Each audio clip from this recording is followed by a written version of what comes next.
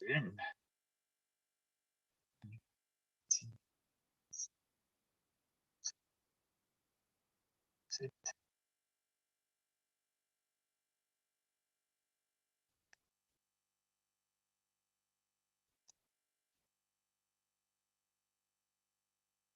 Yep, I'm live, I guess.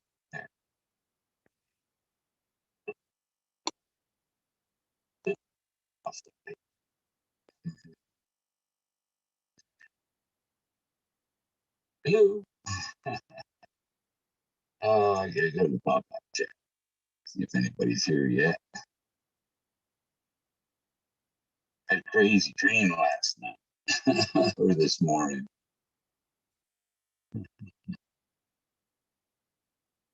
I can remember quite a bit of it because it was interesting.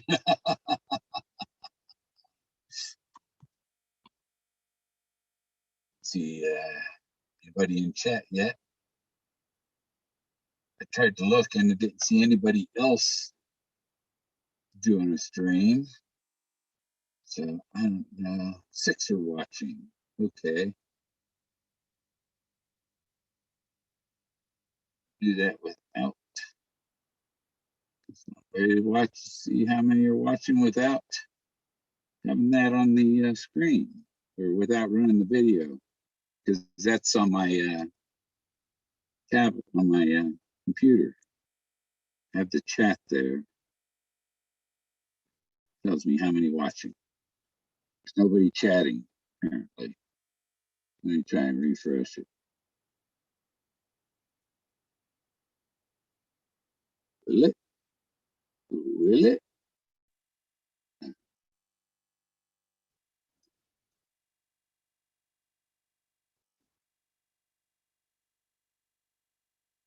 There, refresh. Refresh page. Not there. Not freaking there. It's hard to believe. Reload. Reload. Nope, nobody chatting. I don't have I lost my tablet is deceased. And as long as nobody chatting, I don't need those glasses. I can wear these, and they look more like an artist now in my gallery.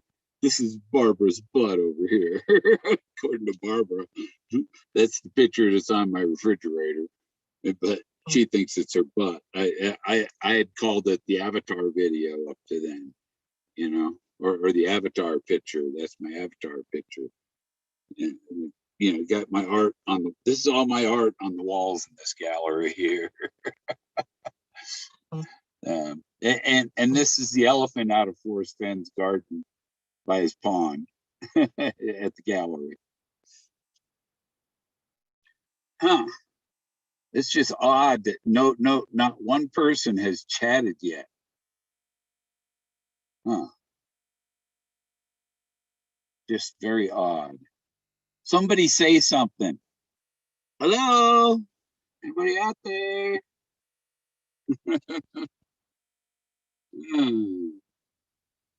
Very odd that there's nothing at all in the chat.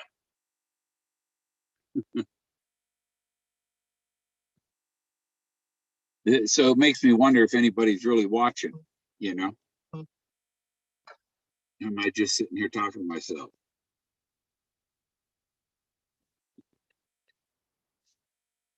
I look like I belong in an art gallery, you know what I mean?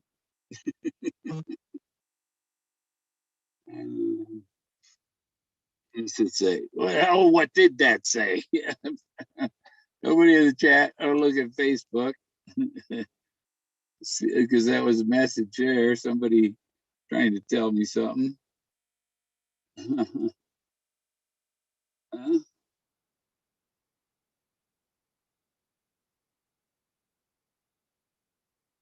Says chat isn't allowed.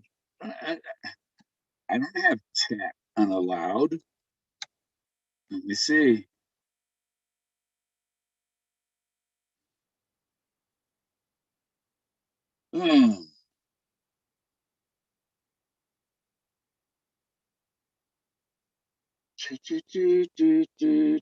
Toggle timestamps chat. Pop out chat. I'm using that. Manage moderators. Oh, this is garbage. How do I set that, YouTube? Jerks. Oh, let me see. I gotta go to YouTube on my phone, so you'll hear me, but you want to see me? Um,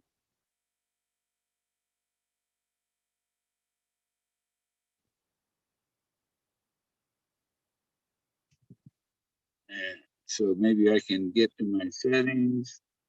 Come on, get out of the way, Facebook Messenger.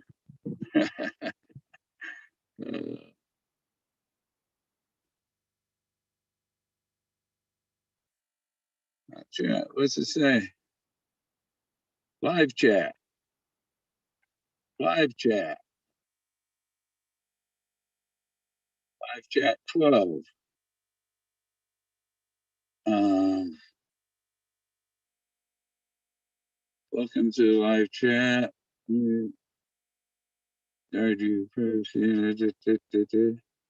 Guidelines. And where is it?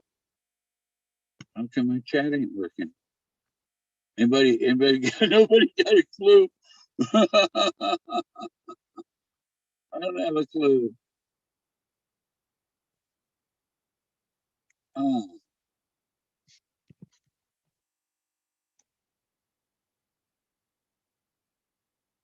I see. Okay, I'm back on the screen. I don't know if I fixed the chat. It won't even let me, it won't let me close the chat window there either. This is weird.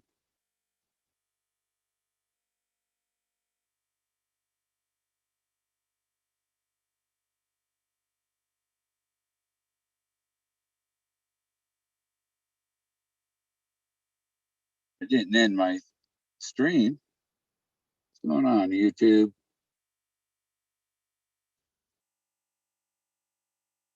Participants. I'm the only participant. The fuck? Um, there's this manage moderators. What's it taking me to? I don't know. This isn't what I come on here to do. Hmm.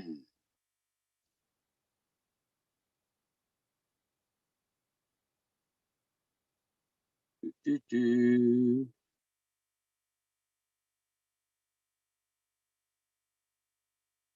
Channel permissions.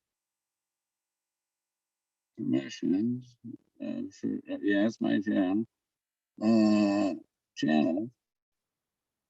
Is it gonna tell me? United States. Advanced settings.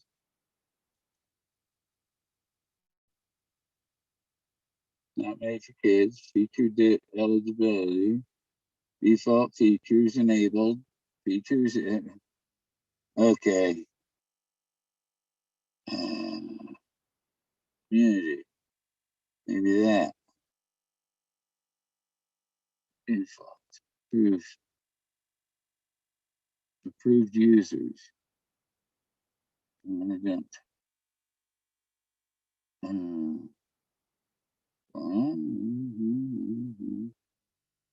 don't even have links blocked on it. It's crazy.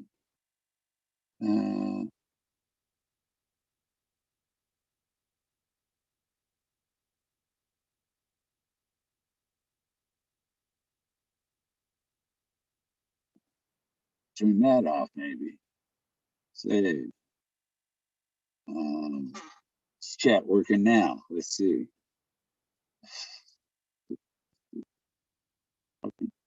Freaking YouTube. Meanwhile, it's still streaming on my computer. And I'm trying to save data, you know. Oh.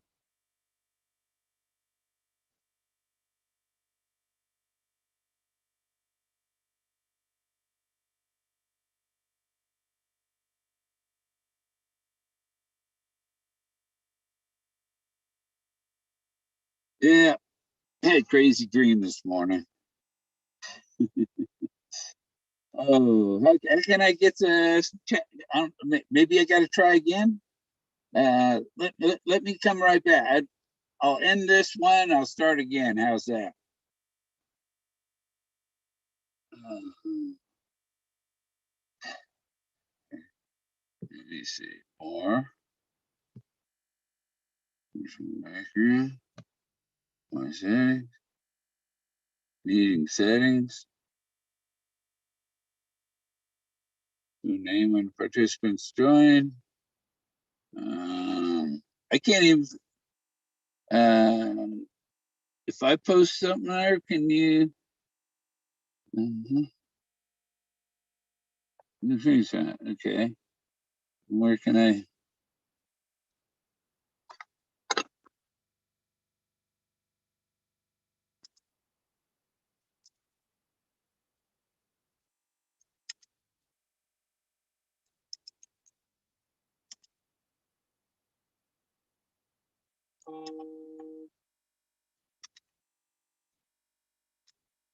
Unavailable. Anything.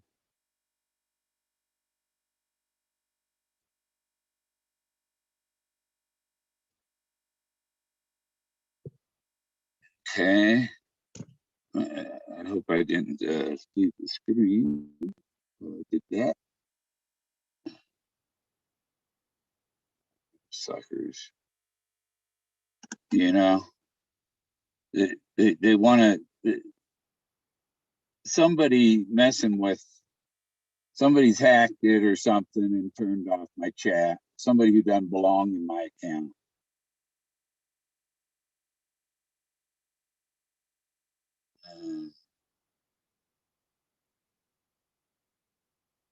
Missions.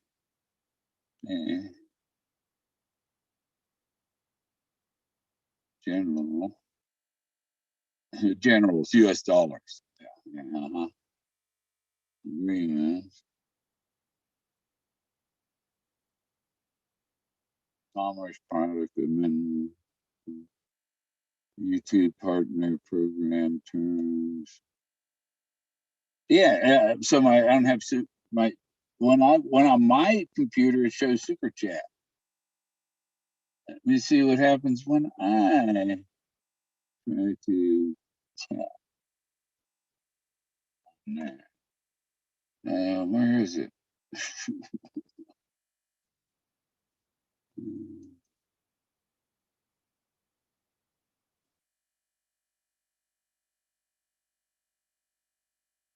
Okay, 16 watching. I'm gonna go to the pop out.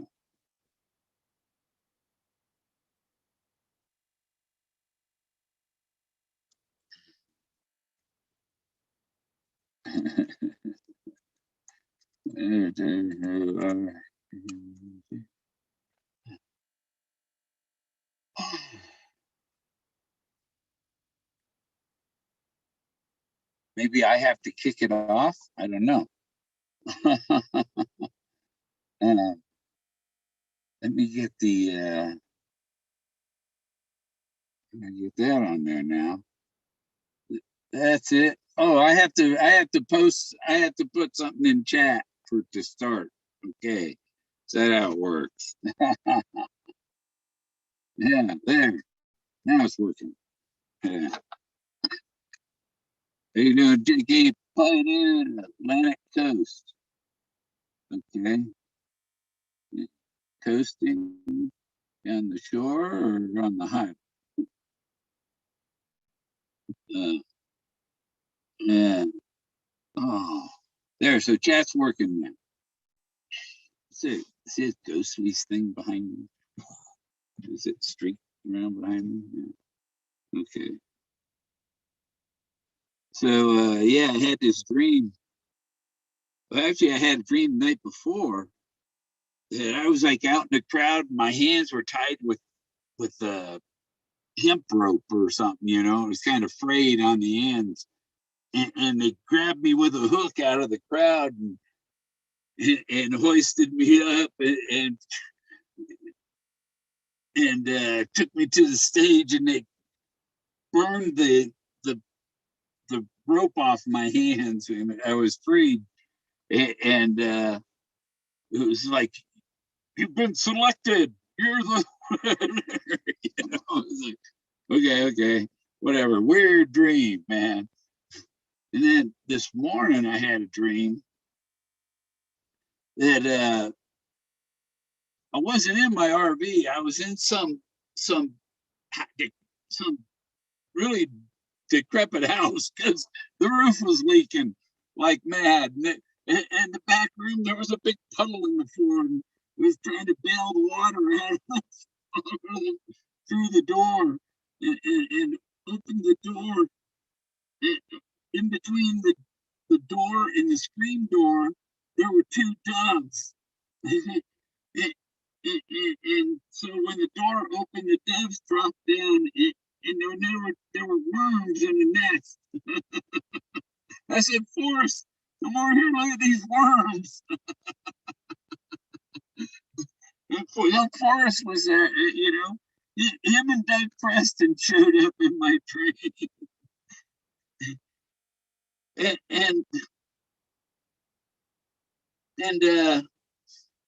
then we went into the kitchen, you know, and they were telling me they had something to tell me.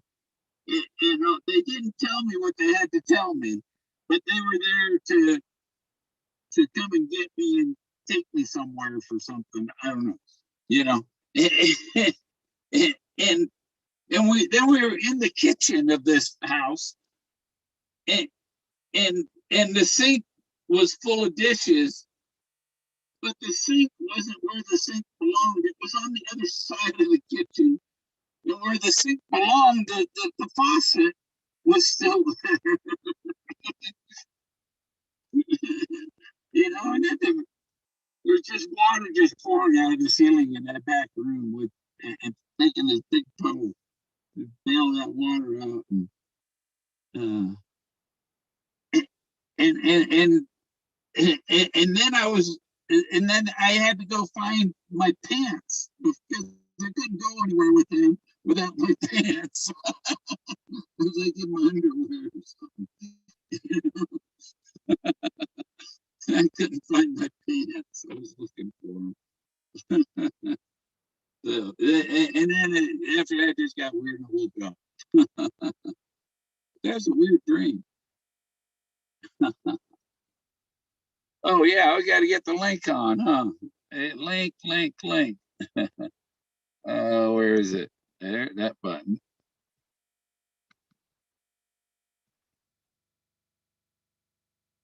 Copied. Now I got to go to YouTube for a minute and paste it in there.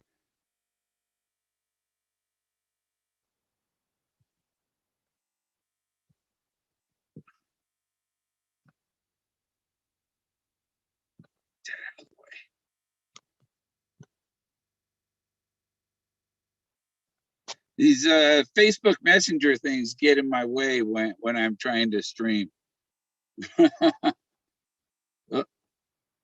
Oh, come on, back to Zoom.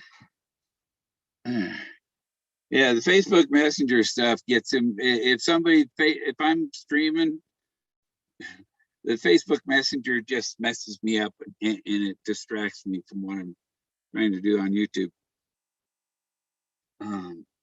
There we go. Look like the artist again.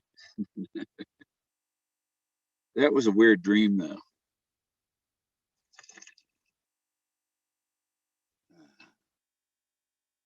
And I got a new lens. It was supposed to be autofocus, but it wasn't auto. It's not autofocus. It not autofocus on my camera, you know. But look at this lens. Oh, oh, there we go. Thank, like that.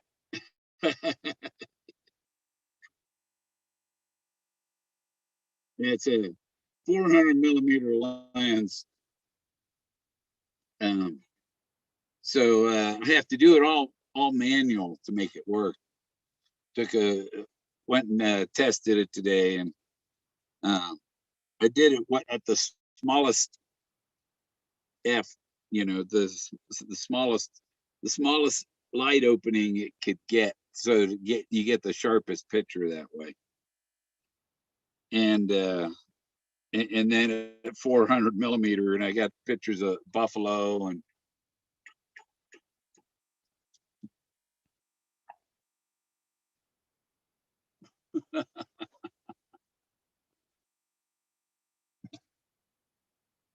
so that's on my Nikon D3400.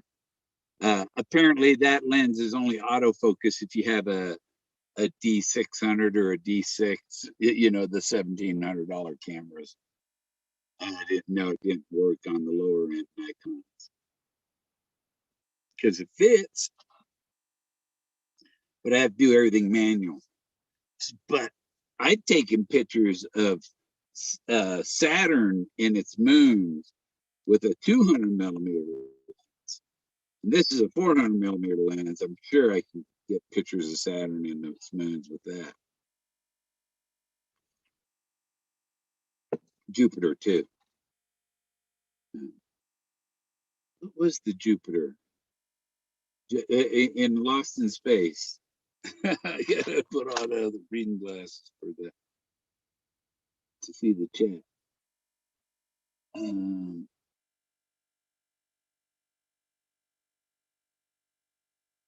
Yeah, is that Zoom link? No, nobody's tried it. Has somebody? Anybody? Wait a minute. There you are.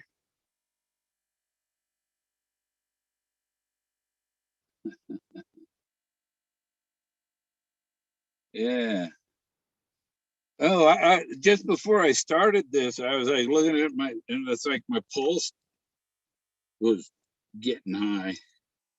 I thought I'd check it a few minutes in and see how it's doing after I've been sitting here a little bit. Hey, hey, where's my volume?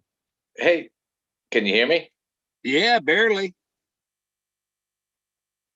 Hold on.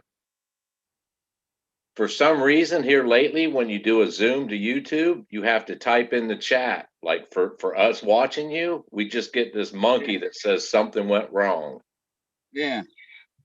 I don't know. They just started doing that, man. So maybe that'll fix my sound. Yeah, you were kind of like in a fishbowl there a couple minutes back. Yeah, I turned off the Bluetooth. Where is it? Boom. Oh, maybe I got to exit the YouTube. I noticed it probably, I think I noticed it a week or two ago. I was in someone else's Zoom, and for some reason they had to chat, and before it started, opened it up, and it happened to me too. So I don't know what the hell. I don't know. Maybe it's a link between YouTube and Zoom is screwed up, or something changed, man. The host has to start the chat. Looks like, because as soon as I put something in there, it started working. Yep, but I don't know about anybody else, but hell, I never got any notifications. It was like trial and error, man. You found out when it happened to you. Yeah. Searching here and there. And I was hey, I already got more people watching than Toby had watch his video today. I noticed, man, a bunch of them he like downloaded a lot of them. Was that him or part of whoever hacked him? It looks like he put up some, I saw a couple of new ones on there today. Don't know what they were, maybe he got I never watched them either, but I did notice that all of them were saying VIP membership, so it looked like he was opening the vault. Well, you have a YouTube channel, and you got a good, unlimited internet connection on a cable system. You can download all of your videos. He pumped a lot of them out at once, didn't he? Yeah, it would be, man, that'd be an archive. I have over 300 and something videos. And some are hours long. Even some of my search videos were a couple hours long. And how, when you uploaded them, how long did it take? Like an hour, like 15, 20 minutes to download it? Um, they used to upload real fast, but Verizon changed it, and YouTube changed their app, so it doesn't upload them so fast anymore. And it's just a bunch of BS, they're all being nannies about how, about data. I call them data Nazis. Yeah. Because they're selfish little brats about it. You're using too much data. I'm going to upload it or download it no matter what.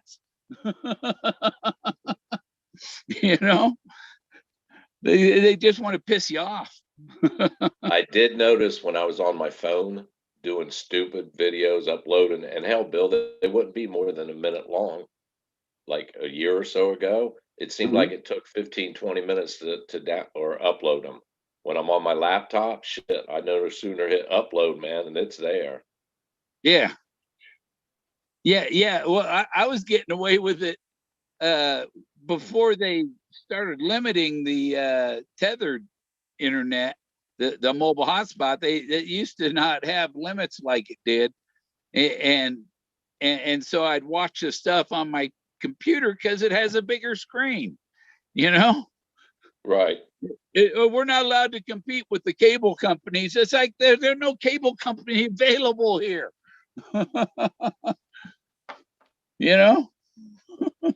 Hell, Bill, cable's becoming a thing of the past with Hulu and Discovery and all those other, and Netflix. Everything's just over the internet. Yep.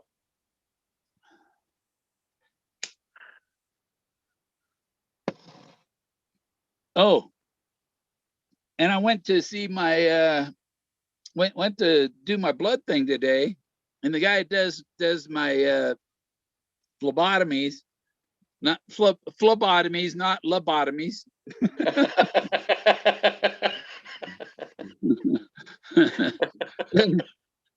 Oops, wrong office.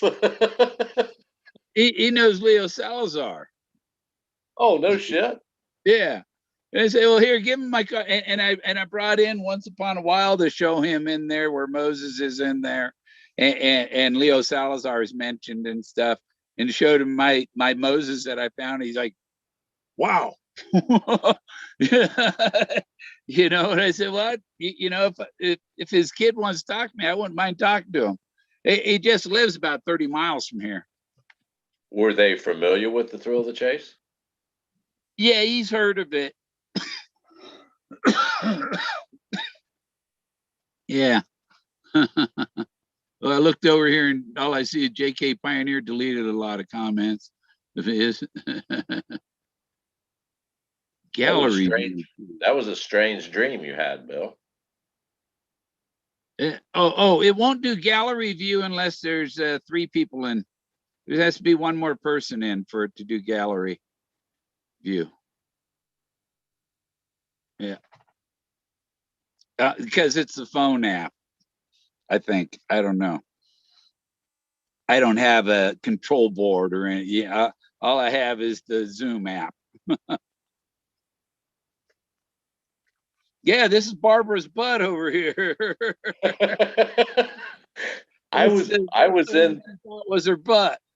Yeah, I was in the chat room when she said that, and my jaw dropped. I'm like, "What the hell was that, man? Where the hell did you come up with that at?" I'm trying to find the butt in the picture.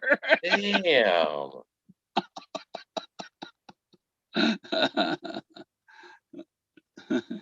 You see the face? It's leaning to the edge. Facing right. I don't know if I might show me backwards or what.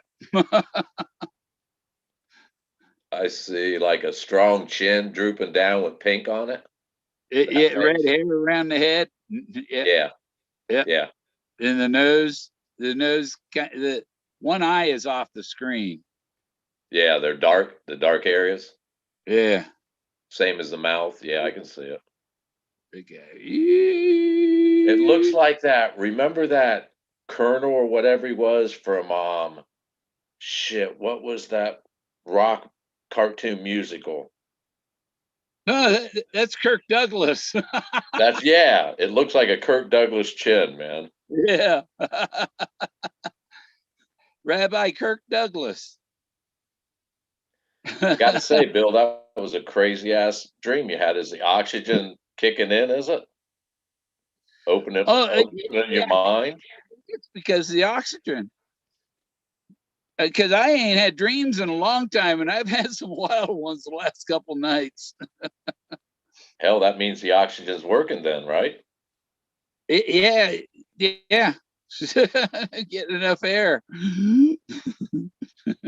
So the faucet was on one wall and the sink was on the other. Yeah. Huh. No wonder there's water on the floor. And the doves between the screen door and the door. No wonder the dishes weren't done. There's no water over Too much damn work. It's just there. interesting. So the water was coming out with nothing to catch it, and the sink was there with nothing to go in it but dirty dishes. The sink was on the. Yeah. We could analyze the shit out of that. Yeah. There is a sink in Boulder, and Robert Redford worked there. Like He a was a natural sink or whatever they call it, a sink. Here comes Greg.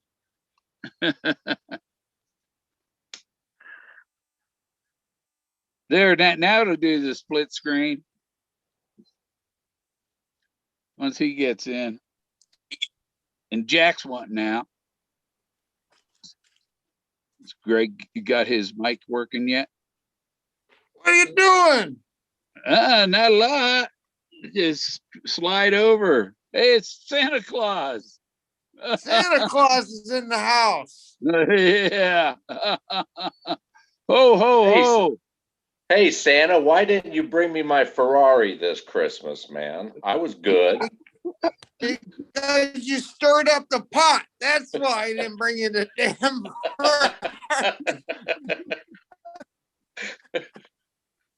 because you started drama. Drama's what gets viewers.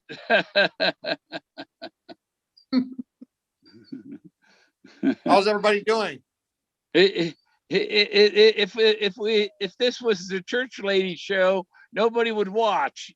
Yeah, you got that right. Yeah. So how's everybody doing? All right. Crazy dream. Good. Forrest and Doug visited me in my dream. Forrest was trying to do my dishes.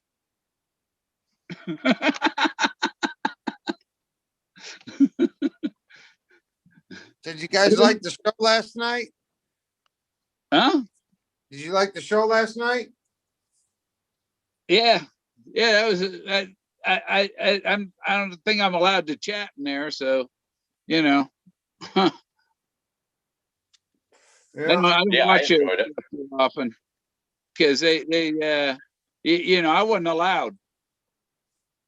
I was told I'd be on there, and they just said forget him, and I know who made the decision to not watch to have me on, so Oh, gotcha. What'd you think, Street? Yeah, man, I enjoyed it. I enjoyed it a lot. Yeah, it was good. You know what I mean? Well, if you're in a room, if you're in a Zoom with a bunch of calm, collected people, it's usually the course of the conversation. All it takes is one person to raise their voice at another, and it's like a wildfire, man. It's like a wildfire. Yeah, I know. But it's fun to watch. It's a show. It's fun to watch. Yeah, it's a show. You know, I could be out there. Just everybody wants answers. Everybody wants answers. We can't get answers. That's the only thing, you know? Here's my tablet. It's dead. You gonna shoot it or recycle it? Well, it's like got a good screen on it, you know. I think it's got some eBay value. It won't Don't turn they have a on. little bit of Hey, gold? Bill, I think this Don't is they the have a first little? time I'm on your show. What? I think this is the first time I'm on your show. Yeah. That looks like a guy from Kiss on his shirt. Stinger. Looks like another. Oh, that's him on his shirt, huh? Yeah, it's me. I'm just relaxing, getting ready for bed. I worked 12 hours today. Oh.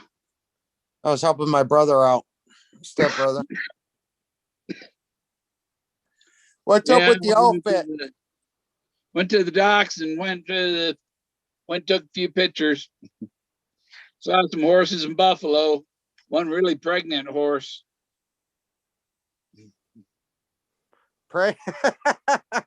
Did you say pregnant?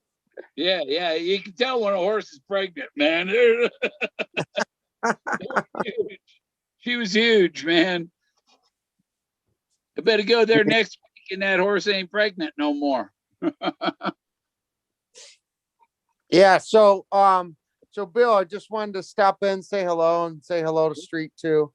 And hey Bill, so this Sunday, we got the guy that was in the hospital, he's gonna I think we're gonna do it early. I'm not sure. I gotta talk to him tomorrow. Yeah. Also I should be getting court documents hopefully this weekend too. Yeah. I saw something that guy in Yellowstone that he got jail timed. Yeah, he got jail time. Yeah. He got Climbing down in the canyon. You don't go in the canyon. It's off limits. They charged. That was a federal crime, right? Yeah. Yeah. Yeah, he got in trouble. What was the fine? I don't know. I'm just typing it in on my computer to look it up. You guys are talking about the guy with the rope or the snowmobiles? The guy with the rope. Okay, yeah. Yeah. The guys Yeah, with the snowmobiles were in Utah. Yeah, he'll be at my house probably in the next week or two. They weren't even in the state.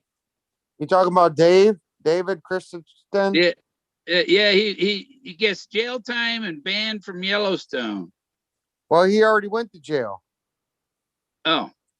Yeah, he already went to jail. Oh, yeah, that's right. Yeah, remember he was here at my house with the show. Yeah. Yeah, he went to jail right when he left my house, like a couple days later. And then that's not the guy that dug in the cemetery. Yeah, I think this is a different guy, isn't it? Yeah. I hope it is. I hope it is. You learned his lesson the first time, don't? Yeah, I hope it is. Jellystone Park. I don't know. Did he go do something else? Because I haven't heard from him in a couple days. That would be horrible, man. Yeah. Shit, man. I don't know. So we got court documents supposed to come this weekend.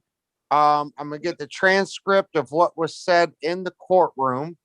Hopefully I'll have those ready. And this could be a big time game changer to the whole search community. Yeah. Yep. So, and then we could finally call Stoof out as a liar. Oh, I think he said he was. How about just calling him an imposter? That kind of covers the whole thing. There's something he said out there that's right in your face, and you missed it. What was that? Huh? I don't know. We're trying to find what that is yet. We all missed it. I didn't miss it. It's just that the finder is the guy that wrote that article about find. He's not actually the finder. It's a piece of fiction. It's just the author who wrote it. Now, has anybody got a hold of that poker player? Because I'm going to try to get a hold of him to get him on the show due to the fact, didn't he offer Jack Stoof 20 grand for his solve? Oh, I don't know. Well, Jack doesn't have a solve, so he ain't got nothing to sell. Well, he could literally say any place, and it doesn't. Yeah, know what I mean? yeah. He could throw a dart at Wyoming and say, "Yep, that's it. That's the spot. I know it quite well." Barbara's going around calling everybody actors. Jack's the only actor we have. Look at the irony of that, Bill. She outed an actor. That's funny. As Barbara may have been an actor also. Yeah, a lot of people think she's the actor too. Yeah, both of them. If she is, she deserves what do they call the Best Actor of the Year award? An Oscar. She deserves an Oscar for Best Actor of the Year award. I think is the Darwin.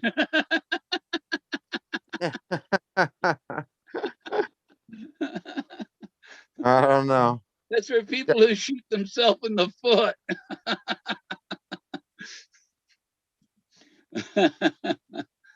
Yeah, so I just wanted to come on and say hello to everybody and everything. So yeah, so I just want to give you an update on that.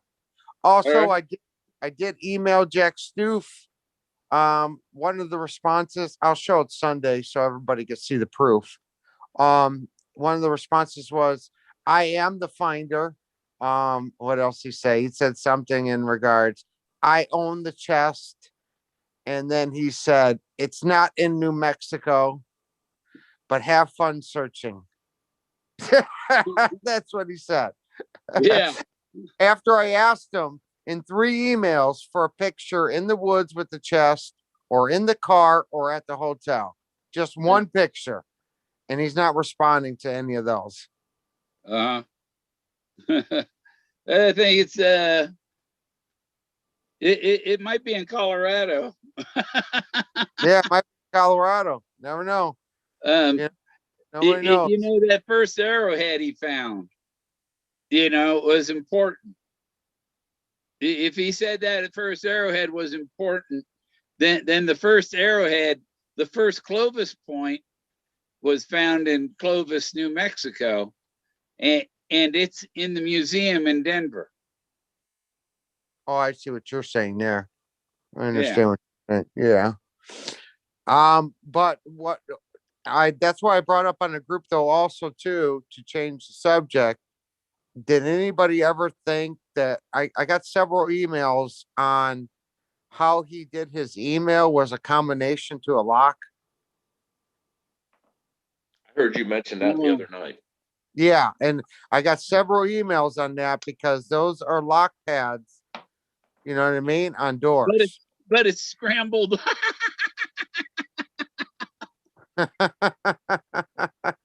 How many combinations are there that you can arrange those numbers? Yeah, well, I was just throwing it out there because I got several emails on it that some people believe that, he's just trying to tell the real solver there's a lock that you need to, and that I'm just throwing it out there. I believe it. The key. Yeah, I don't know about that. I got the key. The Buffalo Cowboy car is the key. I've got it here. What am I supposed to do? Forrest told me to take it to Texas. So do I have to take it to Texas? I guess so. I heard it matched a Greyhound bus station locker in Poughkeepsie. Really?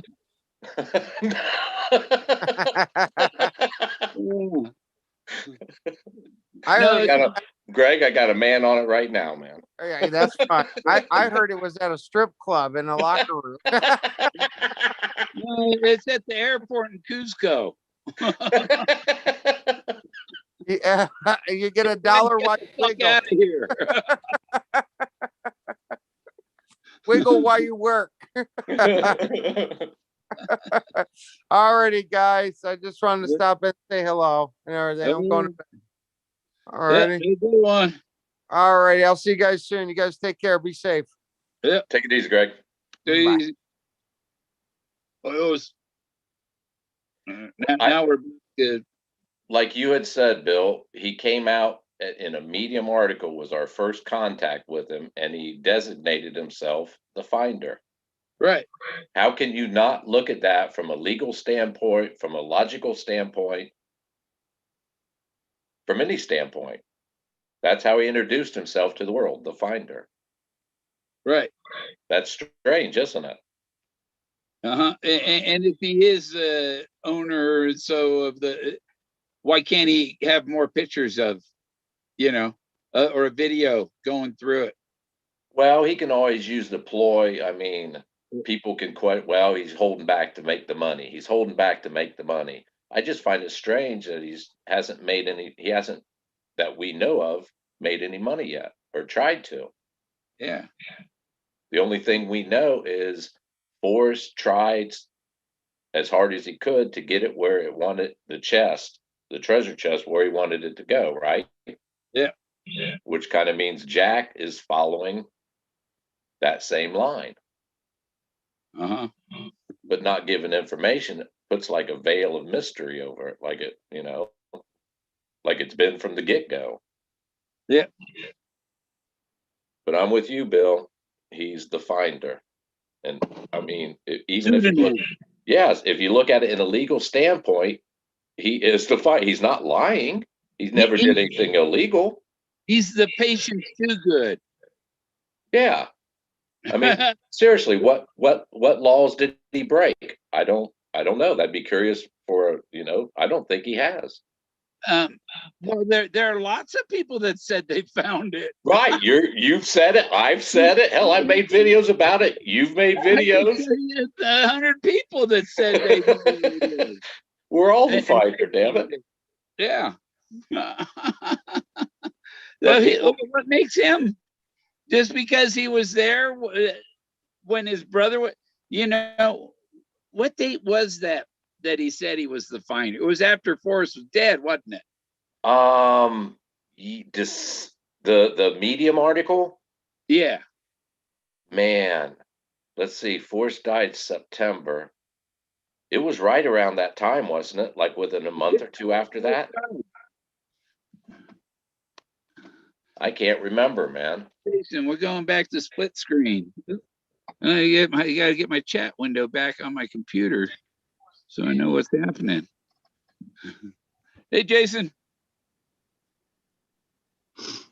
I've already paid my taxes this year, Jason. You can put the gun down.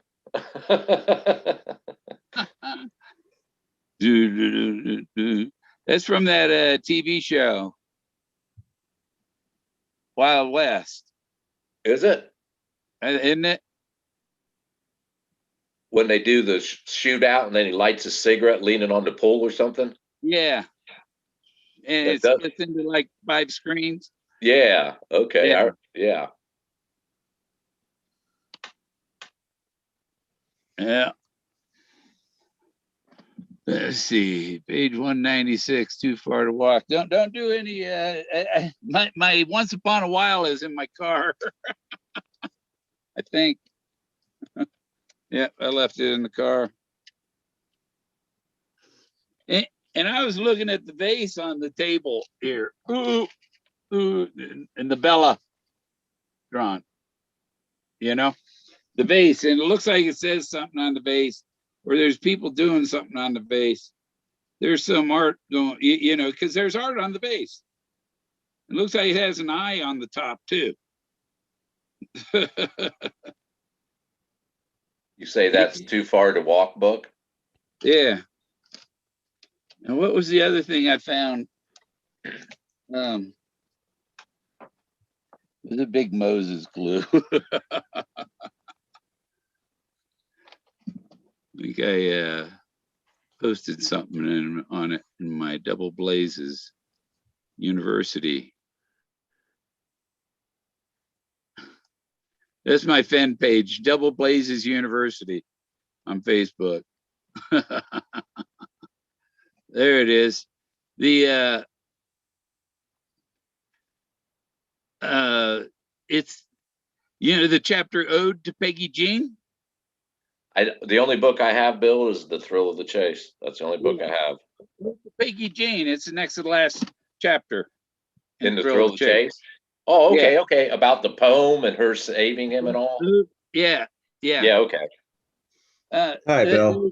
There's the first ode and the second ode of Moses.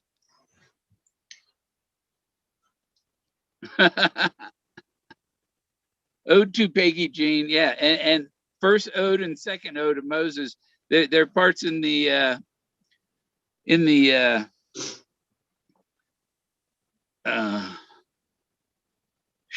parts of Exodus, but this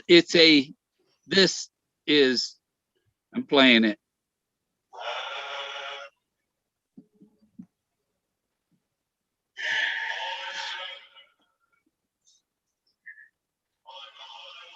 So what are we talking about tonight? We're talking about the Ode of Moses, the Ode to Peggy Jean. Ode of Moses music. How's it going, Straight? What's happening, Jason? I was choking on a peanut butter cup, so I had to mute myself for a while.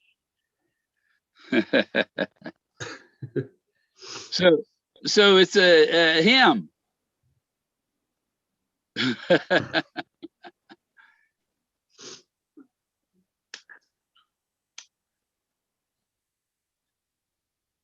Yeah, you look up the Ode of Moses on YouTube. Is it? It's a hymn. Well, isn't that what an ode is? It's a musical. Yeah. Well, it's a poem, biblical poem. Yeah. It's sung. Yeah, exactly. Yeah. Well, there's the Ode of Moses, and there's the Ode to Peggy Jean. It's another, just another thing that's it's too many things linked to Moses.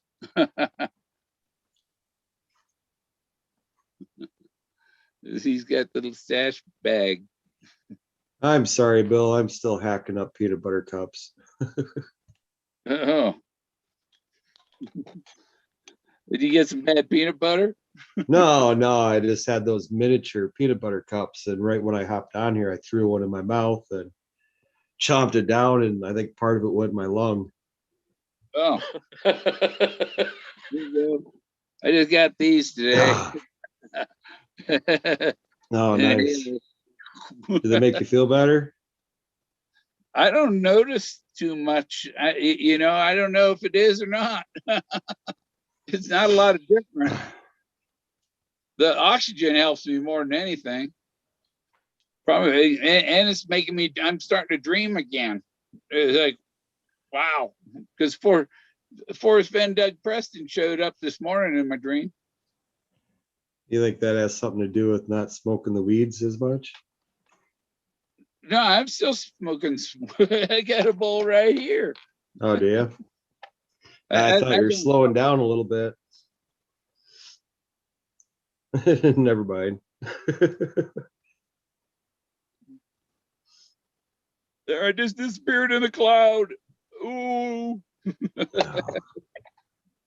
Yeah. But no, when I take a puff, it actually does better. It does better than these inhalers. No. It raises my oxygen after I take a puff. It's odd. It's like oxygen's being carried in the smoke or something. I don't know. Yeah, see, my oxygen 99 just took a toke. It's a miracle, Bill. It's a miracle.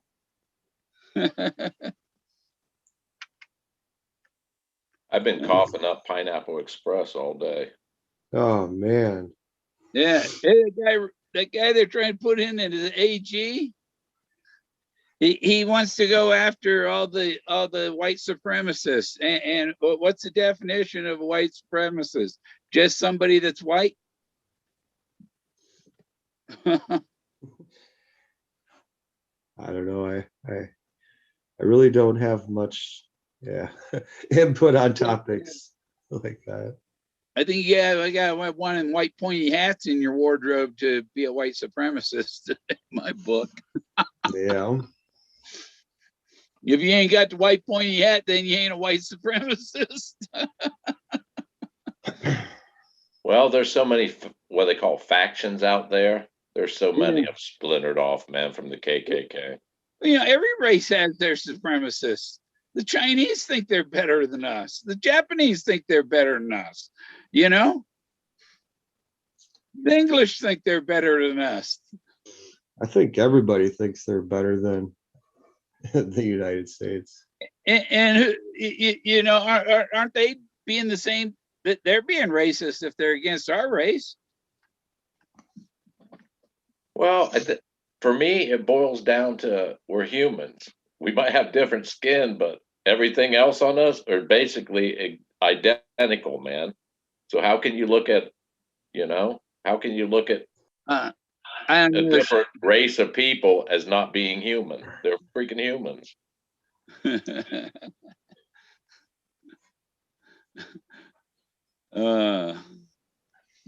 Kevin Harris. Kevin Harris there. Who's Kevin Harris? This is switching to edible. Yeah, I'm gonna switch to edibles. I haven't spent any money on it this month. This month almost over too. Oh.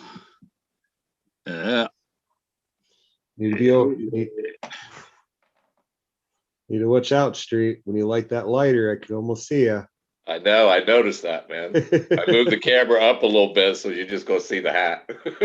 No, I'm not sick. I'm just, like I said, I just had a bad experience with a Reese's peanut butter cup. That's all. There you go, Julio. I gave you a present.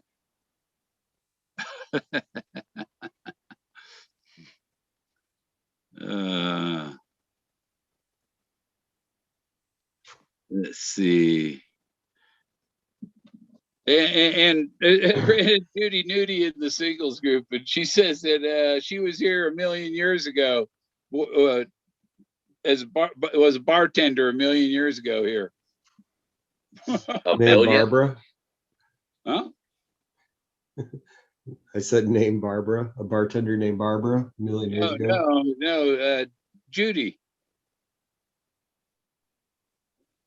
Judy.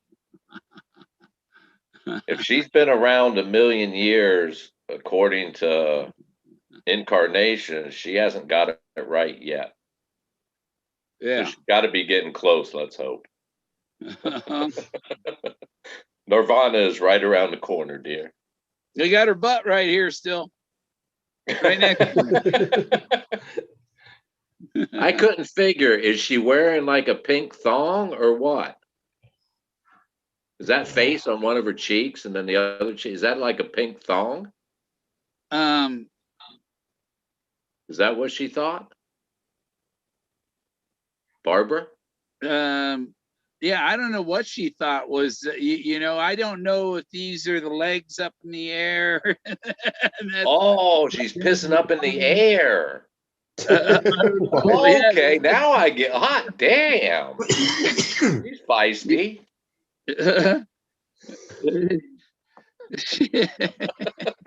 Who knows? I don't know what she was. Let me get my chat back on here. Oh, wait, I want to get this screen back here. Hey, right. Let's try reload that page. Who gave Hooli a wrench? Yeah, 35 watching. I think Yeah. Hooli comes with her own wrench anymore. Like it's I think so too. It's Standard standard issue. operating procedure, man. You know?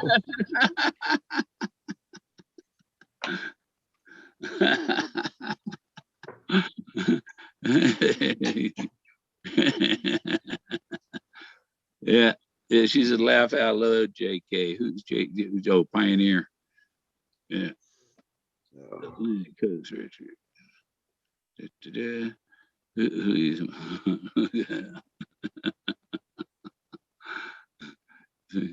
So, Street, when are you going to do your debut on K Pro show?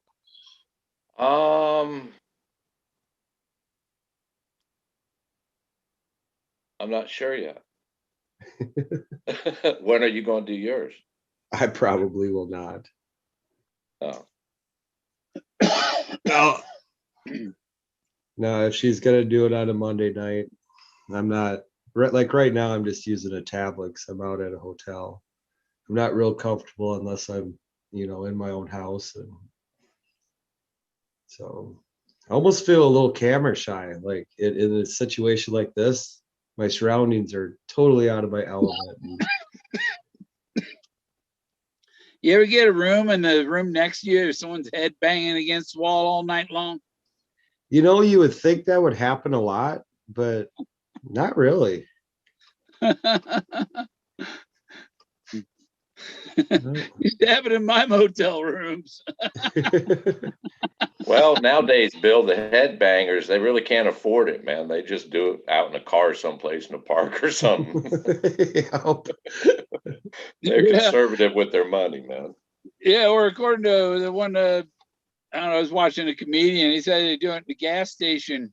Oh, no, it wasn't a comedian. It was Buck Cherry, the concert. He said he'd do it in the gas station bathroom. Yeah, yeah. That's pretty rank, man. I saw Buck Cherry here in Central Ohio. They had a thing, Rock on the Range, they call it. It's like an all weekend thing. There's like 30, 40 bands. They're all like top liners down in Columbus. And I saw them in 2006, and they just came out with, I think the name of the CD was 13, had like a finger cut blood, but Crazy Bitch was on it. And that was the last song they did on their show. And damn, that thing lasted for like an hour, man. There was like 30,000 people there. It was unbelievable. Yeah, I seen it at the House of Blues in 1999. I lived like 5 miles from downtown Disney. Then they had like House of Blues and some other Gloria Estefan's bar and restaurant, and the Wolfgang Pucks, and they had Pleasure Island, which you get an annual pass and you don't pay a cover charge all year. And they had like 10 bars in there and this outdoor stage and fireworks every night. And so 1999, I partied like it was 1999. Hey, I miss Prince, you know that? Like, I actually really enjoyed his music. Yeah. I'm still trying to unsee him jacking off his guitar. That's what they're all doing, Bill. That's what they're all doing. Did you ever watch him live, Jason? No, I didn't. I haven't been able to. No, I've seen a few bands live though, like Metallica. I think I've seen them guys twice. King Nothing was a huge disappointment, so that was the last time I went. But Smashing Pumpkins, I think, was the best concert I've ever gone to. And it was in Cedar Rapids here, and a buddy's like, hey, let's go to the concert. And we were super late, so we're in the nosebleed section, but we're up there smoking, and all of a sudden there's this dragon that was out dancing around on the scene, like on the stage, and the band totally did not even acknowledge him. And I was like, what the fuck, man? And it was just running around the stage, and everybody pretended he wasn't there. And I just thought that was like the best mind trip ever. stupid dragon run around on the stage. And nobody acknowledged him at all. Was it Chinese New Year? No, it was just a random. It was funny.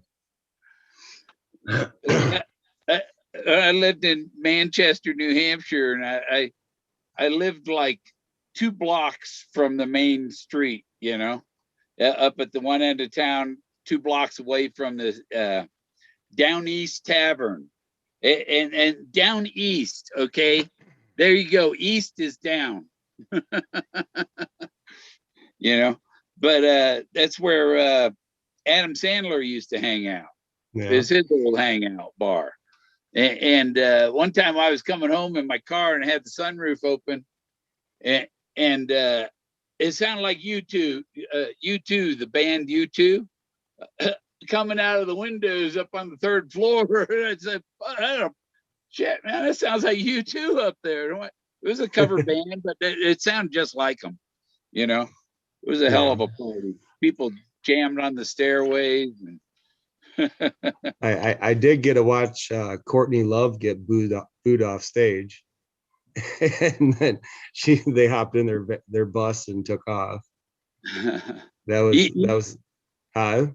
No, I was gonna say the old Janet Jackson at the Super Bowl thing. No, The whole thing was planned. It was planned, or she wouldn't have had a pasty on her. Oh yeah, I mean, yeah, everything's planned, Bill. This whole reality is a show. That was an accident. No, that was planned. Yeah.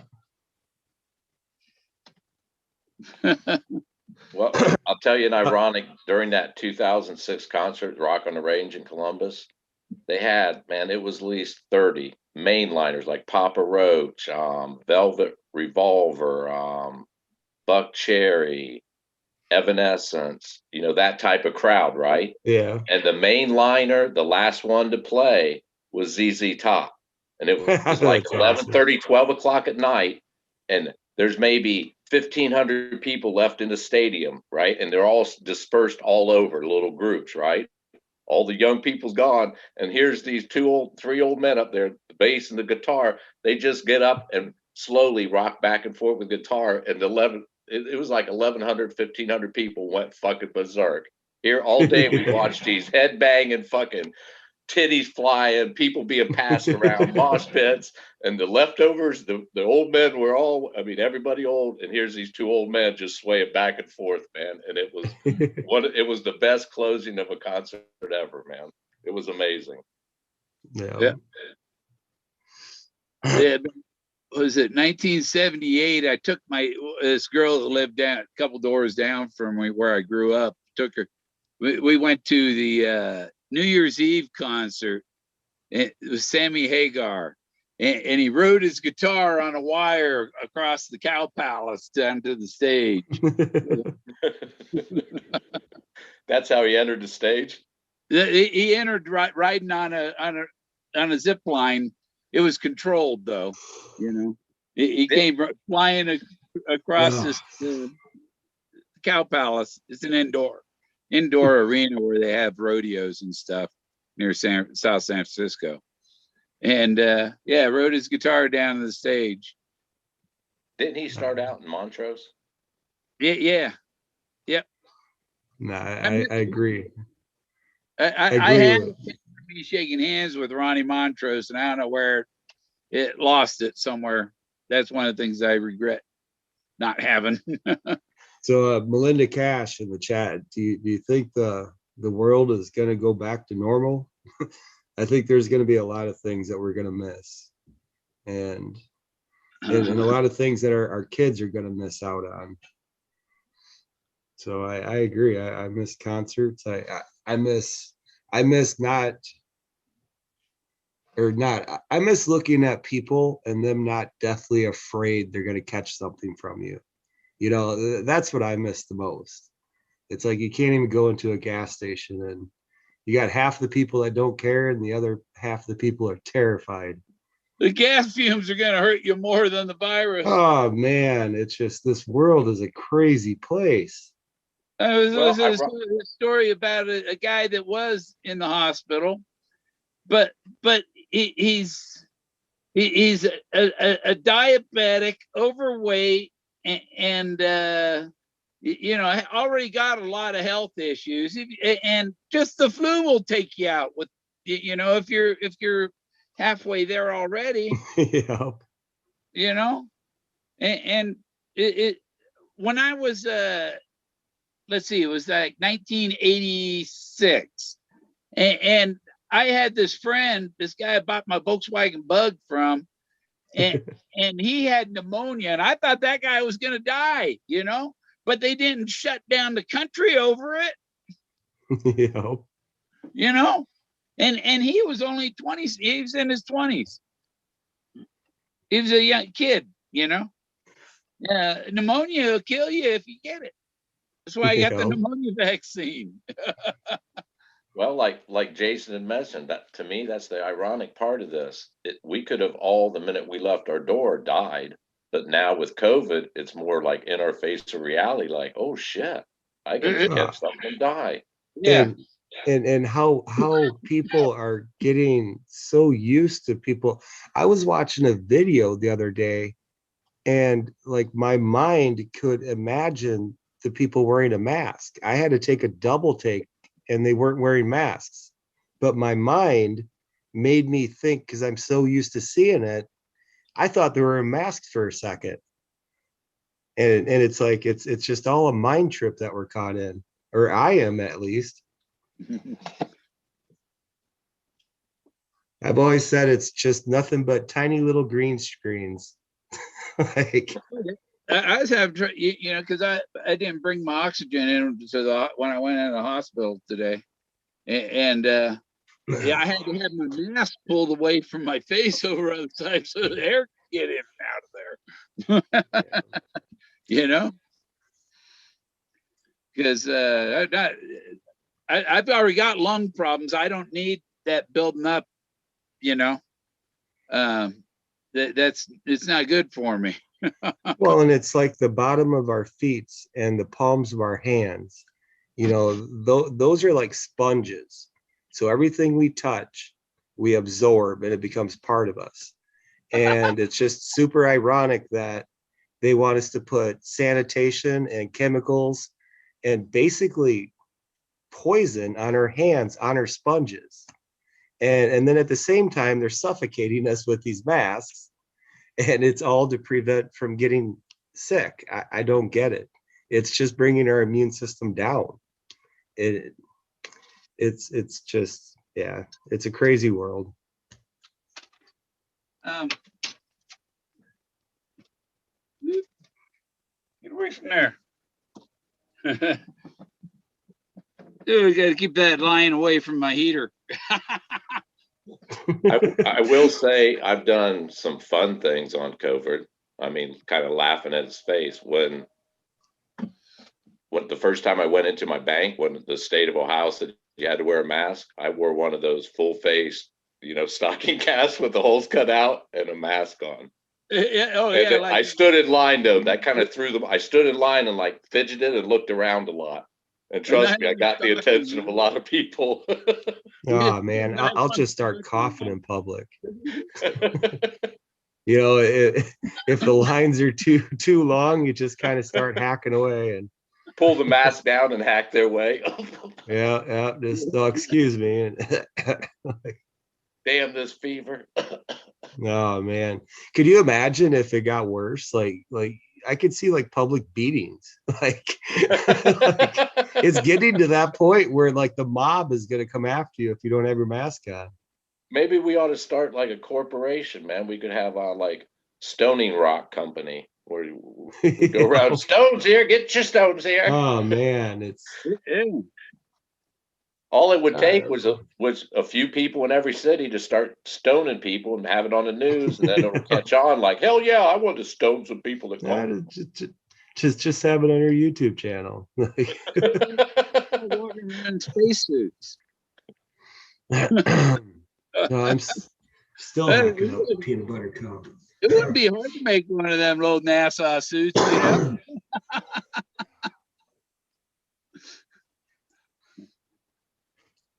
So, Bill, was that you talking about how the Forrest Fenn hunt was based around Jesus? No, I said Moses.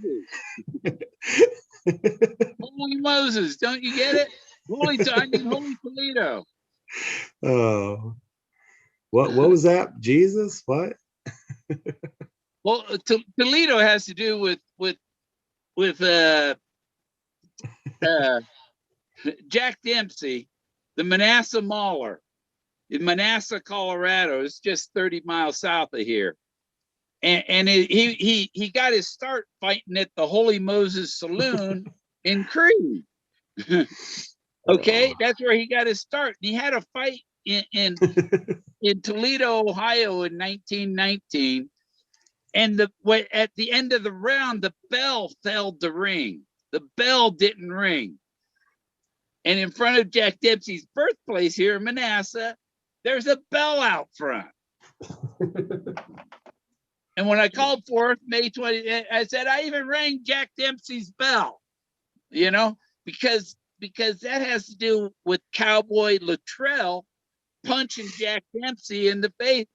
Cowboy Luttrell comes into Jack Dempsey's restaurant in New York City, and Jack says, "Hi, Cowboy," and Cowboy Luttrell blindsides him and has him on, beats him, catches him off guard, and blindsides him in the restaurant and pins him down on the floor and punching him in the face while he's on the floor. And you honestly believe that Forrest was referring to that story in The Thrill of the Chase? When the cowboy rang his bell. Yeah. Yeah, he's talking about Jack Dempsey. That's why Jack, who knows? Maybe that's why he picked somebody named Jack to play this part. Or maybe he picked someone named Jack because he don't owe you Jack. Yeah. I don't owe you Jack.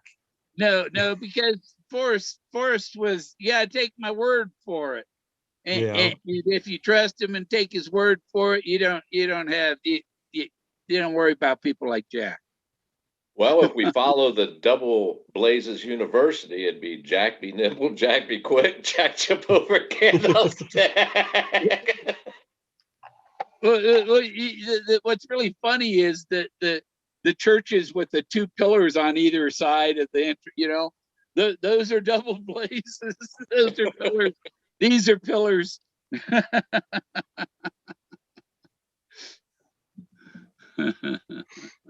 No.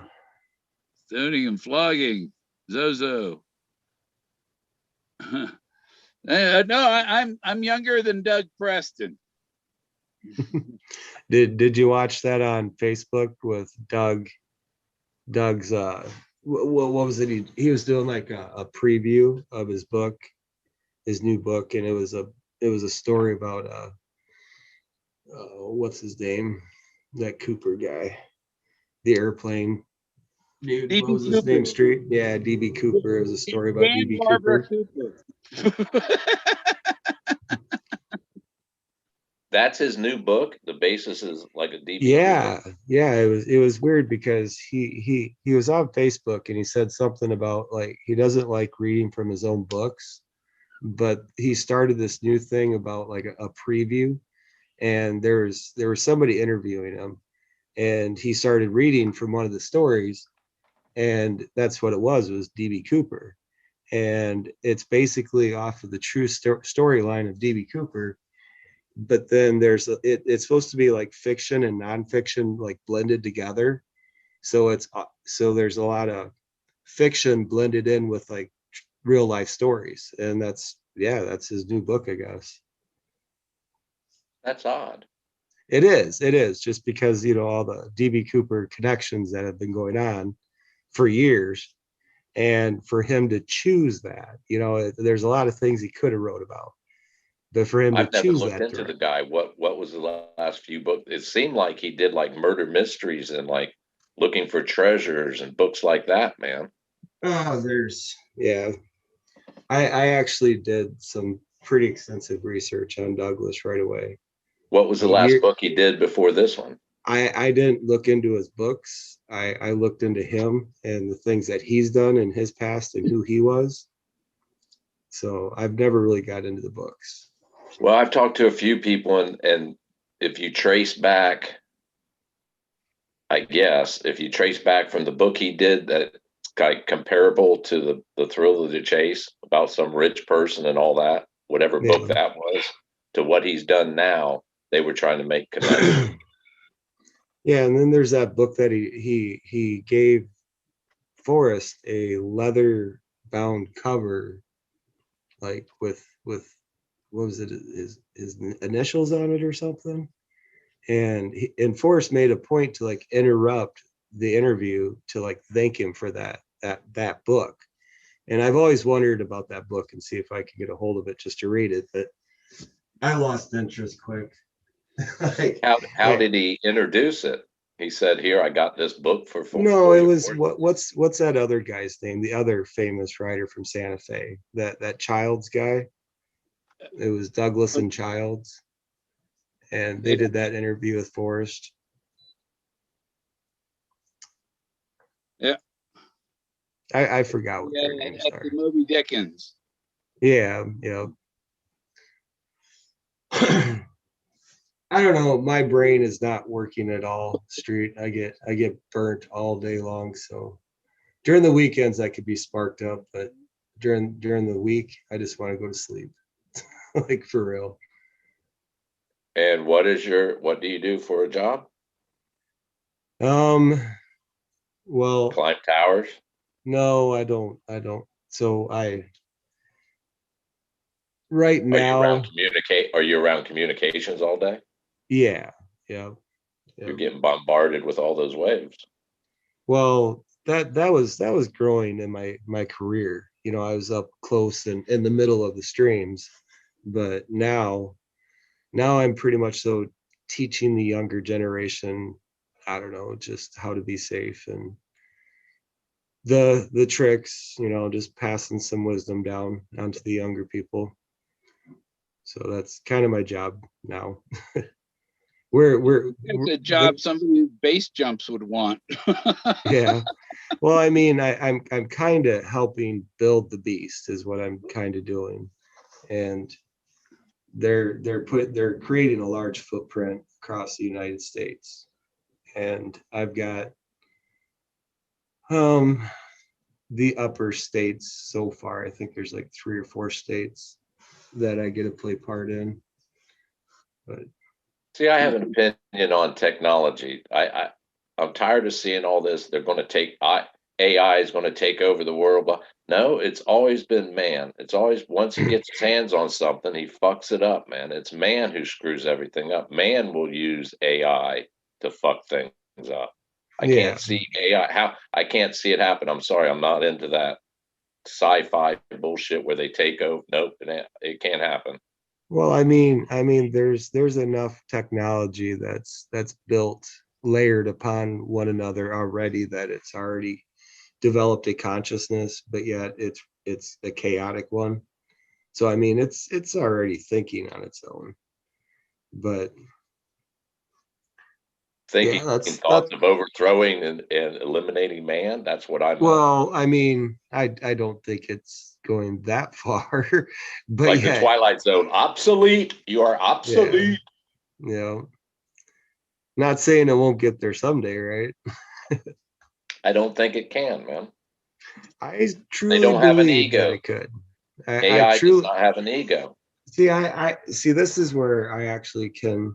I don't know. So I don't like talking about my crazy thoughts because I have theories and behind a lot of the things that I'm exposed to, and then I don't get to know everything about everything, so I have to use my imagination. And I just think of us as humans and how we are electrically charged and just the statics that we can create. And it's like how our bodies are communicating with one another and how our bodies and our minds are communicating with other electrically charged items. And it's like it's yeah, I could go pretty deep with that whole thing, to where if there was a consciousness that is being born with AI, Thank you could very you much. imagine if it wouldn't necessarily try to take us over, but it's influenced by the majority masses? Atlantic coast. You know how power of prayer works, right? And if you get everybody on the same page, you know, it'll lean. So I mean, it goes from a negative to a positive. So if there's more positive in an area, how that's communicating, you know, the electromagnetic frequencies are communicating with one another, could persuade or suggest a direction. And yeah, like I said, I actually really enjoy thinking in depth about stuff like that. Like that's kind of my thing. But And then Atlantic coast. Do you see what Atlantic coast did? I don't have chat on, man. Hold on. Oh, well, that's pretty awesome there, Bill. yeah. I think that's my best super chat yet. Nice. It's Nice. yeah. It's not the first. The first one was like $2 or something, $4. I don't know. So how does that work? Does YouTube like take like, isn't it like 30% of that? Yeah, they take a cut. Yeah. I mean, but still every little bit counts. So that's very cool. Yeah.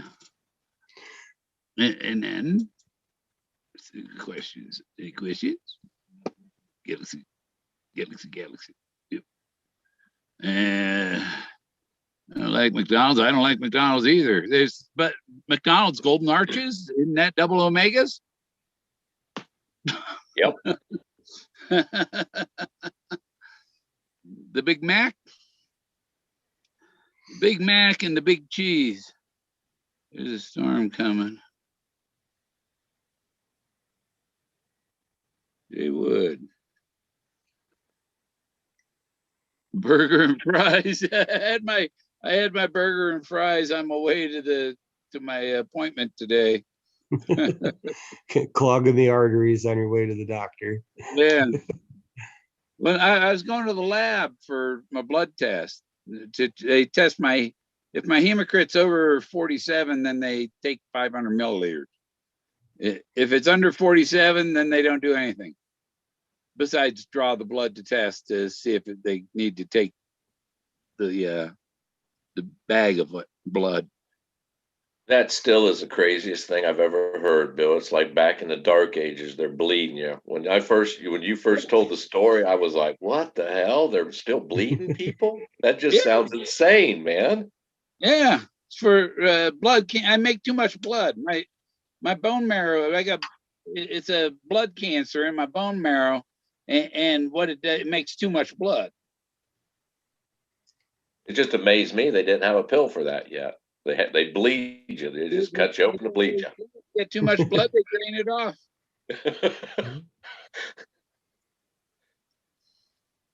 In a modern technical medical science field, that just sounds insane. Well, this is a classic case of we bleed them. Here, give me the scalpel. Nurse, bucket. Can we get you some coffee, sir, while we bleed you? A couple leeches, maybe? Yeah. But I have heard they're starting to use, I think, maggots and leeches to like severe burns and like things of that nature on your skin. Yeah. They use leeches for hemorrhoids.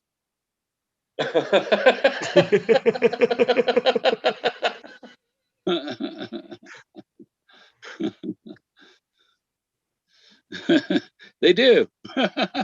Are you serious? Serious, they do. Bleed hemorrhoids. So when you go to the pharmacy after the doctor, he gives you a bucket of leeches or something, like the bait shop? Yeah. Yeah, give me a dozen leeches there. I'll throw in a couple of minnows. Yeah. No.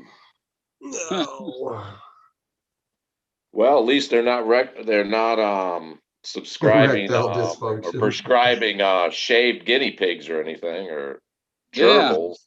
I That's don't for want to get too bunions. many details about how to deal with hemorrhoids, but leeches No. at Jason, back in I think Bill 70s, 80s, it was coming out of Los Angeles. There was these the story I remember was these rich partying people started buying these, like they were shaved gerbils or guinea pigs or something, and was sticking it up their ass, man, and having like gerbil Yeah. parties. Remember that shit, Bill? yeah, Troy's right. Yeah, you don't need a leash for your hemorrhoids. They just use Joe Biden.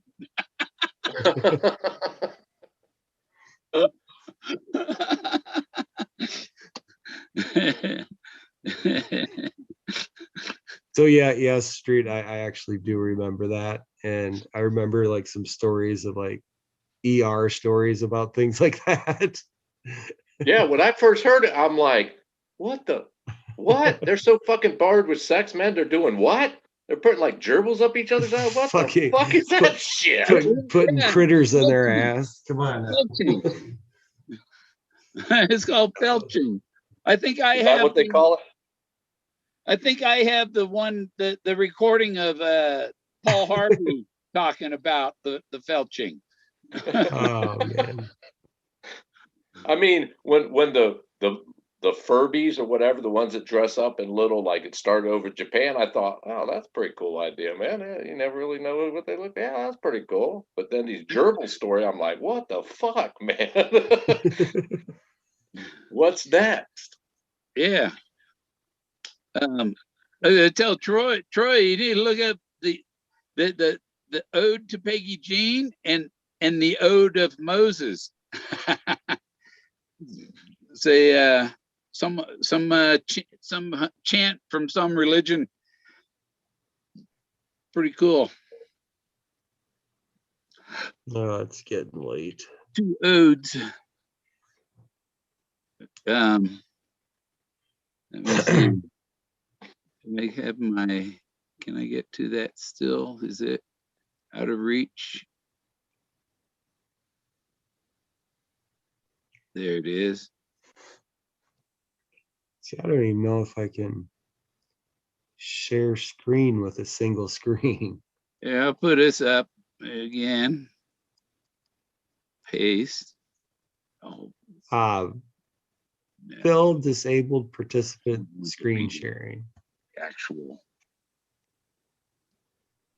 Well, that might work.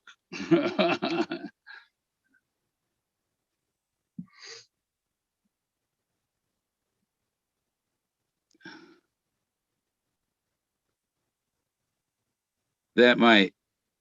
I don't know if it's gonna work for the Zoom. It's a redirect YouTube. That's to the Zoom. Did it accept it or not? It's too many letters. That's what I thought. Assholes. We can't copy the link there. I'm gonna go share the link. I'll be right back, you guys.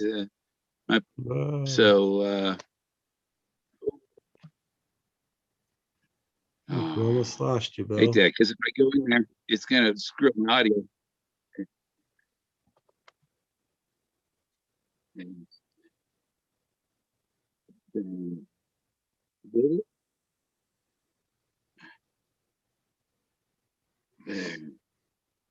Oh, come on.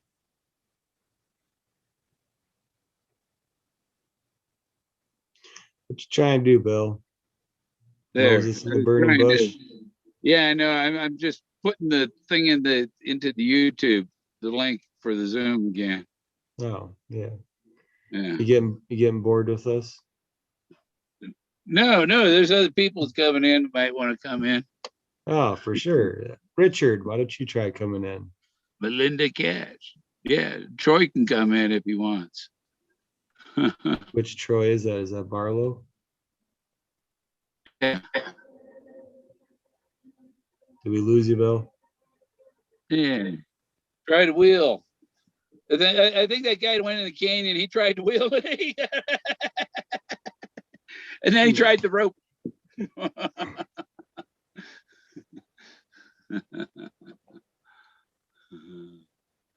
Kiwi's Kiss. I kind of miss Kiwi's shows that he used to do. Yeah, it was weird having a dream with Forrest and Doug showed up, and they woke me up or something, but it wasn't my RV. It was some house, because there were different rooms and a really leaky roof, and the sink wasn't where the faucet was. It was on the other end of the room. So, well, as long as you didn't wake up and discover that you were a gerbil, you're good to go. Well, I woke up when I was saying, I was wondering, why the hell am I looking for my pants? Because when I'm sleeping, I don't wear my pants to bed. You know? I actually gave Jack some of my solve, Richard, in an email. I guess that's a problem. If you sleep naked, you have dreams you're naked, because you are. I am he. Janet who? Oh, I don't know what Janet you're talking about. Which Janet? I know a few Janets. On my way. Come on over.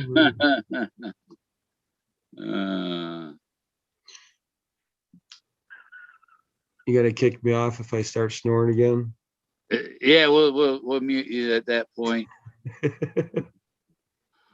We were talking away, and I heard it. Might keep it there so that we don't have the split screen, so the gallery view stays up. Yeah. Phil and I were talking away that night, Jason. I heard, I'm like, oh shit, what was that? And kept talking, and all of a sudden, I was like, yo, Bill, Jason's snoring, man. You might want to mute him. Oh, that's fine. Yeah. No, it's not. It's not. Oh, that's Janet. It's not cool not being able to slow my mind down. When I was younger, I had to suppress it with alcohol, and I just didn't want to grow up to be an alcoholic, you know. So I quit. And then I smoked a lot of Indo, trying to slow it down, and I didn't want to grow up to be that influence on the children. So now I'm just discreet and have my sleeping pills, and yeah, it's not fun though. Street, like you're saying, it must suck to not being able to slow your mind down. Exactly. I couldn't imagine that, man. Dude, I used to work my ass off until my back was just, I couldn't even walk, just to get that drained throughout the day to sleep decent. So what, you feel like you're going to miss something? No, it's not. Down? No, it's not me. It's so they try to diagnose me with like restless leg syndrome and just a lot of different weird things. And so every night before I go to bed, it's almost like a ritual. I think of every single conversation that I had with every person. And I just imagine what their perception of me was. And it's nothing to where I'm worried about what people think. It's just that I just know that the way I talk at times people misread me. So, and then the next day I will make it a point to meet those people and make sure that I didn't leave that impression. But I'll sit there like I was talking about the electromagnetic, waves and stuff. Like I could just get in a topic like that and it will haunt me for months. And then if I add a little weed to it, I literally excel into like Yeah, into outer space of thoughts. And instead of just like letting it be a train ride, like I actually kick back and enjoy it. And I just let all the thoughts rush through my mind. It's an amazing rush. And I don't try to slow anything down to grab one of them. I just let them all flow. Downtime, man. We all need downtime. Oh Like yeah. the ritual you do with going through the whole conversation, Yeah. try like a lot in 30 minutes close to bedtime to meditate. Just clear your mind, man. Clear your mind. It sounds like it wouldn't do anything, but even though it's a complete opposite, it actually does the same purpose of, the downtime going over the day. No, that's one of the reasons why I'm disappointed. And so I smoked a little weed in high school and stuff, but that weed was different. Like I remember that's how I coped with it then, was it gave you a buzz and you could actually relax. And the weed today just actually takes my condition and times it by 1,000. Like, you know what I mean?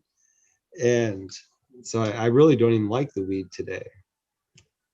But these damn pills, I enjoy them because they give me no hangover and I could be out sleeping in 10 minutes. But I don't dream, like what Bill was talking about. And I really miss my dreams but I know that I don't dream while I take the pills. Maybe there's not enough oxygen on top of the tower. No, I don't know. Today I did nothing but sit in an office and deal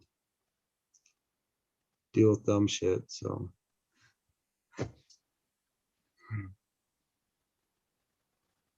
but that's where the whole Forrest Fenn thing, that actually occupied my mind, So like before I quit school, I was only good in 2 topics, and that was biology and math. And the only reason I was good in those 2 topics is because there's no answer, there's no end to it. Like you can just keep swimming as deep as you want, and you could always break it down more. So they were the only topics that really caught my interest because I could dive into those. And with the Forrest Fenn thing, it was great for me because that's kind of one of the reasons why I don't really want it to end yet. It's like, so I honestly avoid Forrest Fenn talk anymore. And it was a little piece of me that died that day when it was found, for sure, or when it was called off, when he said the chase is over. Regardless how it went down. Well, the guy who took my blood today, he knows Leo Salazar's kid, knew Leo Salazar, and I showed him the Once Upon a While, the page in Once Upon a While about Leo Salazar and Moses, and showed him what I found, and he's like, right, that's perfect match. Yep, that's what that says. But he's gonna see if he's gonna give Leo's son my card, and maybe he'll give me a call, and maybe I get a little interview with him. Yeah, I collected all those little out of Taos. They had a few of the little gift shops there, and I collected the little wood statues of. Very cool.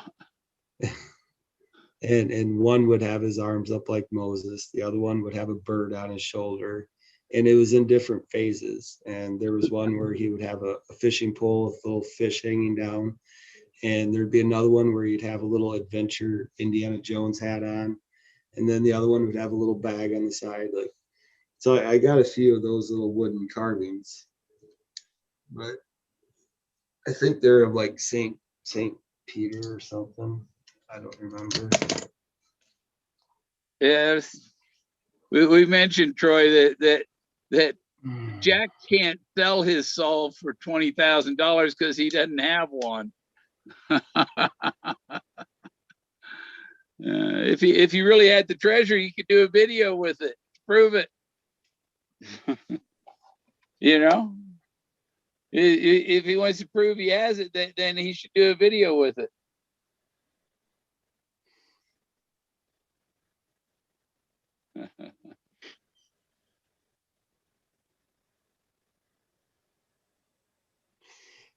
So, Bill, do you ever wonder, like these little videos that we do lately in the community, do you think that they're, so I think that, do you think they're worthwhile to save?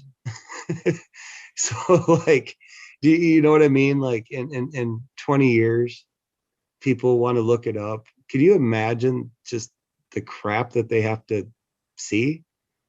Oh, here, watch great grandpa. Yeah, you know, it's, I don't know. Yeah. You know, and even if there was a person that wanted their solve out there and in a serious way, it just doesn't even matter because it just What blends in. corporation lasts that long for it to still be around? You know, it's like the old cassette tapes; they disappearing and stuff, you know, gone. I got pictures that have disappeared. You know, when I got my first divorce, lost all my negatives of all my pictures. You know, Yeah, but this is and different though, isn't it? huh? Like this is different. This is literally like your impression in time. Yeah, I can come back and haunt people. Okay, this is for the year Yeah. 3021. Yep, Double exactly. blazes. Double blazes, fuckers. We were Yeah. here first. And you know what the awesome thing is that that can very well happen. Yeah, somebody watching it in 2030, and they're gonna laugh their ass off. You know? Well, hopefully I don't come back. I'm treating this life as like my first marriage and divorce. Once I leave, I'll never go back. I don't want to come back and haunt anybody. What did you go somewhere else? That's what I'm hoping for. Hey, Alan Parsons, some other place, some other time. I'll be pretty You sad and disappointed if I wake up and I come back here, man. That's going. I'm a fuck. nah, you wake up and you're a damn gerbil. Shit. In LA. Oh fuck. In LA. I do karma, man. I shouldn't have talked about it. It's coming back. Yep. Fucking ass, man. God damn. Well, that might be a good lesson for us all. Watch what we speak. Exactly, right? Exactly. Let me see. Oh, is it in there? Oh, I didn't put it there. We would just pass to the next ripple and start all over again. It'll be the exact same thing, but a little bit different.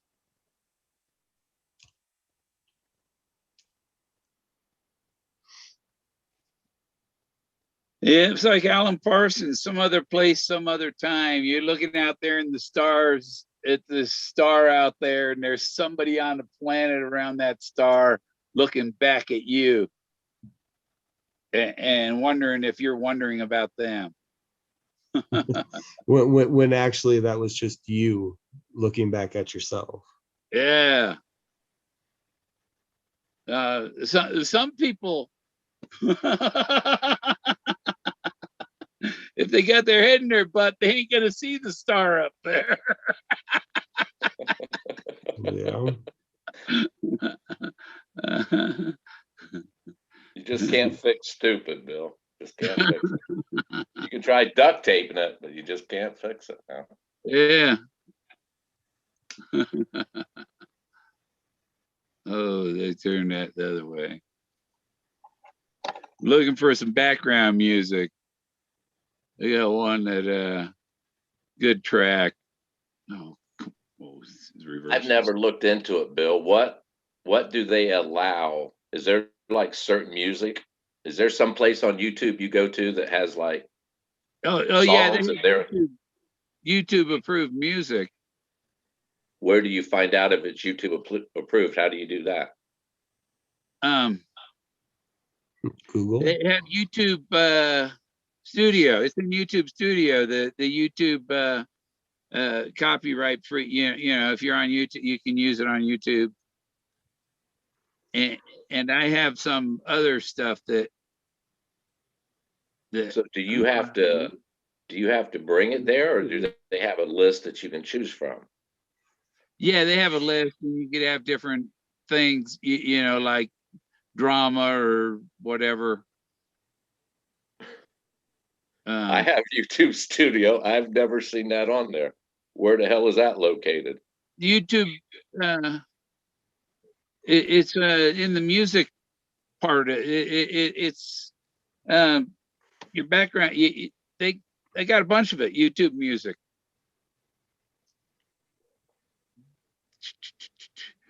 Let's see, where is it? Oh man. No, I can't find that. Oh well. But I got this one. Let's see, that one I could play. There. You probably like this. I like that one. Whoop.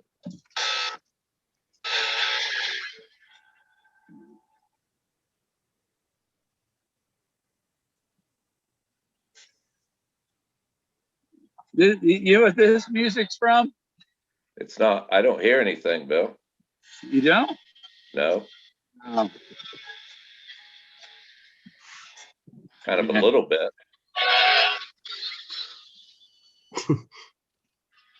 It's not doing it, huh? No, it's coming like in and out. There you go. Oh. It's like the old rabbit ears on the TV. Someone got any aluminum foil? Wrap aluminum foil around your arm, Bill. That's exactly what I was thinking. Like just an old FM tuner. There. Yeah, I can hear it. It goes with your shirt. Yeah. You don't know what this is from? Austin Powers.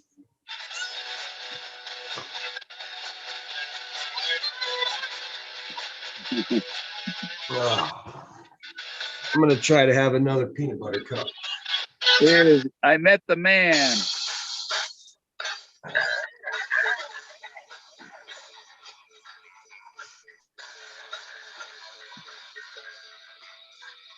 From a video game.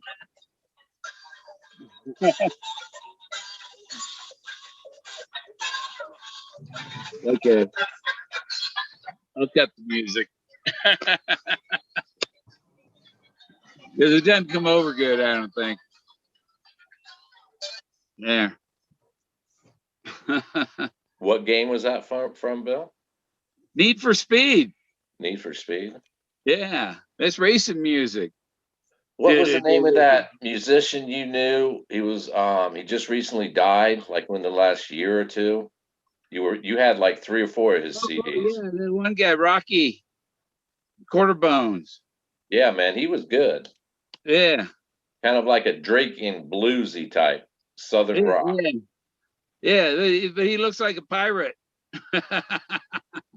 You know, he was a biker looking guy with the headscarf, black headscarf. It was like a yeah, he was like Jack what's his name?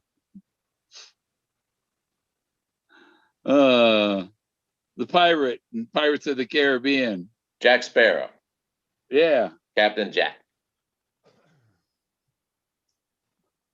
Yeah, you Yeah, played he played in you Florida, and he played up in Pennsylvania, and I guess he I promoted his music to somebody that got him some attention somewhere, and so he's been my friend since then, you know. But he died year before last. Yeah, and I don't know what he died from. I think he was maybe 64 at the most. But him and another guy in his band died too. So I don't know what happened. So there ain't much left of his band. You think their music would be copyrighted? You've played it a few times. You ever get any copyright strikes? No, he doesn't put. There's nobody left to do that. Nobody, and if anything, it's just memory of him. Yeah, it's just the greedy people wanting to grab money and protect Yeah, what they got. It's like yeah, it's property. yeah. I played a little bit of that. I don't think you guys heard it though. With that Ode to Moses Yeah, by you played it one night, man, like on a weekend. I remember listening to it. That's the first time I'd heard him. That was a good song, man. yeah, and I got my theme music that I ain't heard from that band. They're in Barcelona, and I ain't heard from those guys for a while. They don't even have that music on their website, on their YouTube anymore. I actually miss your intro music. That was always pretty badass. Yeah. No, Uno, I dos, liked it. cuatros, cinco. Yeah. Hola, estola, mi hombres Forrest Fenn. I thought I was entering a cold or something. It was like, oh shit, I better put my seatbelt on. Yeah. And Mitzi's song about you, I missed that too. I wish she'd put that back up. Oh, I gotta go back to put my chat back on my screen so I can Totally see not if Mitzi. anybody's It got had the things to drone say. footage of the waterfalls and the mountains and shit. It was like, wow, this is going to be a bumpy ride, man. Oh, Yeah, for sure. Not I so wild no I'll be more. back in a second. so what's up, CJC? What's up, CJC? Play Led Zeppelin. Yeah, that'll get me. That'll get a strike for sure. Yeah, I was trying to find my Alan Parsons that I recorded. Right, so Led Zeppelin. I went to Led Zeppelin's last concert at the Oakland Coliseum in 1978. Did Street bounce on us? Huh? Did Street bounce on us or what? No, he went to do something. He Oh, said yeah. he'd be back. But I was at the Oakland. I was on vacation with my family. When we got back from vacation, all the tickets it was sold out concert at the Oakland Coliseum, Day on the Green, Led Zeppelin, and stuff. And I when I got back there, the tickets were all gone when we got back from vacation. And so I went up to the Coliseum anyhow, trying to get tickets and couldn't get tickets. And I was standing by the gate talking to one of the security guys, and some other guy jumped over the rail thing and ran into the concert. And I told the security guy, I said, "Aren't you gonna go get him?" He says, "No, you go get him." And he waved to the other guards, let him in. I went in. Saw Led Zeppelin's last concert. They had a blowout something with security, and John Bonham's kid got injured or something. I don't know. Something happened. And there was a big fight with security, and Led Zeppelin broke up. And that was the last real Led Zeppelin concert. Hey, But bro, I have no idea what that is on my picture. it's a gun with a finger in it. You don't see that black smudge on there in the bottom in the middle? might be a knee. No, it's not at all. I don't know what that is. Oh, It has nothing to do with my cameras. that's you. No, it has nothing to do with my cameras. Oh, My camera's covered. it just moved. It's moving. Yeah, it is moving. I don't know what it is. Yeah, it's Forrest Fenn. You need some eyeballs on it. Yep. The Black Ghost. The Phantom. Phantom. Yeah. Yeah, I am digging that ambiance in your museum there, Bill, or art gallery. Yeah. Yeah, I took this picture of this gallery, you know, and I put my own pictures in all the frames, and I put Forrest Fenn's elephant that's standing by the pond at the art gallery. That's where that elephant's from. It's about twice as big in real life. That's the one that shoots water out its Yeah. trunk, right? Yeah. I don't know if it's been on every time we go there, but you know, they did it right. There's no reason not to run it.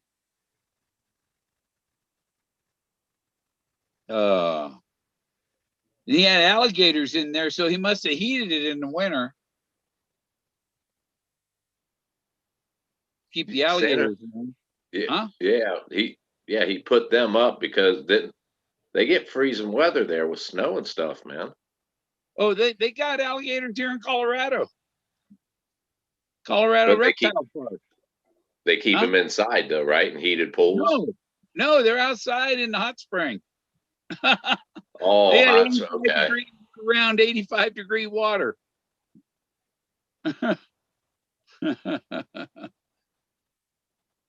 Those alligators, that's where Elvis went. Elvis is up here just 17 miles north of me, 25 miles north of me, something like that. It's just west of the Great Sand Dunes. And he's still alive. Yeah. How long do they live? The first alligator they got. How long does an average alligator live? I don't know if they're anything like parrots. Parrots live 60, 70 years, you know. An alligator might live 100 years. Who knows? Hell, look at those big ass tortoises, man. Yeah. Those things live 200 years old. Years. Huh? Alligators 200 years old on some of them tortoises. Yeah. Yeah. Yeah.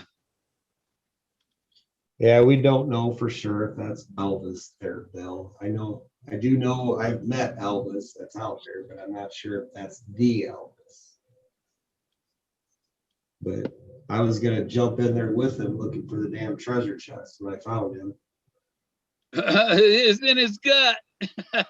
You know, and I thought that too. I was like, how could they, what part of the body could they have like surgically put that in where it wouldn't really bother the alligator, like in his tail? You think he couldn't put it in his tail? Yeah. No, it wouldn't be able to operate his tail. Probably get infected.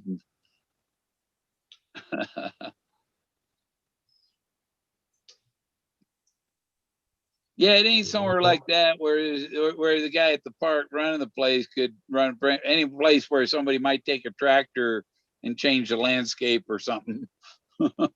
You know, it ain't alongside a highway where you could crash your car into it, or where rocks might fall off the side of the highway above you onto the road, because they send guys up there to clear the loose rocks and things, you know. So it has to be out of range of that. Huh? Are we talking about indulgence now? Tarzan. Tarzan, yeah. So I mean, he did say you can't drive and get out of your car and walk to it. I mean, he said you cannot drive and get out of your car and walk to it. Yeah. You got a parachute to it? I don't know. He said you cannot drive and get out of your car and walk to it. I'd like to hear his exact. Here, I've had it on Greg's show. We played it back Uh, several um, times.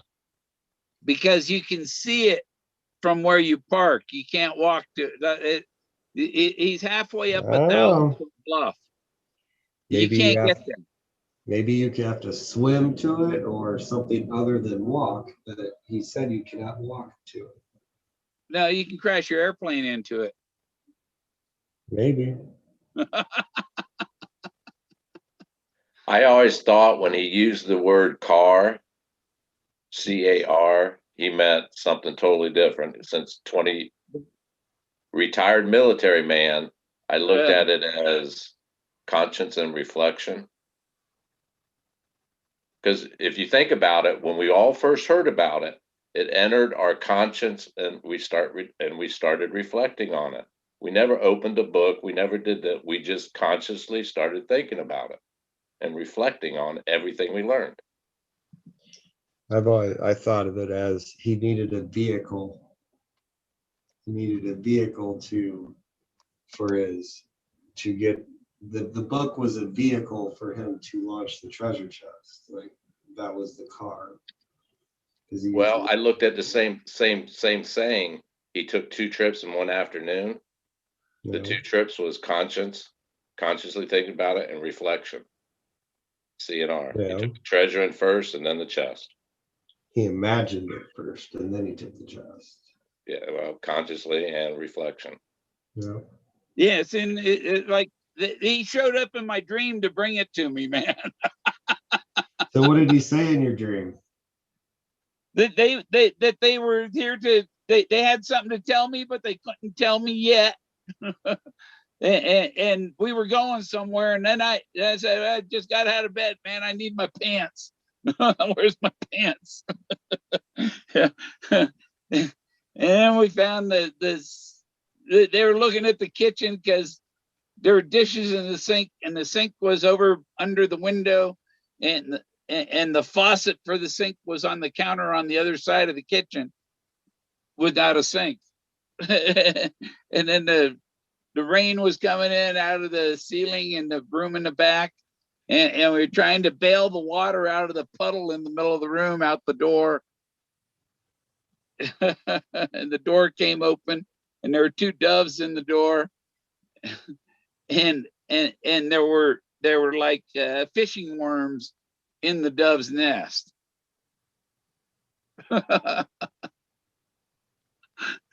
Psychoanalyze that.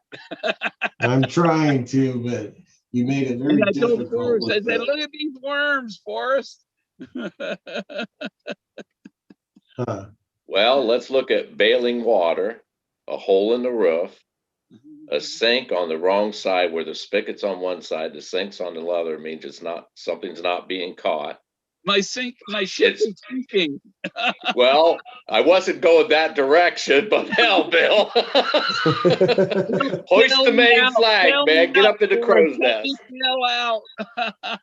But the interesting part is everyone was doing it in the room. You were all bailing. And then the 2 doves, man, and the worms. Yeah. So they don't have babies in there. They don't have a baby in the nest at home. They have worms to catch what? What do worms catch? Fish. I don't know. The birds eat the worms. No, but the nests were made of worms, right? I thought Forrest go fishing with them. Well, if you're thinking they eat them, well, then they're so full they started filling their nest. Yeah, birds are becoming hunter-gatherers now. Yeah. Next, they'll be farming. The 2 doves, man. That's interesting. The 2 doves, Bill. Yeah. Yeah, because it was like when the door and the screen, they were in between the door and the door came open inward, and then they were there between where the door and the screen door was, So they could see outside, but they couldn't go outside. But the the nest and the worms were up like if it was a Dutch door on the shelf. You know, the worms were halfway up the side of the door, up the middle of the door in the nest. It was straw, you know. So how did you wake up right after it, or you remembered it when you woke up in the morning? Um, I remembered it right then when I woke up. Yeah. And how did you feel? Did you feel like refreshed, happy, sad? How did you feel? No, it was like they were coming to take me to the treasure. So you felt excited? Yeah, yeah. And I'm looking at these lights out on the horizon, out my windshield over there, and it's like two sets of lights are like glimmering. Yeah, it's like eyeballs on the horizon. My analysis would be, even though the boat is sinking, you're bailing yourself out. You open the door, the nest is there, the birds are going to go free, and they're not And, hungry no more. well, Forrest was helping me bail out. I see a good. Well, I'm not a professional, but I see it good. The doves sold it, man. The bird sold it. Yeah. It had a happy ending. Whatever it is, it's got a happy ending. You know, just parted the water with my stick.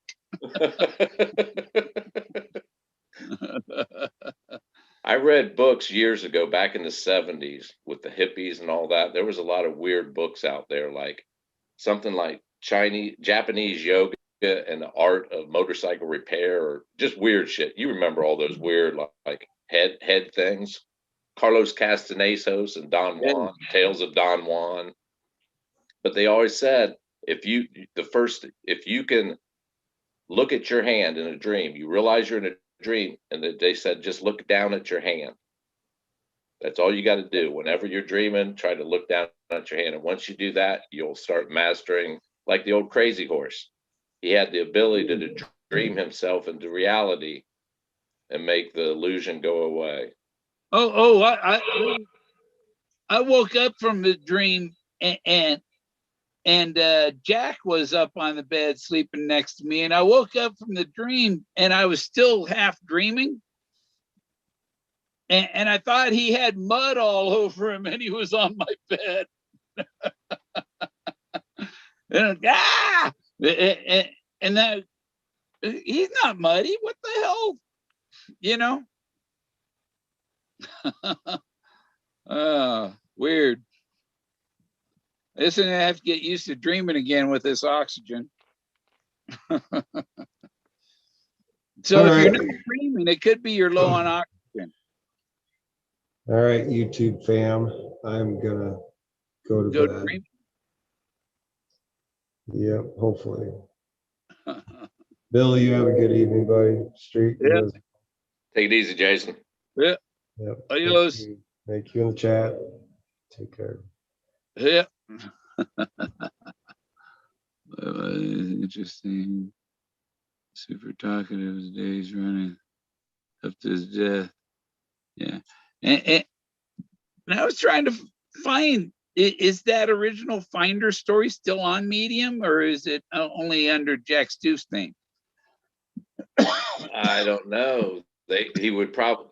Do people have copyright when do they like give away their copyright when they submit things to medium.com, or do they still contain copyright?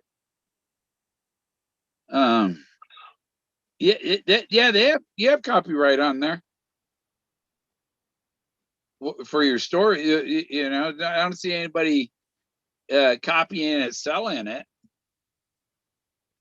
So if you have copyright, you can take it down if you want. They can't like hold you from close. Yeah, you can't delete it.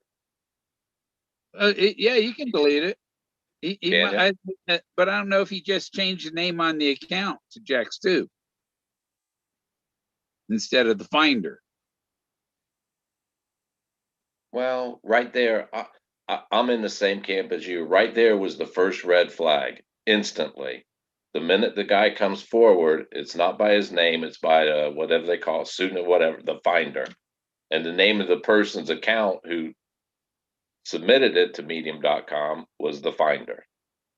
That's just right from the get-go. He was saying, what? He's not Jack Stoofer. He's not the finder.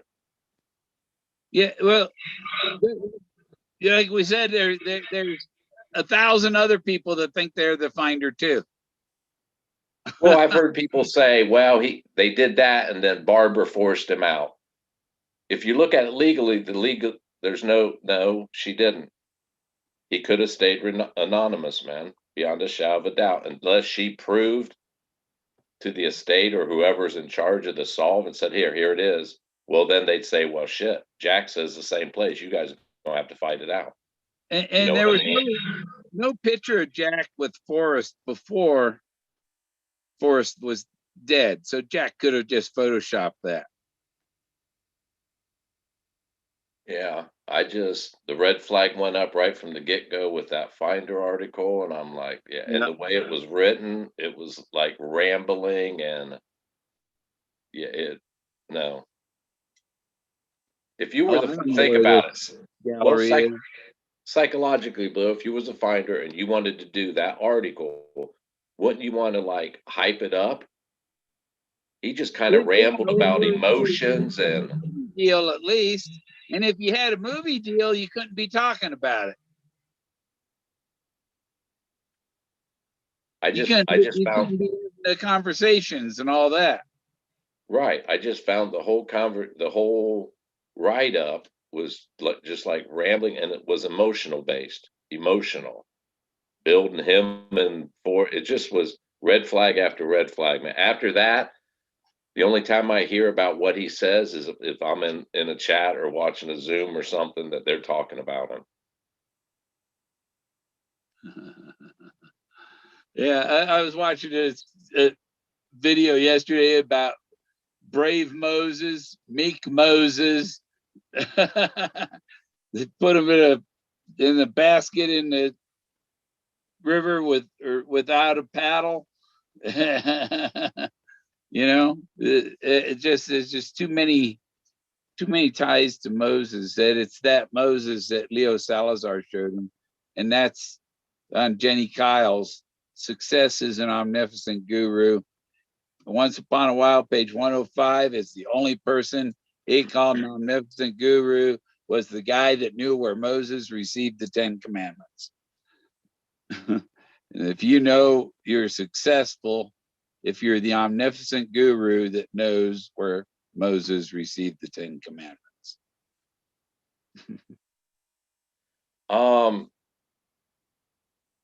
Ann Johnson in the room says it was the way the subpoena was written.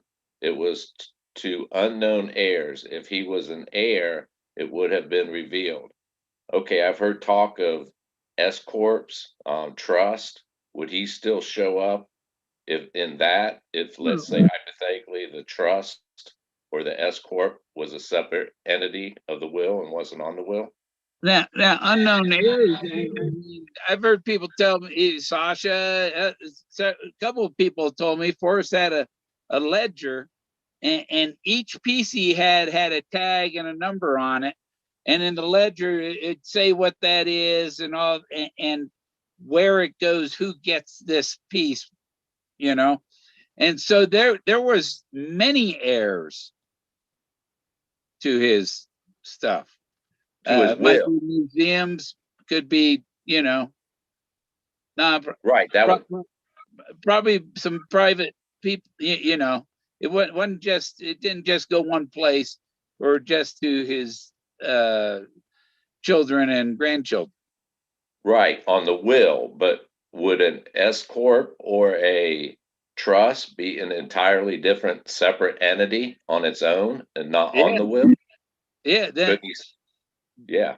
It's whoever what happens to the trust is whatever the first person on the trust who dies, they're what they say goes. So since it's not tied to the will, it could never be known who the benefactor or whatever they call the S Corp, whatever you fall in as like the benefactor of it, it could be never known. They need to let the real finder have it, and move to the other side of the planet. Well, I've heard a lot of talk, and it's a rabbit hole. I've thought about it. Everyone's fighting over this chest. Their lawsuits are about the treasure chest. Wonder if that's mere pennies compared to, let's say, the S corp and trust. Say everybody's squabbling over this little chest when the actual real solver and the S corp or trust is off on their own doing what they have to do. Yeah. That'd be a twist, wouldn't it? It could be that the finder isn't the only one in that, and there's other people in that corporation running the show. Exactly. Already it's something. Well, it's something the solver can't fuck up. It's set in stone. You can't fuck this up. There's Doug and maybe a lawyer or two, and maybe a judge somewhere.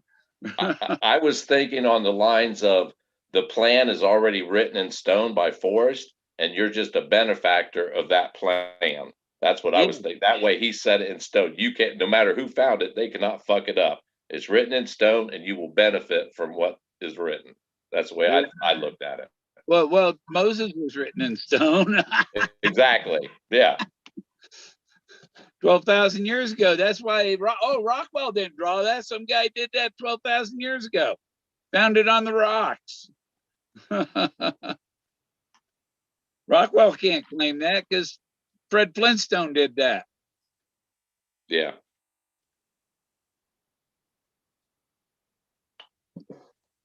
Him and Barney working in the rock quarry. Look, they had the dinosaurs with the buckets, and they were moving rocks and making megaliths.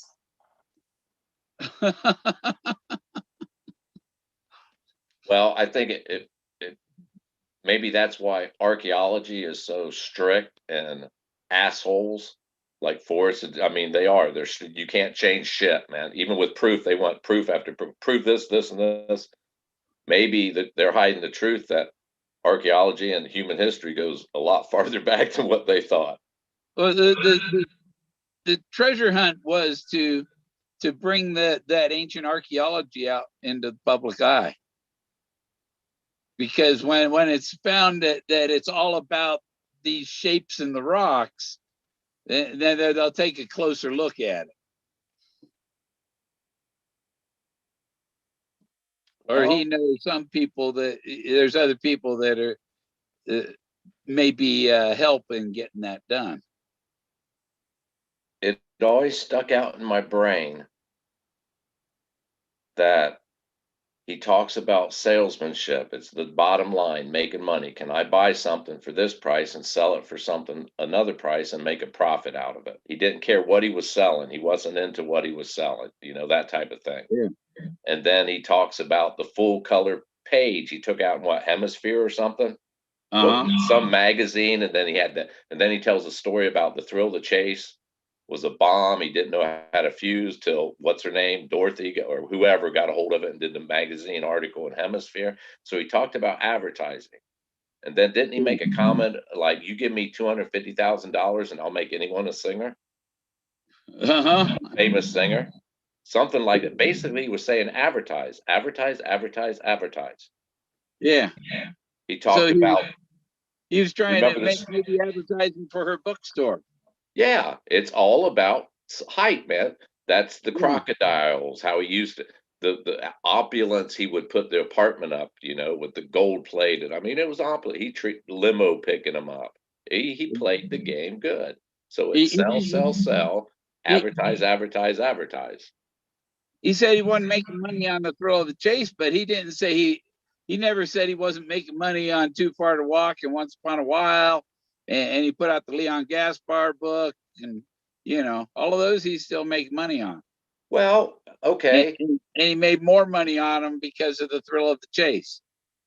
I've heard people complain, well, one of the books belonged to his grandchild. One of the books the profits belong to the thrill of the chase rights belongs to Dorothy or someone, right? Well, he wrote the damn things. He didn't profit up.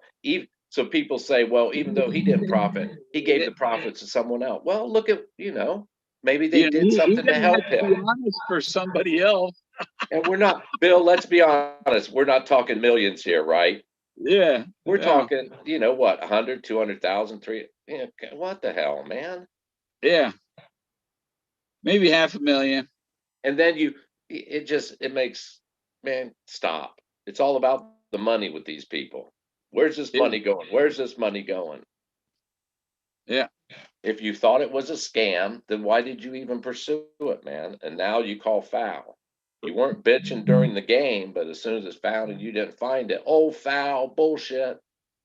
I saw this years ago. Well, then what the fuck? That just makes you look stupid because you knew it was a fake and you still look for it. It makes people look stupid. Yeah. Troy's saying they could have given away a large portion of his estate, or dying with more than $50 is a failure. Right. So he had it all distributed or written down where everything's going before he was gone.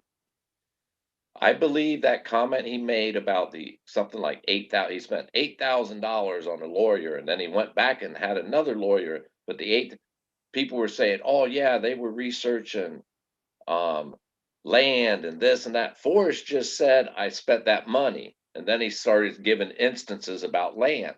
He didn't say, people jumped the gun and thought, oh, he's saying he spent money on the land. No, he didn't. He was talking about spending a bunch of money with a lawyer. And then off topic, he says, yeah, there's land issues that. No, I think it was all legal things setting up this, whatever this written in stone plan. Remember the Rosetta Stone? Yeah. I think it's similar to that, in my opinion. Whatever this written in stone plan that no one can fuck up. Whoever it is benefacting, they cannot fuck it up because it's an entity unto itself.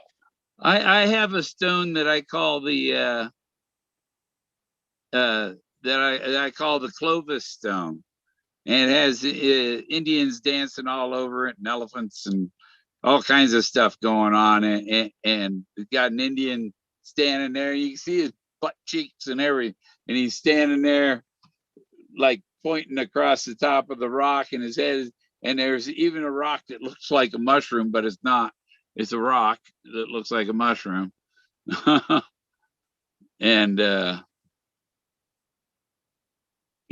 is I that in call the it same Clovis stone. is that in the same area as the Mammoth Parade? Um,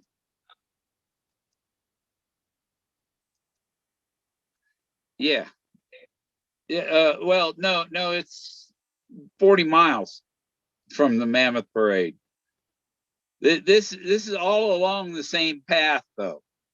It's all along, because they use the Rio Grande River as a highway, and at this where Moses is and all is there's a canoe under his one rock. There's carved a canoe, and there's an elephant putting a woman and a girl in the canoe, and there are people laying under the seats of the canoe, and there's like a guy. He doesn't have a paddle.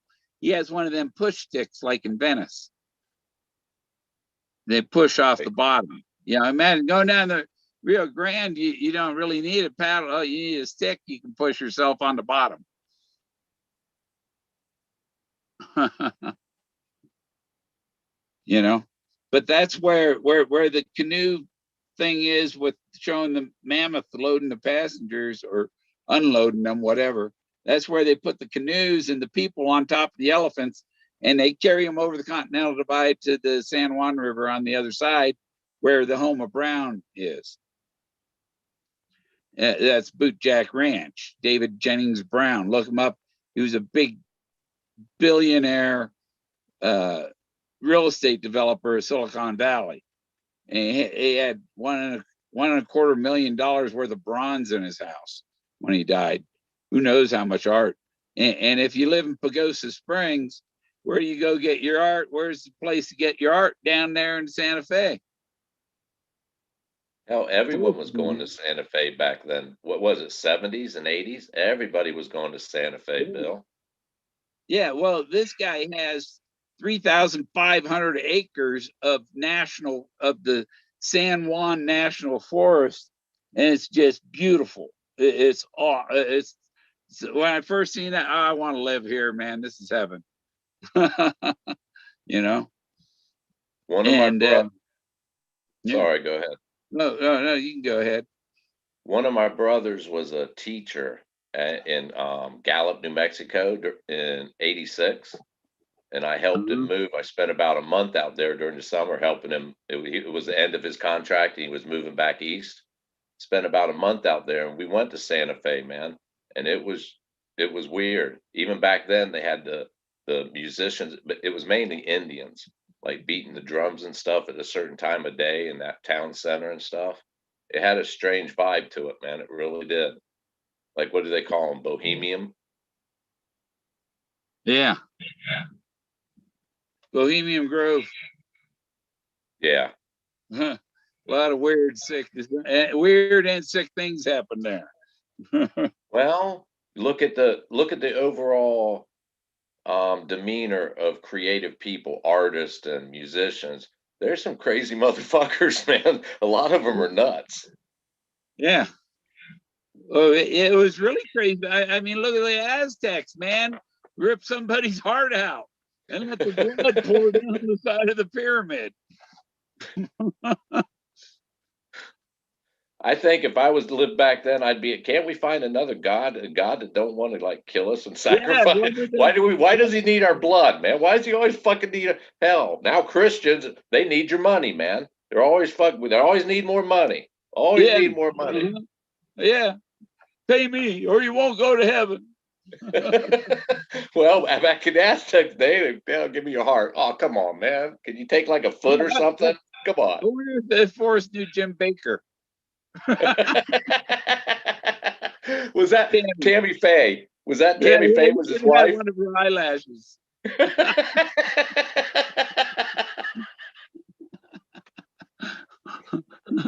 I tell you, the funniest one and the hardest one I ever laughed at was he was one of the old timers, man, from like the 40s and 50s, where he said God spoke to him and said he needed to raise $3 million or God was going to take him to heaven. And he had like a big, it was early on in the what do they call it? Evangelist or whatever, where they do it on TV. Remember that guy, Pat Robinson or something? Yeah. And he would cry. He would cry, go, God told me we need another 2. We got 1 million. I need 2 more. And I don't know where to go. Of course, like that other guy that, and my dad liked him too, that the guy was kind of a little off. One of them was Jerry Lee Lewis's cousin. Yeah, which one was that guy? He had like he had the perfect silver hair, you know, where they like ducktailed it, not ducktail or whatever, where they swooped it around in the front on the side. But one of them, man, it was funny. Even when he raised the 3 million, Bill, we would sit around and laugh. Of course, we were getting high at the time, laughing. And he's like, he cried for like an hour saying, God's given me another chance. We need another million. I'm like, look at this fucker, man. Look at him. He got 3 million. He wants another fucking million. Yeah.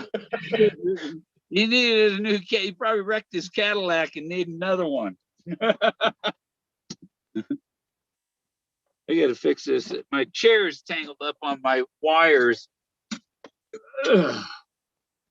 I don't know how it does that. Ah! Push the wires over there. There. They're not hooked up, right? They're not. Let's go to my generator. But I can't roll my chair with a wire under it. Now I got a wheel stuck on between the two boards. Or there. Who was that guy? Oral Roberts. JK says Oral Roberts. was No, it Oral Roberts. You had Pat Robinson, Oral Roberts, whoever Jerry Lee Lewis. Is that Oral Roberts? That's Jerry Lee Lewis's cousin or something.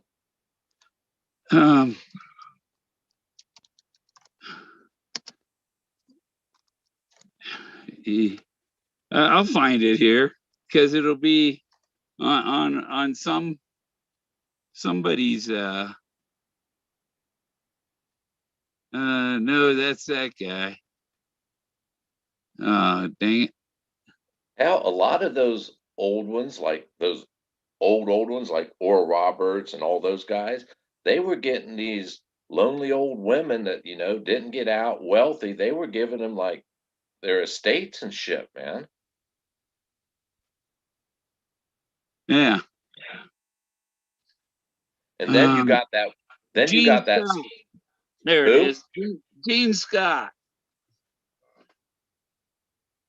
Do you ever seen Gene Scott? A woman? No, man. Gene. No. Yeah, Is he one of? you guys. I don't know if I can't share. Is it like a newer person? Newer? What? Is it earlier, like nowadays, or he's been No, around for a long from time? the 70s. He was Never one of heard them. of him. He was the cowboy like preacher. Never heard of him. We would just sit around, and especially when they did stuff like that, it was like it was better than Saturday Night Live skits, man. It was like real. Here we go. I'll try this. Here.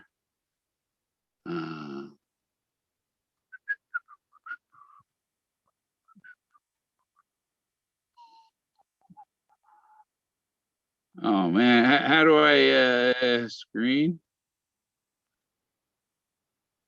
Screen.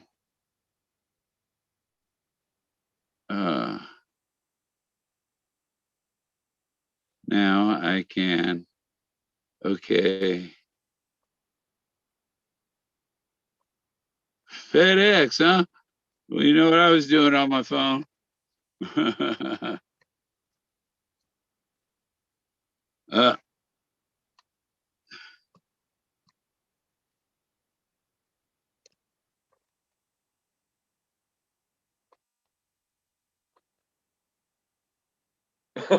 Oh, he looks like a character, man.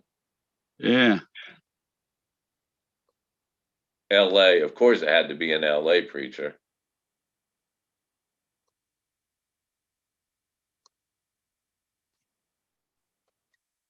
Did he actually have a doctrine?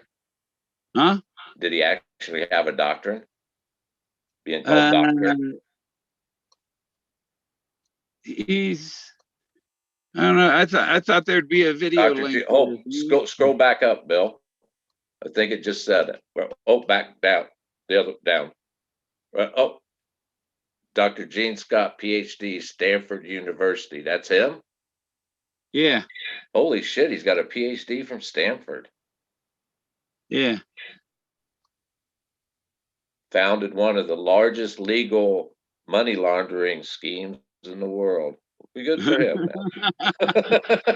And got away with it. Oh, sweet, man. It's Yeah. good to be nonprofit in religion, ain't it? Yeah. I just think I look at Christianity as you're trying to sell me a Cadillac. You tell me about the Cadillac. It's got air conditioning, heated seats, fucking back warmer, you name it, it's got it. You don't show it to me, but I can only get in it and see it and drive it when I die. Well, that's not too much of a fucking guarantee. Where's the guarantee? I see no guarantee. I'd like to drive it now, man. Can I like stay here?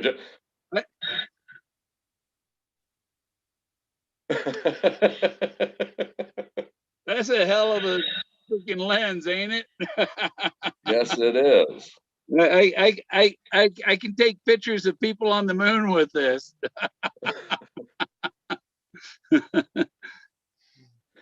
Does Yeah. it double as a, hey Bill, does it double as a bong? No. You could fill this part's just a so the lens is really like this, and this is Okay. just a hood. So, but the lens, it's a nice lens. Is that new, you said? Yeah. Well, barely used.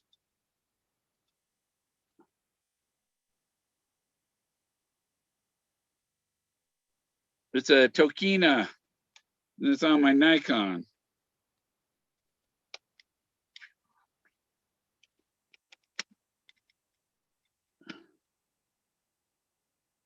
But it's like a telescope.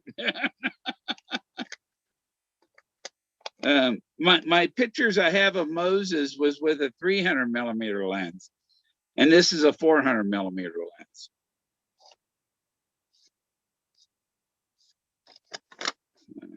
Take up less room. You put the hood on backward when you're storing it. Keep the dust and scratches. Well, I got the lens cap on it. One thing, digital SLR, these can't, with the ones where you change the lens, you can get dirt inside them.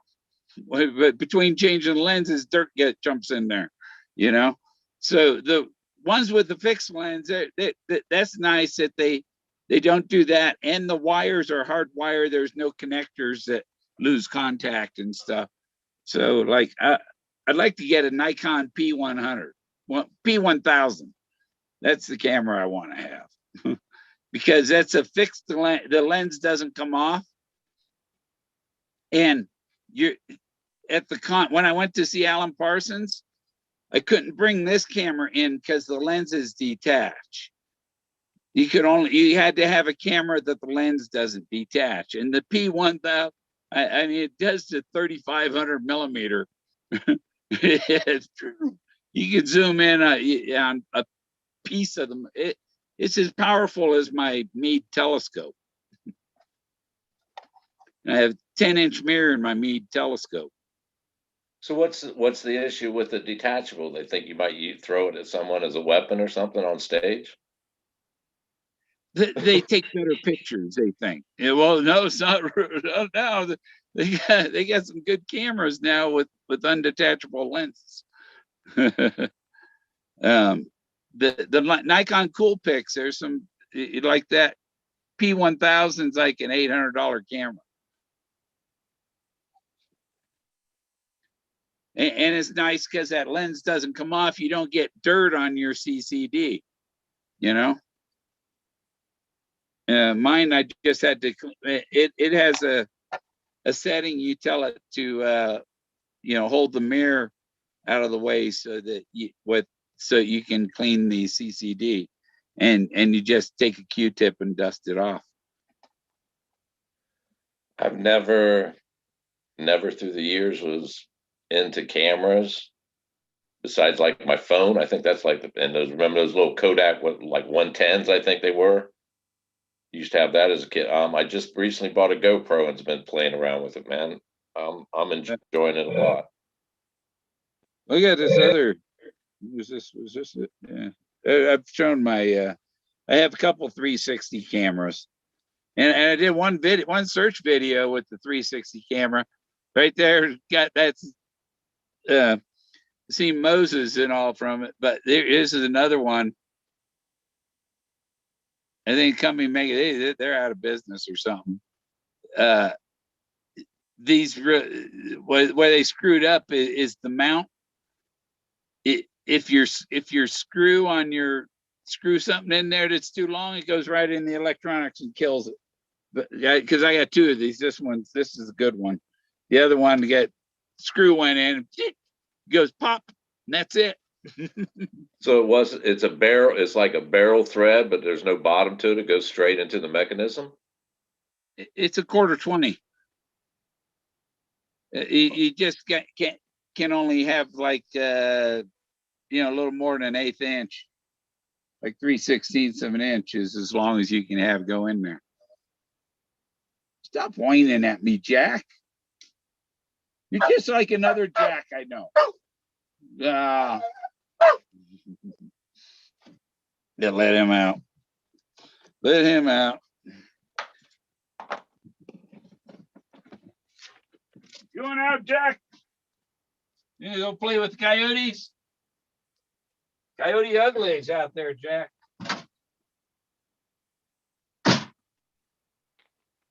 I saw a fire out there. Haven't heard the train go by yet tonight.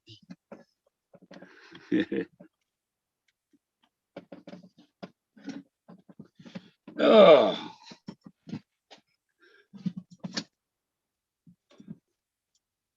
It was 57 here today. It's still above freezing. Damn, you were warmer than me here in Ohio, man. It's 33 right now. Is that warmer than Ohio right now? Yeah. We got hit with probably in the last 2 weeks, we got hit with probably 3 snowstorms, and it dumped at least a foot or more here, man. And then it stayed cold, so it kind of stuck around. It's just starting to melt today. Well, yesterday and today. There's no snow here. Even when I went over to Del Norte, there was no snow left on the ground there. But there are places I've been in April and stuff that the roads aren't open because of snow once you get into the foothills of the mountains and stuff. Yeah, where the sun don't hit down in those little gullies and valleys and shit. Like the road up to Cathedral Campground where Fremont 10 people. That road doesn't open up till about May. But they knew where their camp was by the trees that were cut down. That's the guy with the axe. You know. And I told Forrest, and it's called Cathedral Campground, right? And we're cannibals. We're guys ate the other guys because they needed something to survive on, you know. And it's Cathedral Camp. That's his mountain. His church in the mountains is a cathedral. I could not imagine being put into that type of predicament, Bill. Where you had to eat your buddy? Yes. Yeah. How worse could it get, man? How worse could it get? Yeah. That's why you always want to bring one fat guy.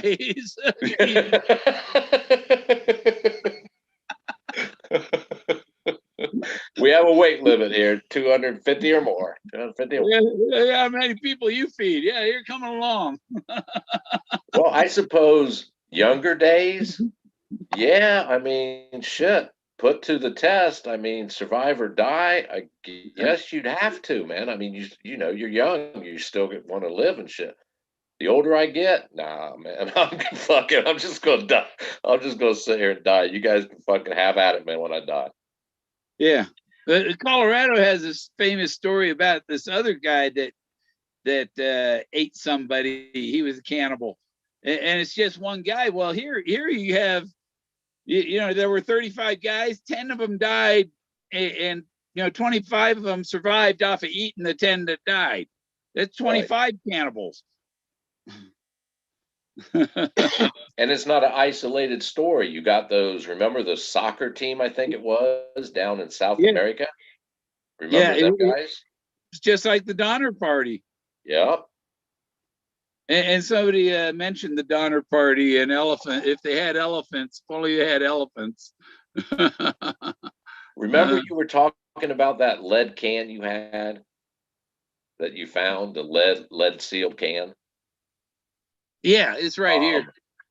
There's a famous, I think it was talked in chat. There's a famous British explorer, like an admiral something, who was trying to find the the north way through around to the whatever around the And they world. died because of the lead sealed cans.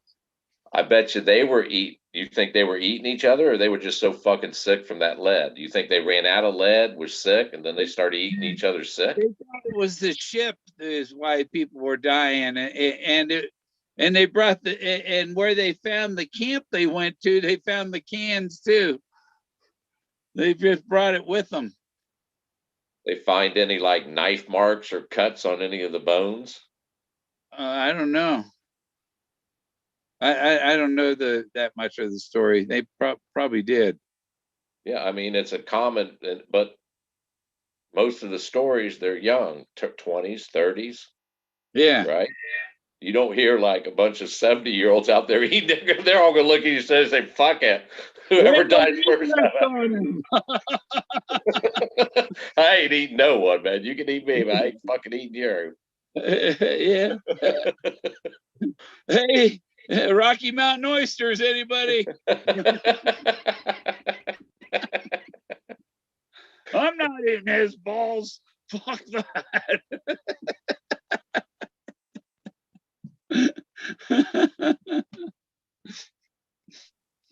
I couldn't imagine being put in that predicament, man. Could not fucking fathom that. Those guys were seamen, right? Huh? Those guys were seamen.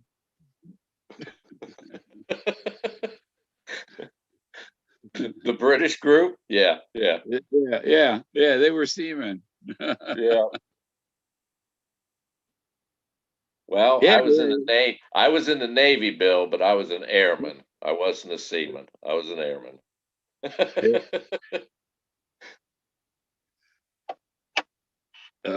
Yeah, my dad was a aviation radio man,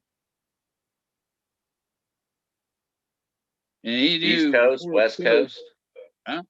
Was he stationed East Coast, West Coast?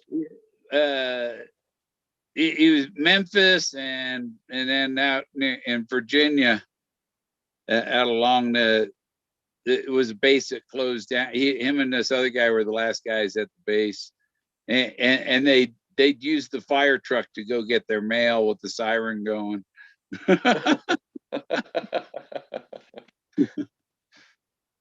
But him and that guy Bob Thompson from Kentucky, I think, or Tennessee.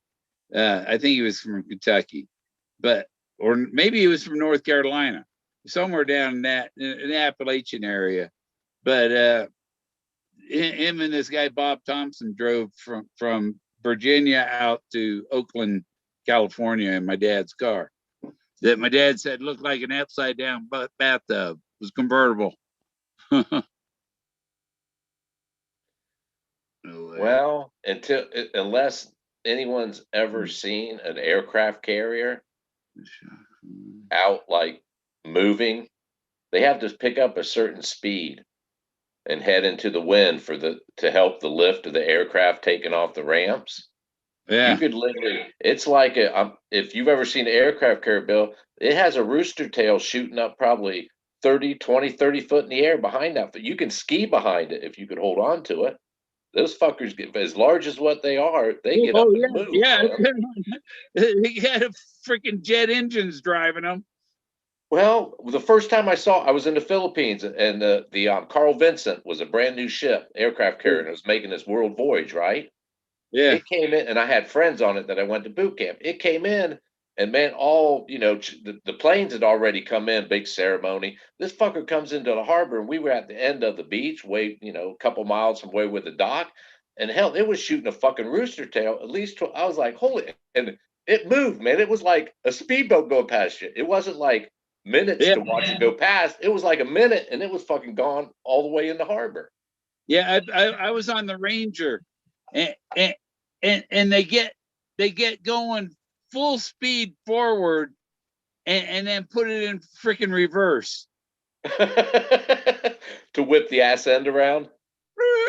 And it takes to see how long it takes to come to a stop and start going the other way. Yeah. They show you how, you know, and then once they go back, then they put it back in forward. Go forward now. But they're run by jet engines, turbine engine, just like on an airliner, except it runs a propeller out the back of the boat. And the propellers are like, each blade's probably 30 foot long. They're huge fucking propellers. Yeah. And I was amazed. I and was simply amazed. they mix the fuel with the salt water. It was phenomenal. It made me proud to be an American. I'm like, yep, I'm part of them, man. We're together. I was on a cruiser, my brother's cruiser, and on a Independence Day, and that thing was throwing up the rooster tail 30, 40 feet in the air, man. Well, that's why they're called cruisers, man. Those little fuckers are swift, very swift. And we fill up the killer tomatoes and throw them overboard, and they come back and use them for target practice. These big orange balloons. And it surprised me how many passes, like 4 ships. They have 4 balloons. They have 4 ships. I had to make 4 passes to get the 4 balloons. I used to like sitting out on the runway at nighttime when they were doing like practice night ops, you know, acting like they were going off, you know, hitting the deck and taking back off. Those F-14s with those afterburners, 2 jets going at pitch dark, and the roar they made, holy shit, it was amazing. Amazing. Yeah, I was on the Ranger watching taking off and landing, and yeah. And then when I was on my brother's cruiser, there was a helicopter. The JFK was out there, right? And the helicopter comes up behind the JFK and is coming up to land to get on the back of the deck. And just before it got there, the deck come up like that, and the helicopter, whoa! Well, I thought that helicopter was going to bite it. It almost crashed right into the back of the JFK. I'm amazed that aircraft carriers use steam. That catapult is steam operated. They've never changed that system, man. Hell, they say it can take a VW Beetle and launch it like 3 football fields, like 300 yards, man. And it's steam powered. We'll put some wings on it. Yeah. It'd probably float too. For a while. They test the catapult. They'd have some old jet, you know, junk jet, and they put that on there, and they put it on the catapult, shoot it into the water, and they pick it up, put it back on the catapult. They have a crane that picks it up, puts it back on the deck, and they shoot that plane.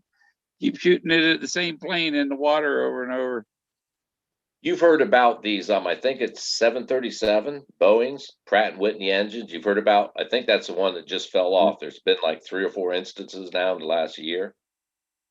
Have you heard about that? Probably because they're making them in China, huh? Well, I think it's a 737 Boeing, but Pratt & Whitney is the engine. And these the turbo blades on them, they're saying they failed inspection.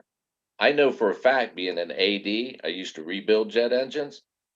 You spray them with this liquid and put them in this like ultraviolet little booth and look at them, and cracks show up. If you have stress, any type of crack shows up.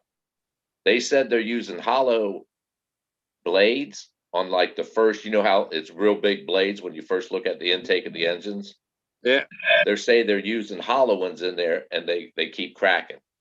Well, you couldn't pass, whoever did the inspection did a faulty inspection, because I know for a fact any type of stress fracture will show up into like the hundreds of thousands of an inch deep will show up with this. And hell, that was back in the 80s. I'm sure they perfected this system even more. Yeah. Back in, what was it, about 86, 87, I was working as petrophysics, and they had a 5,000 watt laser that welded the leading edge I think it's tungsten onto the on the leading edge of the turbine blades.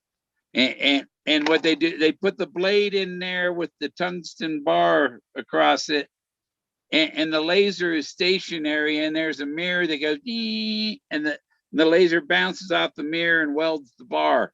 The mirror just comes toward the laser, and it just melts that tungsten right onto the turbine blade.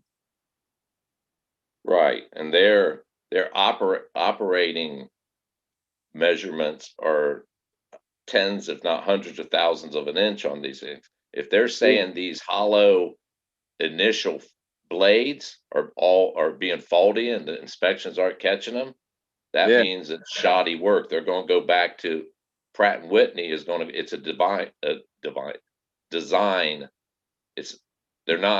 They're too hollow. There's not enough substance to it, right? With the pressure. Whoever they got those blade, Pratt and Whitney will probably, with their lawyers, try to pawn it off on who they bought it from. But that means it passed faulty inspection by the manufacturer.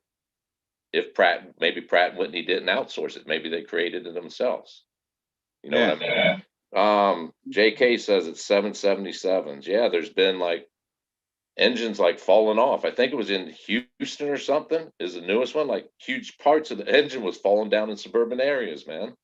Yeah. I remember back in the 80s or so, some plane flying across country lost an engine somewhere. Yeah. Well, I think it was three of these 777 had the same malfunction in the engines. It's the first set of rotor blades, and it don't take a rocket science to tell you, man, you missed inspection. If it did pass inspection and it has a quick catastrophic break on it, that means they're faulty, man. They didn't beat, into the design factor of it. They should have made it, a millimeter thicker or something. You know what I mean? Yeah, or maybe they need a blade out in front of that to cut the birds into smaller pieces before they hit those. Well, they're saying these 777s, nothing doing it.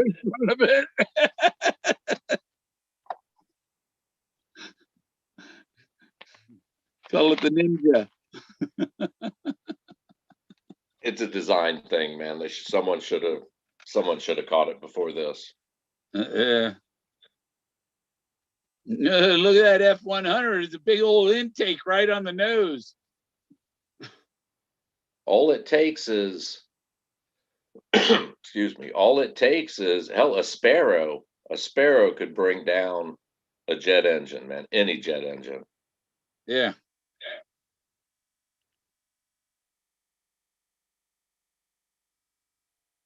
That's why I don't fly anymore, Bill.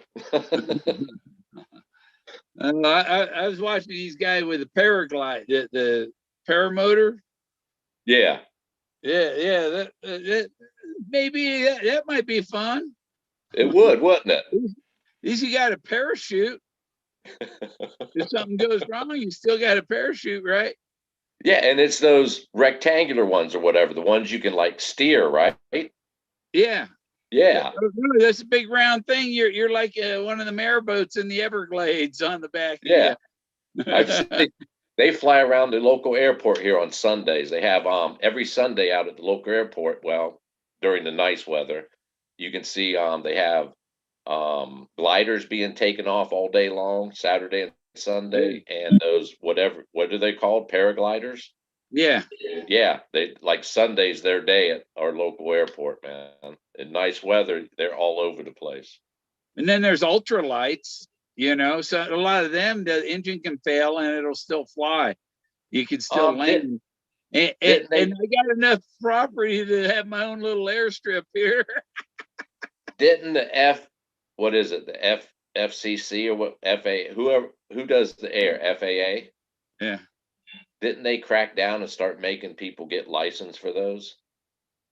Not that I know of. I follow some of them channels, and there was the guy, flying over the Great Sand Dunes here.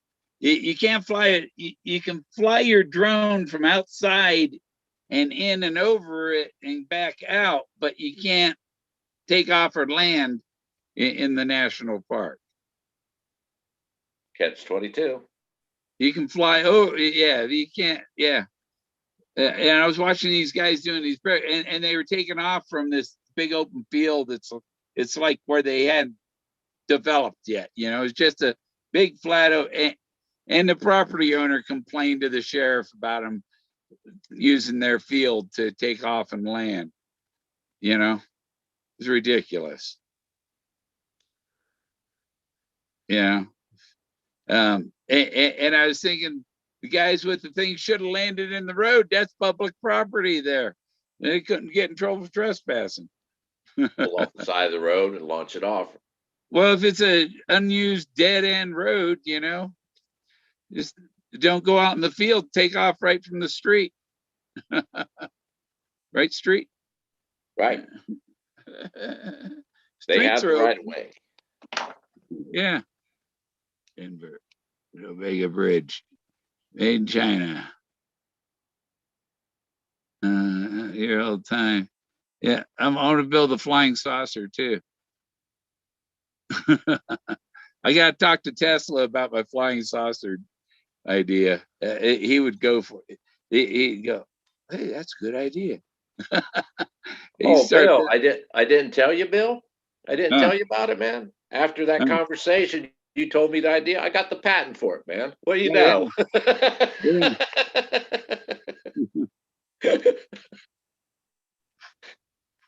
Good, you split it with me. And I get the first one. I plan on flying from here in Ohio out to Colorado. Well, these days you can go around the world with it. Because really, once you're in the air, you just float. and you can use your engines for takeoff and landing. That's it.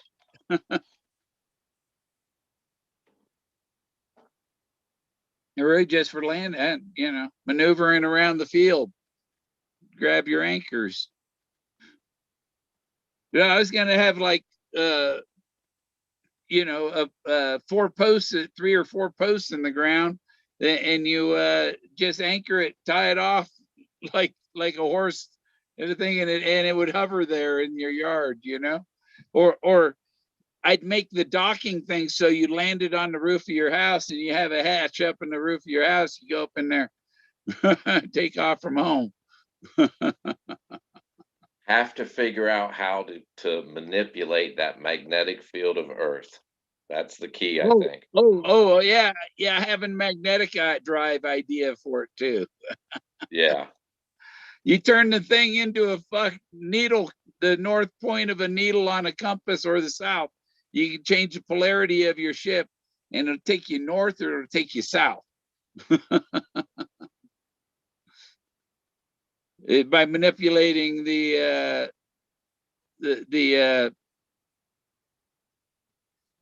saucer would spin like a compass. You know, one side would always point north or something, but you could force it, make it so it draws to the north or draws to the south. Right. It's no different than like in the water. You're using the current to move you along. You're just using a rudder to steer. You're using a magnetic field to pull you. Right. And then you use your flaps or whatever to steer. That has to be the key. And we're slowly moving that direction with these trains, these magnetic propulsion train systems and stuff. Yeah. Yeah, and if you knew you'd have to have some type of magnetic instrument so you could detect magnetic fields and you go surfing in them, kind of. Yeah, exactly. You just ride along with like a current, man. Yeah. And the more energy you put, like you were saying, left, right, you know, north, south, east, west, that's the more resistance or negativity, positivity. Oh, that's it. Make my airship a flying elephant.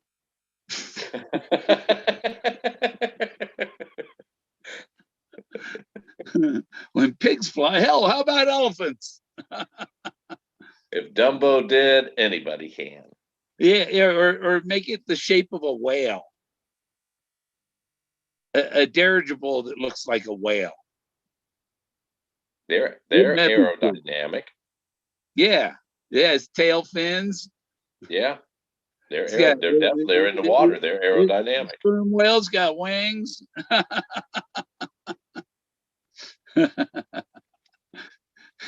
Like Star Trek 1984.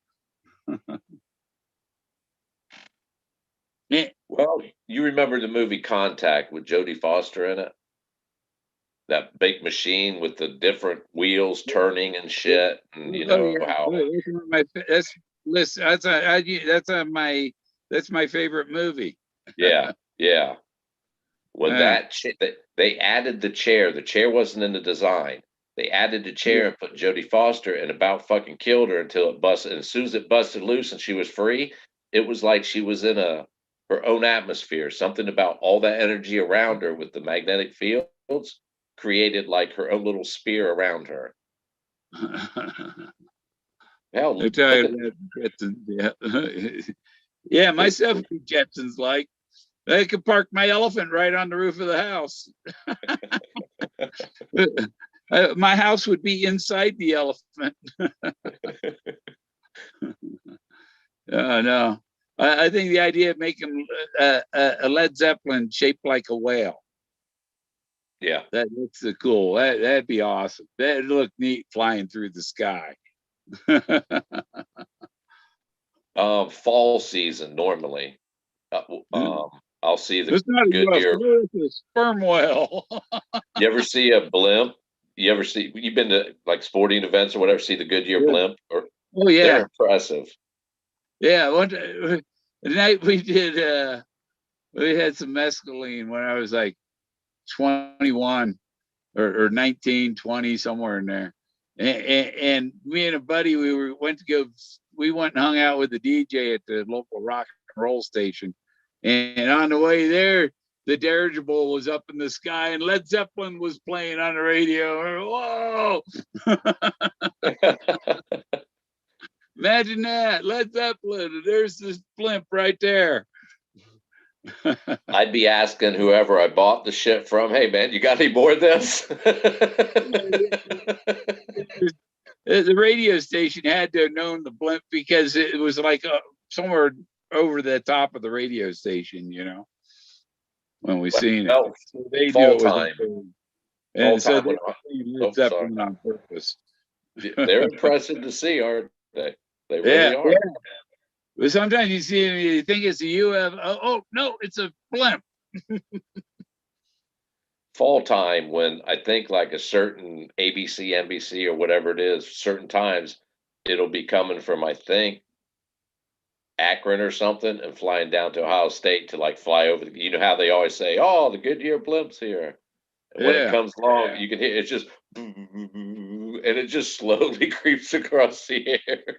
They have a base for them down in Pompano Beach, and I was a service advisor at the BMW dealer in Pompano Beach, BMW, Vista, BMW, Volkswagen, and the airfield for the blimps was like a quarter mile from where I worked, so I went past that all the time, seeing the blimp there a lot. You don't see the blimp too much up here because it's the altitude. But one of them guys with them paraglider things, he said he's been to 15,000 feet with it. 15,000? Yeah. What'd he do? Circle like a glider and catch one of those updrafts that took him up? Go up. Yeah. Hell, they can't hold. It's like a little lawnmower engine type thing, right? How much fuel do they like hold? Well, if you run out of fuel, you can still coast just glide down. Okay. Yeah, you got a parachute. So you want to stay close to where you want to land. Yeah. And if you were in real trouble, you probably drop the motor. Sorry. What do you do when you're up there and you got to take a pee?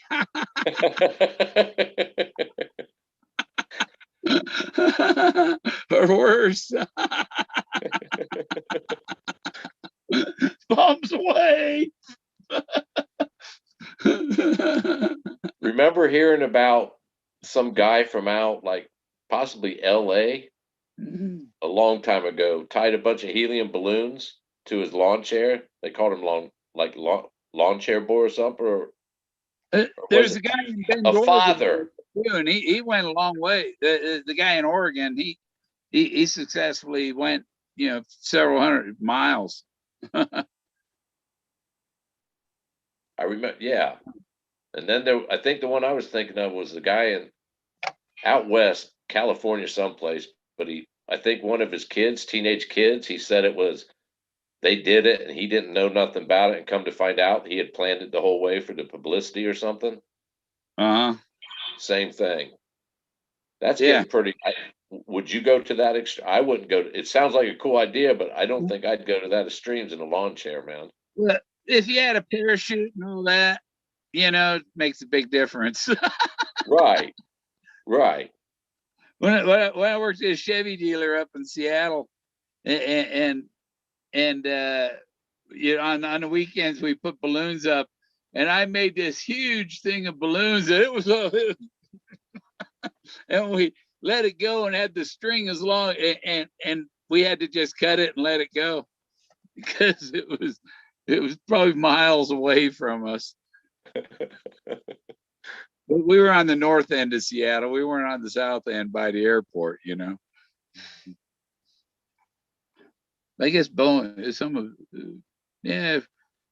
Everett was a little further north from there. But I didn't like selling cars, because some guy came in from a place that I worked before I worked at the dealer, and I knew him and all that, and he bought a truck, and I had to split my sale with some guy who was supposedly training me, and the guy came there to buy a truck from me. That really sucked. Have to, they take advantage of the new guy. Yeah. How long do they put you under someone's wing? 3, 4, 5 weeks? Too long. I only worked there a month or two. And then I went to work for one in Bremerton, another Chevy dealer, and they had Cherokees and Jeep. They had the Jeep and the Eagles. Them Eagle 4-wheel drive cars. American Motors, I guess they are. Yeah. And Geos and Chevys. And somebody came in and they wanted to buy a car, and I told them, you know what? Take 10% off the price, add $300, and we'll see if the asshole in there will approve it. I don't know if that word got bad, but I sold them a Z24 convertible or station wagon Cavalier. That was like 91. But then I went to work for a company working on the submarine sounding facility up in Back Island, Alaska, up near Ketchikan. And every day we had to take this 25-foot Boston whaler. It had 2 400 horse outboards on it. And it was a 10-mile ride to work. And we do 70 miles an hour in that boat. You say submarine? Yeah, it was a submarine. It's where they test the submarine. They got hydrophones in the water, and they have shore power that goes out and powers the submarine, and so they're only powering up one instrument at a time to see how much noise each instrument makes and make sure the submarines are silent, and Right. Yeah, submarines put out less than a pen light, you know. That's how much you can detect, is like that of you can detect like a pen light of anything there running there. But they had little mini submarines that they tested in a lake up in Idaho. They tested many models of submarines. You go to that lake, you might see a submarine pop up, a little miniature one. I enjoyed Puget Sound when the submarines came in. Yeah. When they'd come in for like refueling, or like one group would come in and another group go out. Yeah. They were impressive. Yeah, I was I was seeing a woman there that her husband was on a submarine, so she was a cheater. But but yeah, and I had to leave her house real quick because his submarine came in unexpectedly. They do go silently in the night, don't they? Okay, better run. I was with some girl in Florida, and in the morning her boyfriend came in, opened the bedroom door, and me and her laying in bed. This is odd.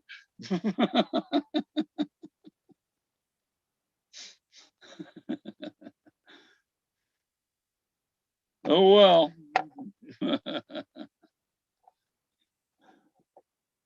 Yeah, she was in trouble with that guy, huh?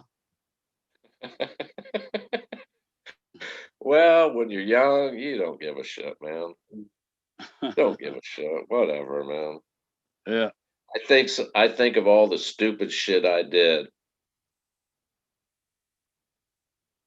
Well, there's still people in the room chasing women, and when I was a minor chasing girl, man, I used to do some like walk across town at when there's curfew, and I was like 12, 13, and you're trying to get across town because it's summertime and your girlfriend's parents are gone, and it was like a mission, man, to dodge the alleys and not get caught.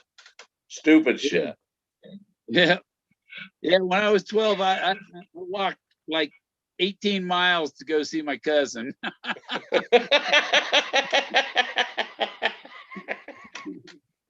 In a snowstorm, 2 feet deep snow. She's married to a preacher.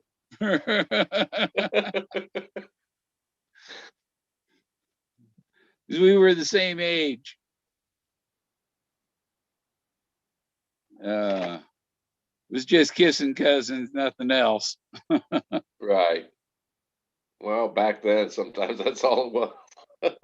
Where do you get practice? Where do you get training?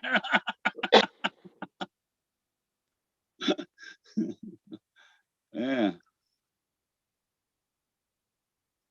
Oh. Then we don't know we know my grandmother's sister was a prostitute. The oldest profession on the face of the earth, isn't it? Yeah.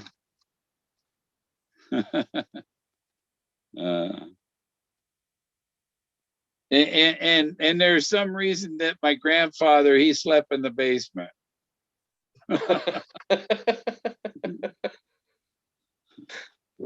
Grandma was a cheater.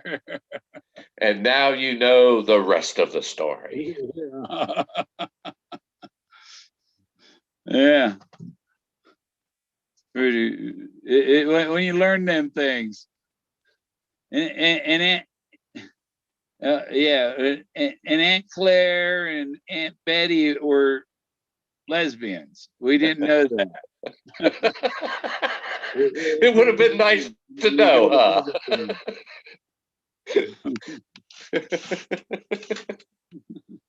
And Mom has this awkward thing she has to explain about her aunts,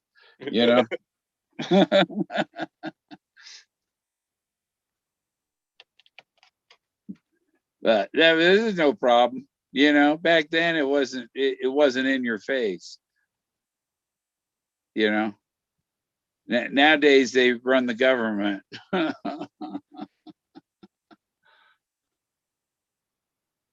Well, they hid it back then. I'm sure your aunts never walked down the street holding hands, did they? Kissing?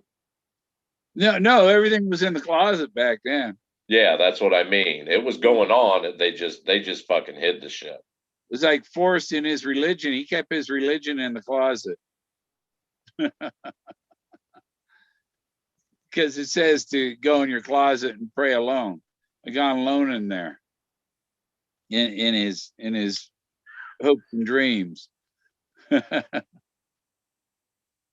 and you know, when I looked up Moses 369, and they relate Tesla's 369 to the Tesla code and the Moses code.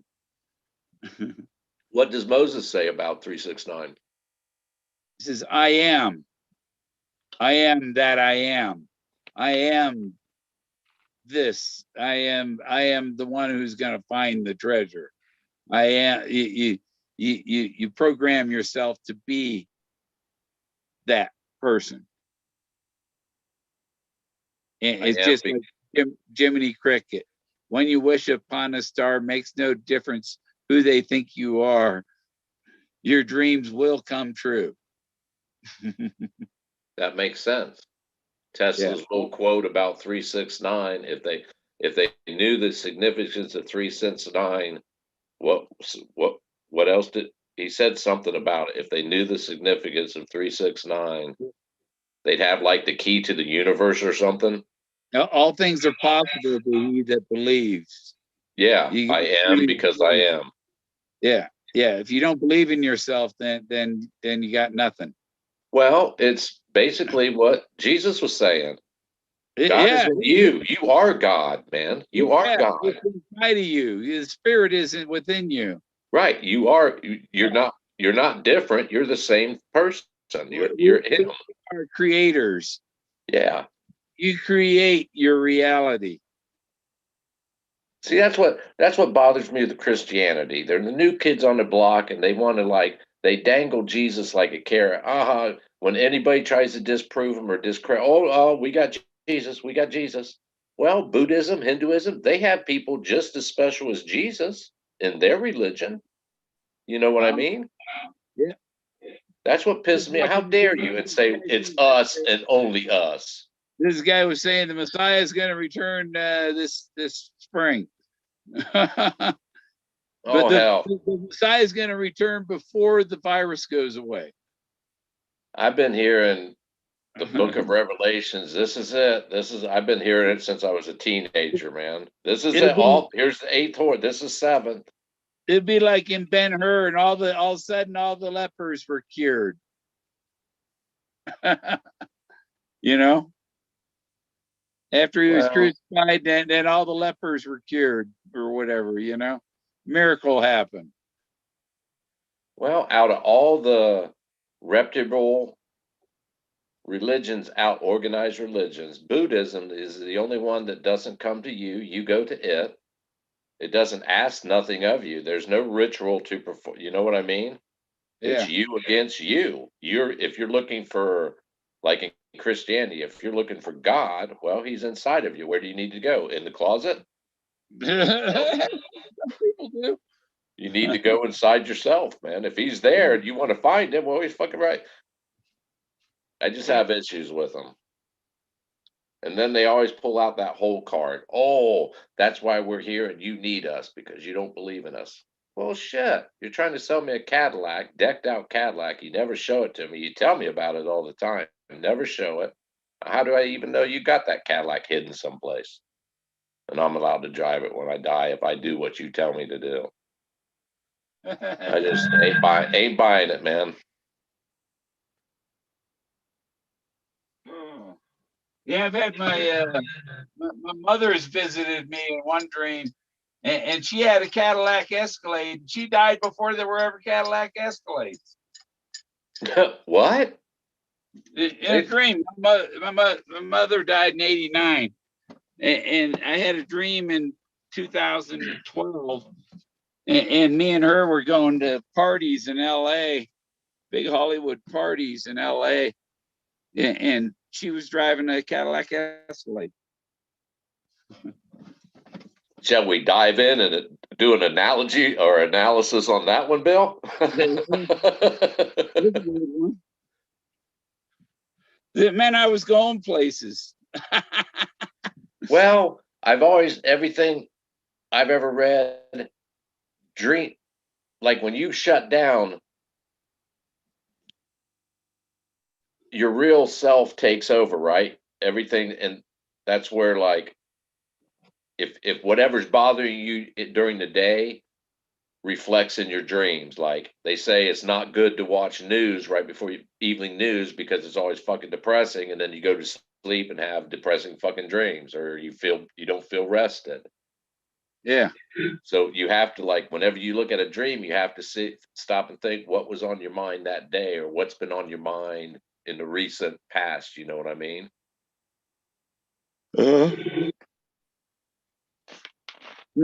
Forrest coming to visit me in my dream this morning. Wow, that was weird. That was really weird. And he was helping me bail out. He was bailing me out. And Preston was there too. Yeah. Yeah. What was he doing in the dream?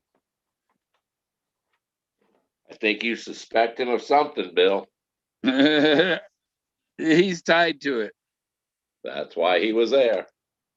Yeah. When do we get more stimulus money?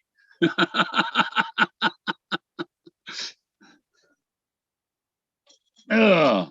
Last I heard, it's still, the Democrats are still holding firm on the 1,400 direct, and you have to meet the certain whatever, 85,000 or 50,000, whatever. Yeah, you can't make more than that. I'm well below that.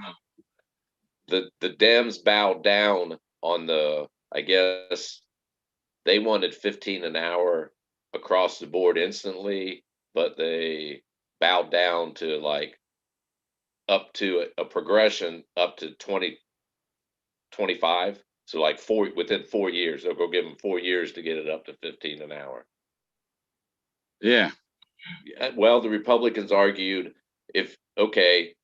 businesses are already hurting, and now like if they have a bunch of minimum wage, what is minimum wage? $9 an hour. All of a sudden, they have to bring these people or hire the new people at double what they paid their last workforce. That's going, and they're trying to struggle themselves, which I agree, man. That ain't fair to them, right? Yeah, my last job, I made over $30 an hour. Well, if minimum wage, if I'm not mistaken, it's not more than $8-9 an hour. 4 years, that gives they're planning on the economy to grow. And in the meantime, business is going to be making more profits. Yeah, 15, even 15. Come on, man. That's 40 hours a week with insurance on all and taxes. What would they bring home? They're lucky to bring home 450, maybe 500 a week, 450. Uh-huh. Hopefully they'll buy it, man. I done an electrical job and I got $400 for 2 hours work. Sweet. Huh? I said, sweet. It was just at the racetrack, at the horse track, and they have numbered lights. Where's it's a box. Each box is a number on that big panel, and each box has two plugs. One's the control plug, and the other's the power plug. And you plug them into their spot, and there's all the numbers on the board across. So there's 10 guys or something. And they call us out there, and it's a union job, so they had to pay you half a day no matter what, and it only took us 2 hours. So prevailing wage. Yeah. And it was a weekend, so they had to pay us double.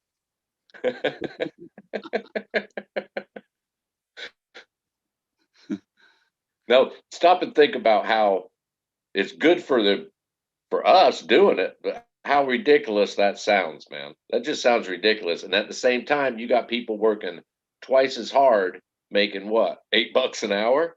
That Yeah, doesn't look make at sense. Fauci. He makes $500,000 a year off the government to Yeah. tell everybody to wear masks, and he's making money off the vaccine.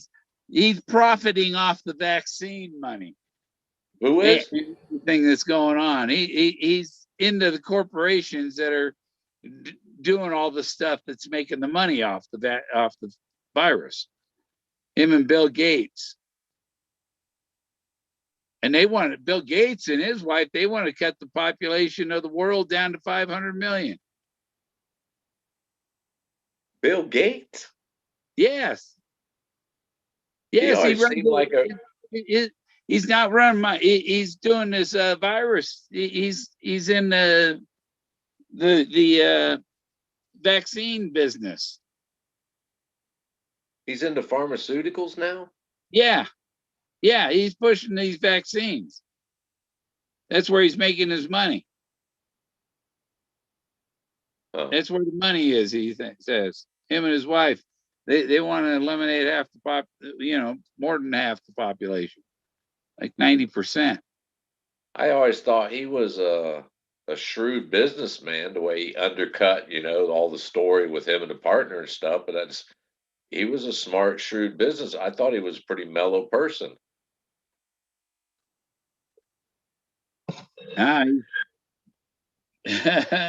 He's the Dr. Evil. Are you going on that QAnon channel shit, Bill? Huh? No, Are no, you that's listening not to from QAnon? There's plenty of people that aren't QAnon that know about Bill Gates. And Doesn't QAnon believe the Earth's flat too? Aren't they the same group? No, that's the skinheads. Oh God. My They don't want no one running away believes- from it, Bill.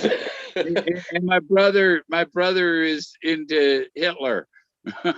And they believe flat Earth. Well, if they make everybody believe in the flat Earth, nobody can run away from them. Then they'll be scared. They'll stay where they're at. Yeah. They're into the old Bible, the old, the lost tribe thing, the lost white tribe is what they believe. About like those faction of terrorists that believe in, what is it, Islam? What's that J word? Where they Jihad. Yeah, jihad, where they attack the infidels for all the shit we did to them. Yeah. Better watch it. See what it is. I am all things. Lucky Digger says, I am all things. I don't see why we have to pay taxes to stimulus money. Oh, well, paying taxes to the stimulus ain't shit compared to what they're giving to these other countries for aborting babies and, billions of dollars going to Iran and all these other countries. And we get peanuts for the stimulus. It ain't crap. You got to complain about what's going out to these other countries that you're paying for. Did someone complain? Did someone complain in the chat that their tax dollars is going to the stimulus checks? Yeah. Well, it's better it go here than over there. I bet you if you was be able to, they got all those finances hidden, as well as, but the ones you could find, we're probably talking trillions of dollars every year go to other countries to help them. Yeah, and they gave our Social Security money away to them. And what it is not going to that other country. They they give them money they give Ukraine $1 billion, right? But 300,000 of that comes back to Hunter Biden. That's what happens with the money. And they want that legal. They want that kind of politics to be legal. And then what does that, what do we owe Ukraine, man? Or what do we owe these countries for these favors we've given them so that our politicians can get kickbacks.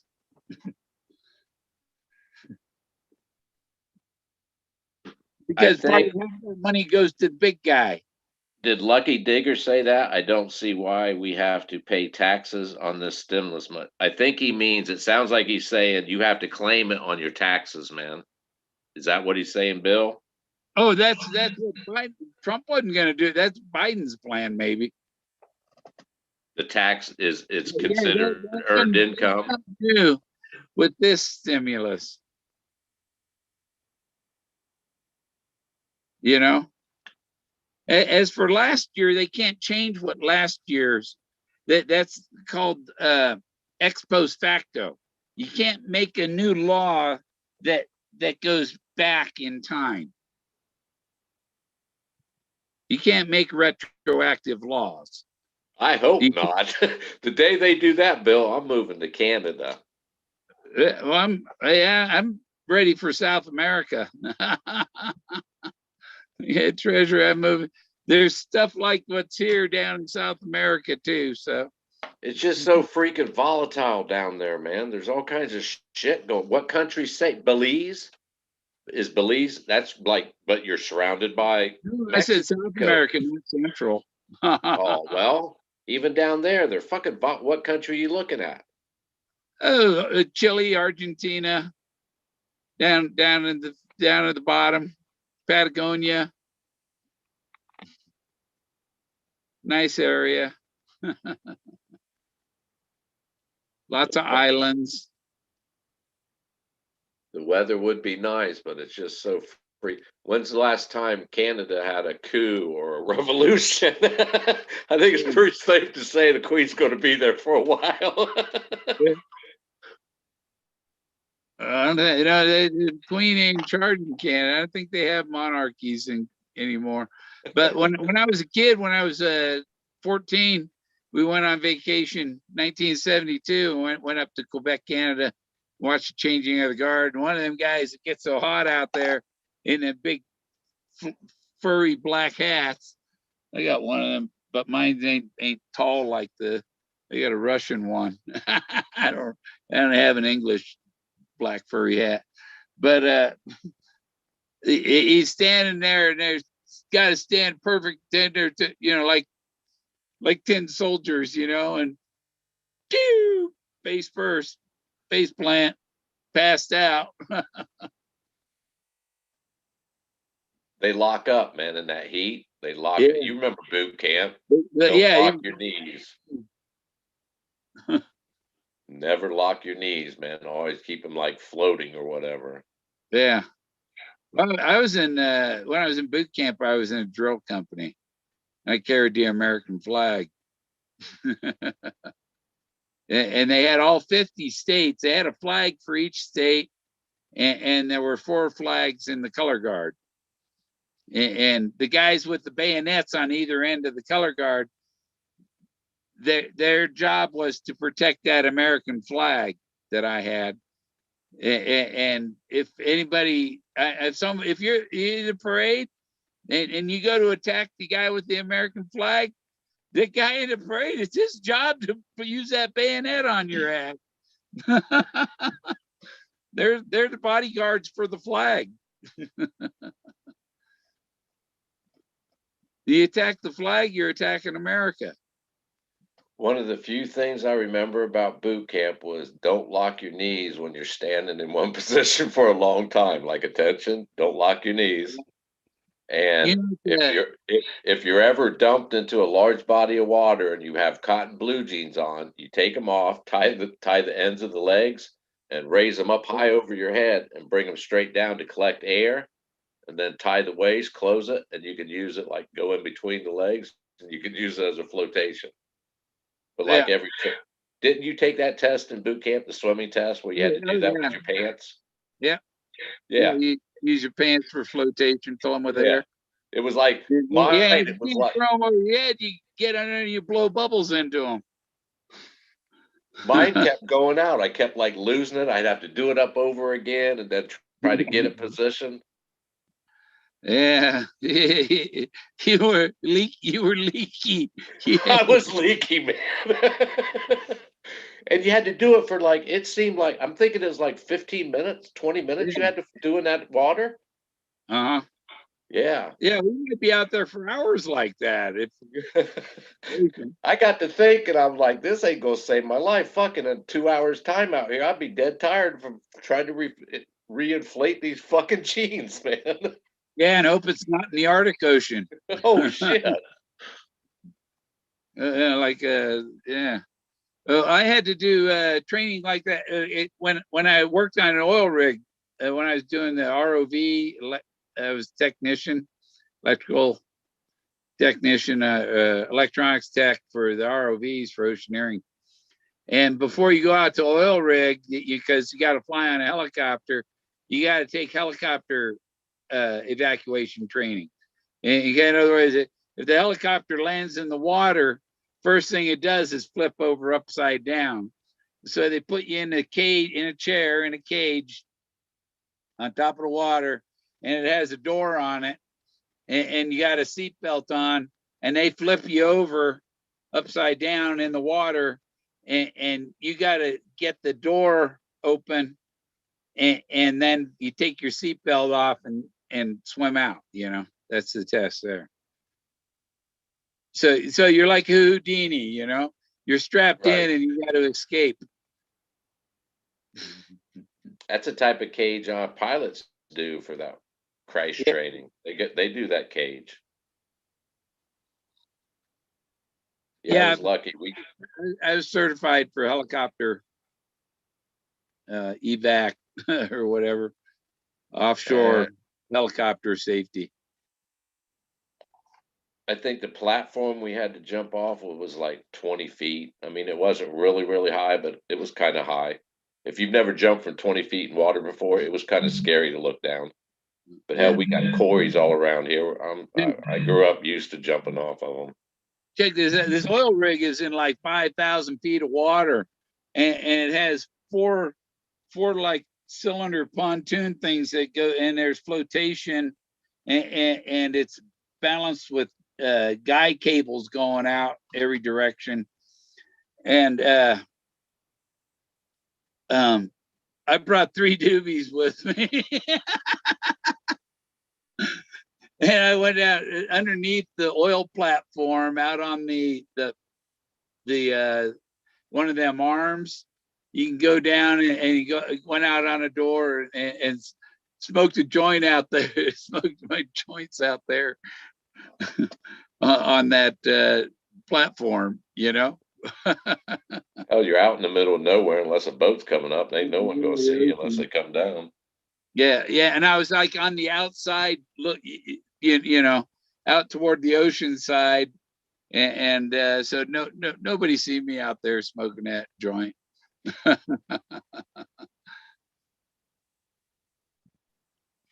Yeah, that was funny. And my roommate on the oil rig was this Mexican guy, and he was a mechanic for the oil rig or something. I worked for the ROV company, but you work opposite shift of your roommate. So while he's working, you're sleeping. While you're sleeping, he's working. And you get a little bit of time. You don't see the guy very often, but he kept telling me about the chupies or the chupacabras. Was out on the rig? We call them chupies. Yeah, on an oil rig. What the hell's a chupacabra doing out on a fucking oil rig in the middle of the ocean? Did he bring him? Remember the one that caught on fire back in 2012 or whatever? Yeah.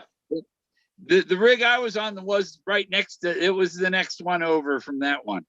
Same type of rig. It's huge. I was on the Shell Ram Powell. Was the name like Deep Hole Horizon or something Horizon? Yeah.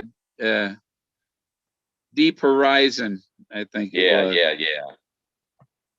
But I was on the Shell Ram Powell, like a ram, like a mountain goat.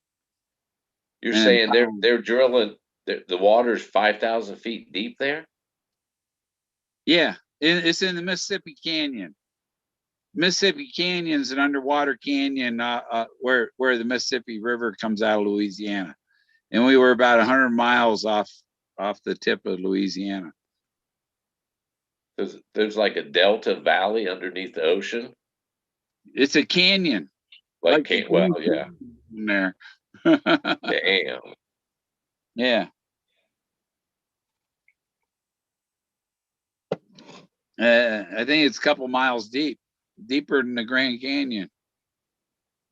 Huh. And we were off on they have like mounds out there, and we were drilling into one of the mounds next to the canyon. And we had to underwater the robots that go down, and I was the electronics guy, so like they had a problem with the ROV, and we got, and I had to repair the fiber optics on it and put it back together. Because if they can't see the cameras, then they don't know where the hell they're going, what's going on. What were you like? A week out, week in, or like a rotation? And it was like 6 weeks on and 6 weeks off. Oh shit, that'd be cool, man. But on the 6 weeks off, I worked in engineering in the office, but I didn't make it back. I only had to I was only out there 2 weeks, and they called me back because all the guys that I was working with were giving me shit about the woman I was seeing, whose husband worked there too. Her ex-husband worked at the same company. And so, they were divorced, but I was, I was just new in town, She was like 5'11". Everybody thought she was a model. Looked like so you were doing some side drilling on your own, huh? Yeah. That's what I was saying about the wall at the motel, In the room next to me told her husband about the noise going on in our room. Oh shit. Her ex-husband. And while we were off having, I think her birthday, my birthday or her birthday, probably my birthday dinner, in Lafayette, we were out at having crawdads, I think. And he broke into my motel room, and he stole our toothbrushes and our Mardi Gras beads. So, well, at least he left my computer sitting there. I'll be right back in a second, Bill. Big old footprint on the door. And the cops, they refused to even investigate, the footprint. I bet that's his footprint right there. No, they didn't care, because he was a local and I was a new guy in town. And I figured that's where they write the soap operas, down there in Louisiana. Oh yeah, I was a lifeguard too, JK. I was on a swim team in high school, and I had lifeguard. I was Red Cross lifeguard certified, and I was like 18 when I got my lifeguard certification. And the instructor, she was pretty hot, let's say. And in lifeguard school, you have to practice rescue somebody from the pool. And she was my victim that I had to rescue, the instructor. And she covered herself with oil and had me rescue. I had to rescue her. Well, she was all covered with all this oil, man. I was just slipping through my arms. Hell, I just walked into the room and ended up had oil all over, slipped all over. Yeah, my in lifeguard school. had Red Cross lifeguard certification, and the instructor, she was hot, and for the final, I had to rescue her. She was my fake victim, and I had to rescue her and do a fireman. I was told how to rescue, and I had to do a fireman's carry, pull her out. You know what a fireman's carry, yeah. Wrapped Yeah. around your shoulders, Yeah, leg, over and all my that. shoulders. Yeah. Yeah, put her over my shoulders, and yeah. I had to carry her out of the pool. But yeah, I got when the guy will hold his slip and slide, man. I couldn't get it was hard to get a hold of her, but I rescued her. Carried her over my shoulders over to the side of the pool. Should have carried her all the way home. Just keep on walking to your car. Go, we're going home, babe.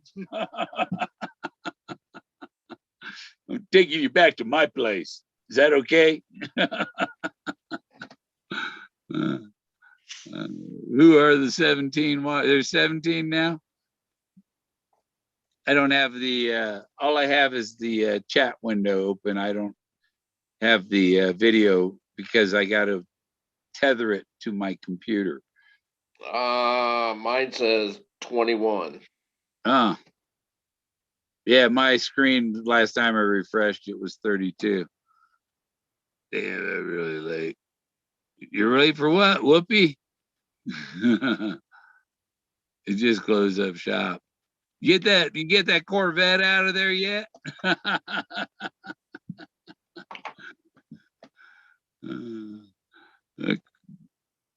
Corvette looked like was ready for demolition derby. No.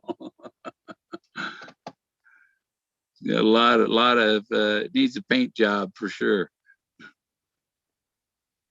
Backdrop. Yeah, it's my gallery.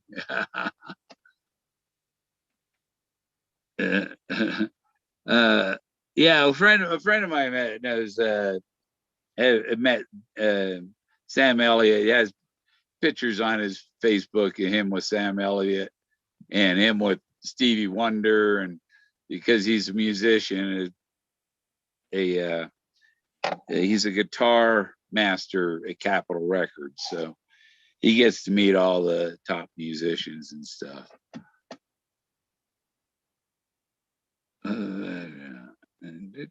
Vaseline. That's Vaseline. That's Stone Temple Pilots. Yep. Now I seen the band. You know the band Live? Live, live. Yeah. I don't think I've ever heard of them. What's some of their songs? Thunder Crashing. Thunder Crash. Is that like the one Garth Brooks did? No, that's Thunder Road. Never mind. Never heard of Thunder Crashing. I don't think so. They have an album called Four Songs, and there's a song about it's all spiritual, real spiritual rock and roll. You know, yeah. When I worked at Time Warner in Orlando, and it's like the woman from Louisiana moved to Orlando with me, and her daughter tried committing suicide, and her daughter come to live with us, and I was in Orlando alone, and I had a little 1-bedroom apartment, and then her daughter moved in with us. Her daughter was living on the couch, and we needed a bigger apartment, so I got this big 2-bedroom apartment with a loft and all on the lake, and then it's like, I'm uncomfortable living and having my daughter here too, and you know, can you get your own place? And I was like, this is I put up all the money for this place, you know, and I had to move out. So I said, fine, you know. That was in Altamont Springs on Altamont Lake. And I moved down to off of International Drive on Westwood, which is the street that SeaWorld's on. So I was between SeaWorld and Disney. And International Drive and Six Flags. I was right in the middle of the entertainment. You know. That's an expensive area to live in, man. Yeah, I had a nice apartment. There's a golf course around the lake. You know. But So what time frame it was live? What time frame you talking they were in? 1990 party like it was 1999. 1990s, huh? 1999. It was 1999. When I was going to like 3 concerts a month at the House of Blues for 2 years. I think it was like 97, 98. My wife ordered, remember those Publishers Clearinghouse where you get like 4 CDs for a $1 and you pay shipping and handling, then you had to buy one like 8 or something for load up on them, get all the deals, and yeah. then leave. Yeah. That's the one. Yeah, I got all the freebies. I'm done with you. She got Stone Temple Pilots Purple, which she was 10 years younger than me, so I was like into like the older shit, Aerosmith, AC/DC, Led Zeppelin, you know, Beatles, shit like that, Cream. She ordered Stone Temple Pilots Purple, Alanis Morissette, Jagged Pill, I think was the name. Yeah, I think Forrest mentioned Alanis Morissette. Yeah. Yeah. It was her first CD or her first CD, and it was Jagged Pill. Uh-huh. And then she ordered Collective Soul was there Was she first. singing about Forrest? Huh? What? She wasn't singing about Forrest, was she? Well, that whole CD it had that song "Hand in My Pocket," and it's just a Forrest fucking was in his pocket. yeah, it's just an angry fucking album, man. The whole album, she's just pissed off and fucking angry. Uh-huh. But it was good. But she's not really that way. Right. You know? Well, most first CDs are the best material this person or band has, right? Yeah, because they weren't popular yet. And Right. so they're really doing their own thing. So hell, when she wrote most of those songs, I mean, most of them was like break up, fuck this dude, and she's just pissed off at it. It must have been a really struggling time, and just so happens, all of them do it. Bands, they put the best material they have to date on that first album. But it was, I don't know, Stone Temple Pilots has been around. I don't think Purple was their first CD. I seen the Cars. Who did I see? The Cars. I saw the Cars, and I'm trying to remember who was playing with it. It was a famous band. But I seen them at the Oakland Coliseum, and when they were it was Styx, the Cars and Styx, come on, and you know Miss America, the song Miss America, Styx. Miss America? Yeah. Bye bye, Miss America Pie. And right there, ding, broke the guitar string, right on the best key of the whole song. Damn. Hit it too hard. They definitely had another one. Someone wrote a stagehand brought one up quick, didn't they? Yeah. I guess I keep my hand on my mouse on my computer, or my computer will go to sleep. Says it has 3 hours and 37 minutes left on the battery. The battery's been going for 6 hours already. Hell, that's good. 9-10 hours. Yeah. Yeah, that's why I got this computer. I paid $2,100 for this computer in 2013. Yeah, and it has solid state hard drive, and it has a Intel i7. you know, and it's a 64-bit. It's not a 32-bit. Most of you have a 32-bit computer.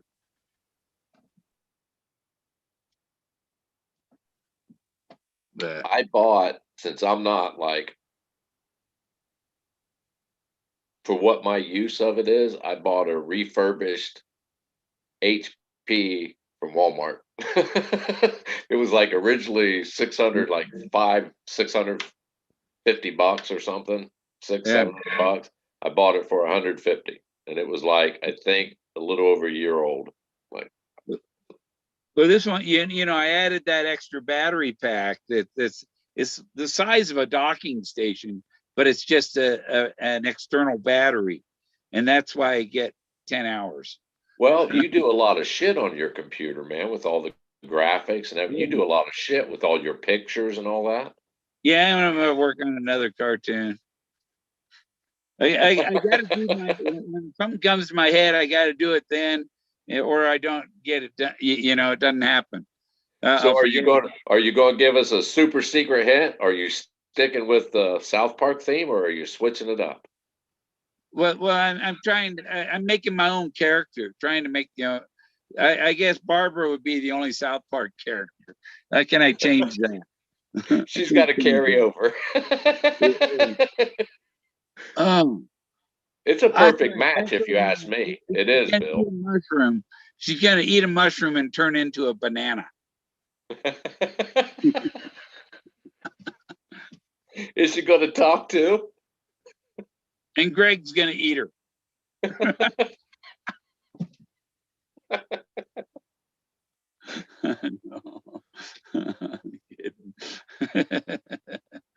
No. Yeah. Yeah, I had some more to expand the one flew over the treasure chest. But we ain't seen Barbara. She learned to just keep quiet.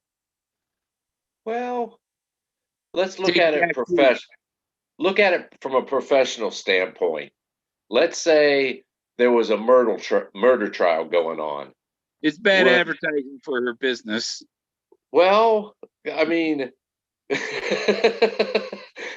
if you don't want whoever, if you're hiring a lawyer, you don't want your lawyer to represent you out in the public. You want to have them represent you in a court of law, right? Yeah, and anytime you're in court, is anything you say can and will be used against you.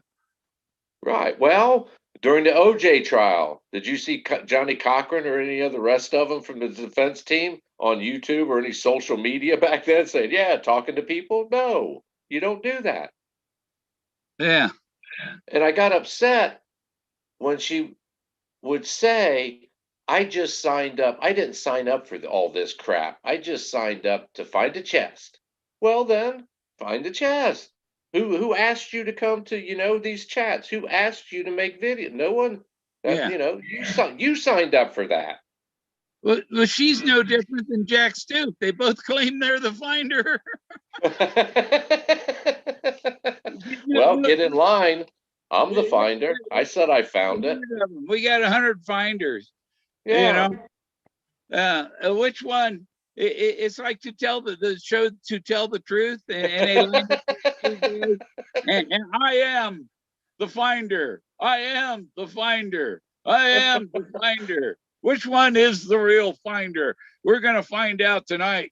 You know what? They ought to play that game at this coming, what they call it, Afterbury, or whatever they're doing on August 22nd. That ought to be a game on the list. Will the real finder please stand up?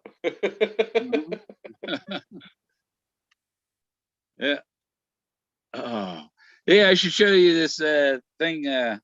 Ollie Brundage, Brujas. I don't know how to say his Ollie. His name's Ollie, Ollie, but he made this thing for me. He's working on it still.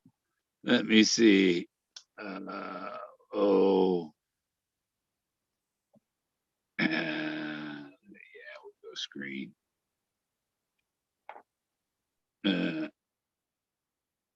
Yeah. Okay, now I want to. It was in here.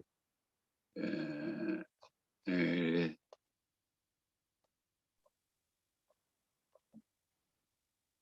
There you go. Who's that? Can you see it?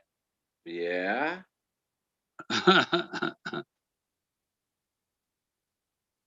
Who is it? It's me, man. It's me. Me ain't here, man. It's me. I'm right here. He's still working on it. He's still got to paint some more on it. But What's it made out of? it's a foam covered with plaster or something. Is it that shit that they're making like cabinets for camper vans and shit? I don't know. It's a foam thing. He cuts out this foam thing and he coats it, puts a bunch of coats of like plaster on it, and then paints it. And he made one with Forrest holding the treasure chest. So it's safe for being outside too, right? Yeah. Oh, well, no, I don't know. I don't plan on keeping it outside. It looks like what? 2.5, 3 foot tall, maybe? No. I don't know. I think there might be a foot tall. It's not that big, I don't think. You see the computer screen there, it looks like on the right edge. And that cup. Okay, it's like a coffee table. I thought it was like a dining table. There's a little plate right behind him. Okay. Let me see, can I? Yeah, you see that cup? That's like a dice cup size. Okay. Yeah, that's supposed to be me.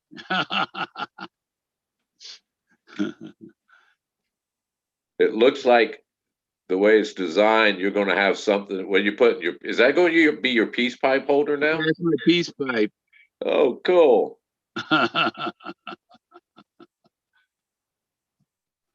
Yeah. Yeah, that's cool. Yeah, he's been working on that a few months.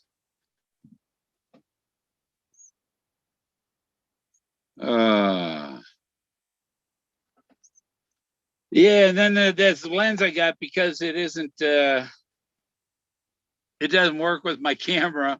It doesn't work. Autofocus don't work. It's all manual. So the guy offered to give me a $40 back on out of the 120 because he didn't specify that it didn't work on, which model of the cameras it worked on. You can't find any documents on it. And my model of Nikon they still sell, so it's not outdated, He called it outdated, and it's like it's only 3 years old, 4 years old. I had that camera in 2017. Is that the same camera you bitch about that you have to like go to each little thing to change it? You can't just one button. Yeah.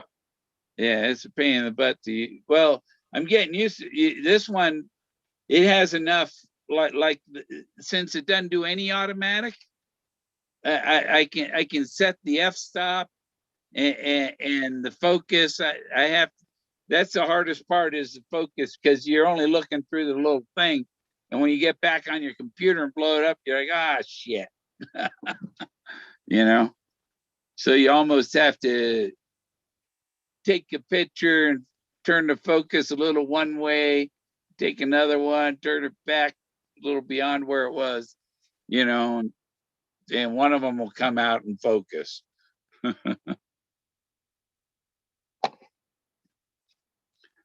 But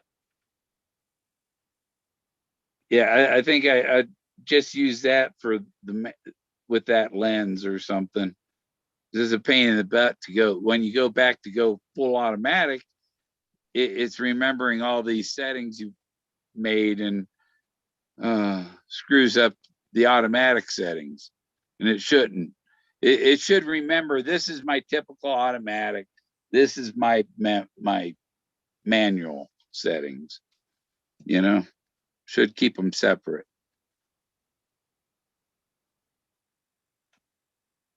Dun, dun, dun. What do we say? Let's see. Sorry. He quit and became a school. Oh, the guy, the one who worked for Motley Crue.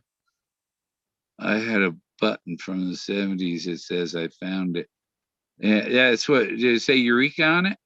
Because that's what Eureka means. I found it. That's a good thing. Yeah, yes, he is. That's because it's not a, yeah. And I got my case for my quarter, and I stuffed my coins back in their little hole. It's hard to get it out. Good place to hide the coins, you know. I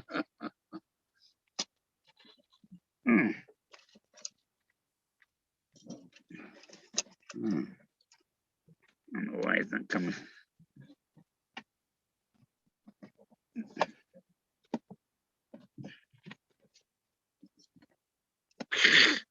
Oh. Come out of there. So good of a hiding place, Bill, you can't even get it, right? Yeah, it's hard to get it. You know, when I go drive the RV, that's good because it won't, it's not going to just fall out of there. I have my new quarter right here. Well, it's in a, it's not a new quarter.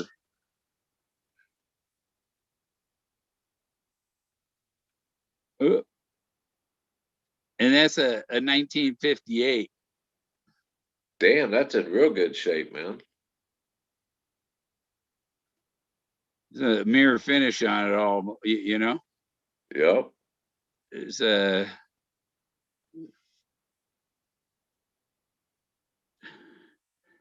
and one in this condition is supposed to be worth, like they say $48, but I think this is better than the $48 one. Where'd you get that at?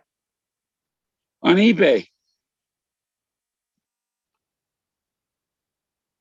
I think I paid $20 for it, but it should be worth about 50 because of it's like mint. Yeah, it's nice. Uncirculated. This thing hasn't got a scratch on it, you know. And it's the same age as I am. 58. Yep. Born too late in 58. Were you a Korean War casualty, Bill? Yeah. My dad was Korean War era. Well, you and I think my kids were looking into it, like X generation and Y generation. We're into but baby boomers is like a huge fucking swath, man. It's like from the 30 or 40s to I think 64. Yeah, and look, I wouldn't be here if it wasn't for Alexander Graham Bell inventing the telephone, because my parents met when they worked at the phone company. There's the 6 degrees of separation, right? So your dad had your mom's number, right? I don't know what my dad did there, but both my parents worked at the Stanford Linear Accelerator, and I ended up working there when I grew up. You know, it was cool. That's neat to say I worked at the same place both my parents worked. Right.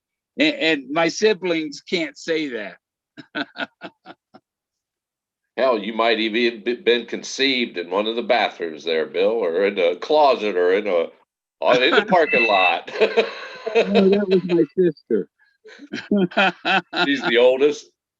Yeah, my sister got 13 months on me. Oh yeah, you can always hang that over. At least I wasn't conceived in the bathroom of a telephone company. A couple times ago, or last time. Schoolhouse Rocks, 1964. That's Yeah, I was 6 years old in 1964. I was in first grade. I was one. Uh-oh. Whoopi's eating chili. Did you get some Beano with that?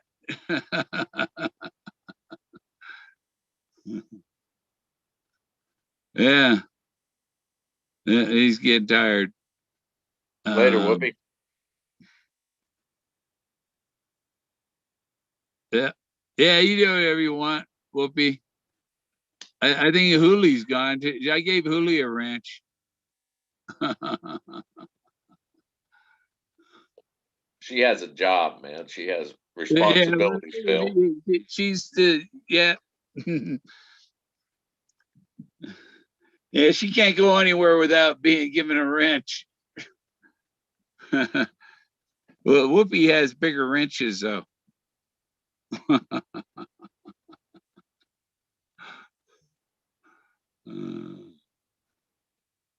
Yeah. You ever seen them big wrenches for the like the for the nuts that are on like bridges and Yeah.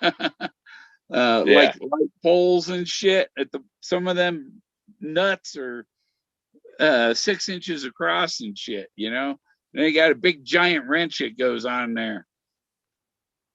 There's a local tractor supply company, and for as long as I remember, back in where they keep the tools and all that, this fucking wrench is probably it's at least 4 foot long, right? And probably at least 8 inches wide. Yeah. This fucking wrench is it's huge. You could like rip someone's head off with it. You can put someone's head, two people's head when you open it up. Yeah, I've seen those Yeah, wrenches. for something on a tractor. Oh. You were talking about your parents meeting and all that. It reminded me I was flipping through some channels and a commercial, you know how they pop in and you gotta watch like 3 seconds or whatever before you can skip it. Well, this Yeah. commercial came on and it is a father and a son sitting in the car, and the son looks over and says, "So, Dad, what was your favorite part of high school?" And I think they're eating a candy bar or something. And the dad smiled and says, "Making out with your mom."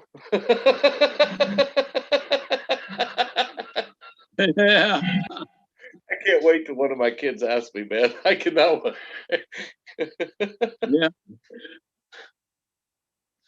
Yeah, you gotta go. Help. There's nothing you can do. When your kid's in love, that's there's nothing you can do. You can't interfere if you interfere with it, then you're an asshole and you're alienating yourself from your own kid. So you got to let them do what they want. Right. Let them learn their lessons. You give them a light warning, you know. But if you Well, push something, it's the parents that won't let their kids fall on their face. They're always there to pick them up, and there's the kids never learn lessons, man. They never learn lessons. yeah, they have to go learn it on their own. Yep. Yeah, yeah. It's like my brother tried to warn his daughter about the guy she was seeing and stuff, and he ended up being abusive and stuff. And so now she knows, you know, she learned. Well, unfortunately, as a Hard. parent, you got to sit back and watch them go through it, especially daughters. And if they keep repeating the same mistake, it's like, damn, man, what's it going to take? You know, it's Yeah, like you suffer with them. yeah. I practice the out of sight, out of mind. That's my philosophy. That's how I get through the day. Yeah, yeah. I think I've had a girlfriend in a dream the other day, and I don't know what happened. We were walking, just walking with our arms around each other, and all of a sudden I'm in some I don't know. It was like them the things they herd the cattle into the narrow thing and to go through Stockyard type shit? huh? Like a stockyard type shit where they Yeah, herd them through? yeah, where they funnel them into this little passage. It was a weird thing. It was like the road had fences on both sides and stuff or something, you know? Get to the end of it. like Washington, D.C. You know, where are the fences everywhere? Everything closed off. You couldn't, like you were fenced in on the street.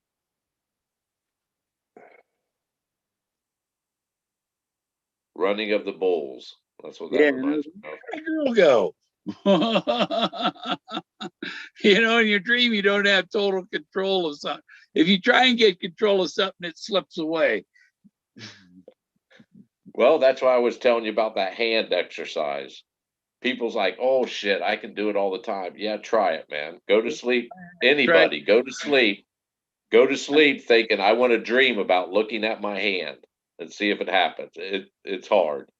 I know when I had my out of body experience, my head, my top half of my body sat up, and then my legs came up, and your umbilical area or your abdomen is the last part to leave. And they talk about the silver cord, you know. Did it tickle? Did it tickle your abdomen? The silver cord is the silver cord goes to heaven or whatever, you know. And so you're still attached that umbilical cord, you know. This is where I came from. So you have one foot in this realm and another foot in the other. Yeah. You're still attached umbilically to the past and your ancestors, you know. And each ancestor is another knot in that rope, you know, teachers with ropes. Think of that rope as the umbilical cord. And the knots are the ancestors to help you along your way? It's each one, because each one came from as an umbilical to their parent. Right. You know? And so we're all umbilically attached in a chain.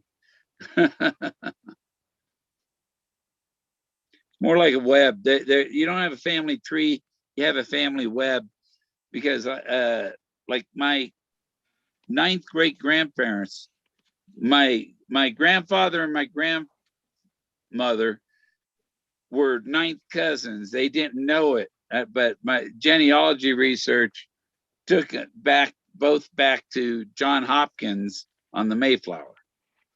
One was descended from his son and one was descended from his daughter. Damn. 9 generations too. And my grandparents were 9th cousins and didn't know it. You said the Mayflower? Yeah. Yeah, John Hopkins on the Mayflower is my ancestor. So does that mean I'm related to Anthony Hopkins? Is that where his bloodline is traced back to? Possibly. I think so. Well, a lot of Hopkins can be traced back to him, most likely. Is that, you know? That's Plymouth Rock, right? Mayflower? Is that Plymouth? Pilgrims. Yeah. But I'm descended from him and the Allens that were on the Mayflower. They had 2 families that came on the Mayflower.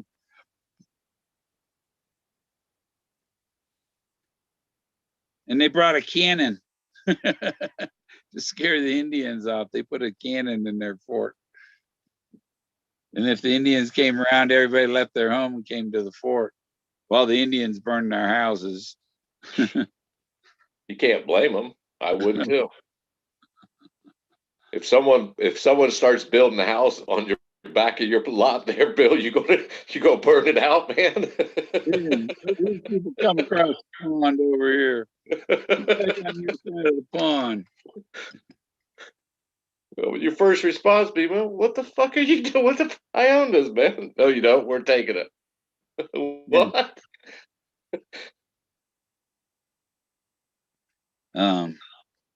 But the Hopi say the white men came out of the same mountain they did, and they knew that we would come back. The men with beards, white men with beards, and I found stuff here that's showing that there were redheads here. It's their white brother. The Yeah. white brother is supposed to return. Yeah. And brother indicates the same mother, same father, right? Brother. Your blood. Yeah, Mother Earth. Mm-hmm.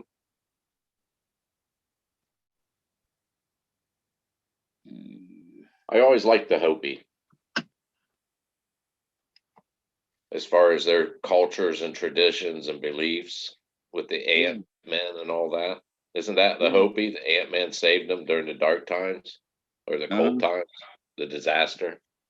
Yeah, I got my Grand Canyon shirt at the Hopi house.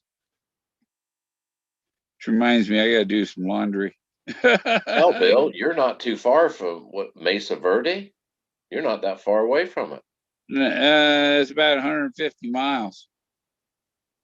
No, it's 200 miles. Almost 200. Well, when I went, my daughter and I went out to, I think it was October 2016. We were out west and we were heading to Roswell. And they had fires along the Golden Highway, or all I can figure is Golden something. We ended up off my roof going down to Roswell. Really? Yeah. Well, they had fires going on, so we ended up taking like 285, 287. Anyway, it was the back way from Taos off 25, I think, Interstate 25. Uh-huh. And I was planning on going to Mesa Verde, heading over this like Golden Highway or something. I think it was in Colorado. It like goes from 25 all the way across the bottom of Colorado to Mesa Verde. Yeah. Huh? That's Highway 160, and I'm about mile post 247. Off of that? Yeah. Well, like I said, I wanted to go to Mesa Verde, but all those fires, man, it was like I'm not going to like go all the way down to Roswell and then come up like Gallup, New Mexico, up in the what is it, northwest corner. We didn't have enough time. $1 million highway had more fires. Is that what? It was 2016. Huh? Yeah. October 2016. Yeah. Hell, Bill, when we went through Pueblo, I think it was freaking Pueblo. We went through Pueblo and it had 2 lanes going north, 2 lanes going south, and then the berm and all. There was fucking fire across it. I mean, it was so scary. My daughter was like 13 at the time. She's like, "Dad, man, we couldn't see nothing in front of us. We're on the fucking highway. Fire everywhere." I'm like, "Fuck, I can't turn around. I can't back. I ain't gonna stop. Someone will hit us." It was fucking freaky, man. Yeah. Well, I was so nervous, man. It seemed like longer than it probably lasted 10 minutes, but it seemed like fucking hell the whole time. I was white knuckling it, man. Yeah. Yeah, I think people should in a situation like that. If you can't go the freeway speed, then move over to the shoulder and go slow. And that way, anybody that thinks they can fly through their freeway speed isn't going to hit somebody that's too chicken to go through it. Well, hell, Bill, we had seen it for like an hour beforehand. We seen the smoke. I mean, at first it looked like low-lying clouds, and then the closer you got, it was smoke, and then before long we could smell it. But the highway, they had signs up, drive slowly. Poor visibility ahead. I'm thinking, okay, they're telling me it's cool to keep driving. I just got to drive slow. If it would have said fire crossing the road, proceed at your own caution, I would have pulled off the fucking, I would have hit an off ramp, the first off ramp. Yeah. That's what pissed me off, man. I was sucked into it, and then there's fucking no turning back.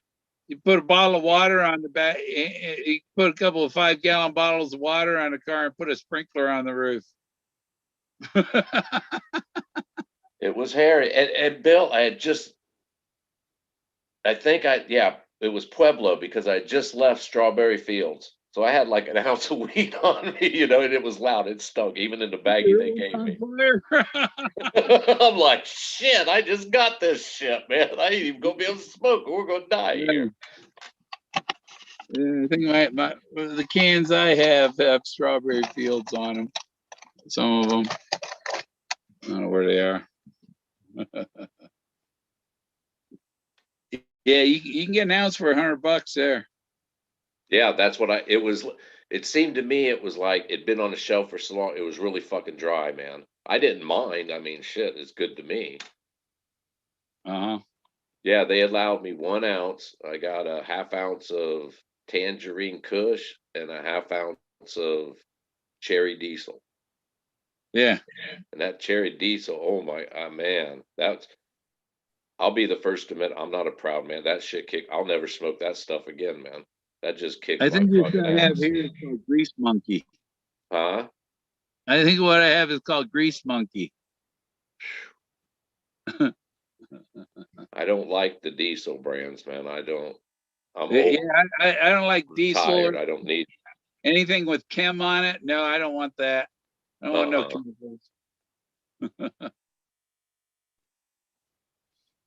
But really smoking this, it gets my oxygen thing says that after I take a hit, I've got more oxygen going, you know? So it's as good as the inhaler.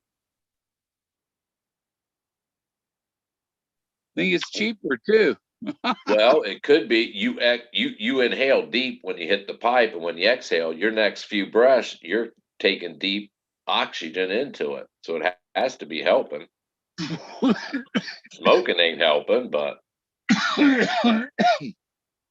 They say no, they say smoking it opens up your air passages. because you breathe so deep. I don't breathe. I used to not take it very deep, but I'm able to go deeper now, and that seems to help because it opens up those passages. Weed, I've never, even when I was young, I didn't hold it. I smoke it like a cigarette. I inhale it and then exhale it. I don't like Yeah. cup. You remember those people that would cup it and like and start coughing and then try to hold it all in? Yeah. Oh, we used to do that. They call me iron lung because I take a pill and I could hold it and dissipate it all and blow out nothing. Oh man. Yeah, see, I just did one. I'm at 94.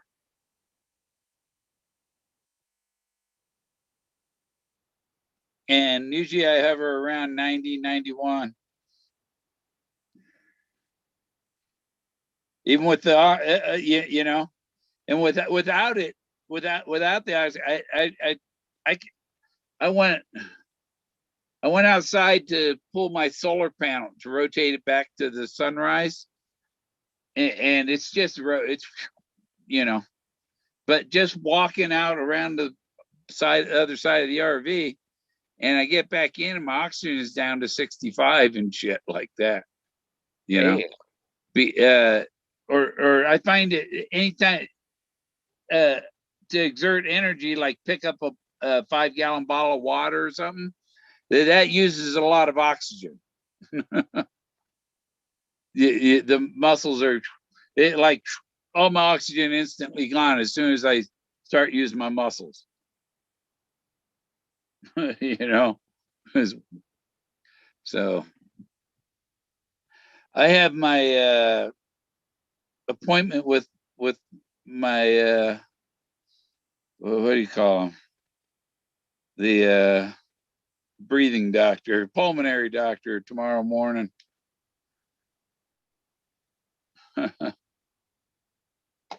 the mouse so the computer don't go to sleep. My people are Jamestown. Yeah, mine too. I'm related to Thomas and Jones from Jamestown. Yeah. And Brown. I have ancestors named Brown.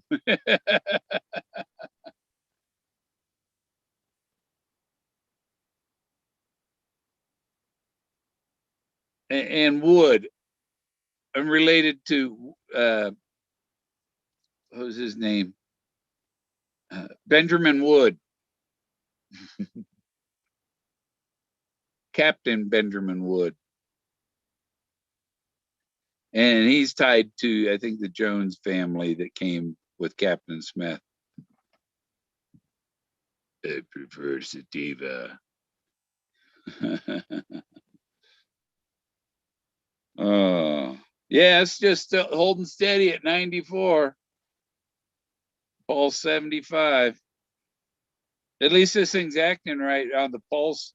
Earlier it was going freaking nuts. It said pulse 219. And then it went to 12. And then it was at 84. What'd you think? Oh shit, what the hell's going on? Hummingbird. Hummingbird speed. You think of that guy in Ben-Hur on the boat beating the drum, boom, boom, boom, boom, boom, boom, boom, boom. You know, he had to go to college for that job. Yep. That's a trained profession. Yeah.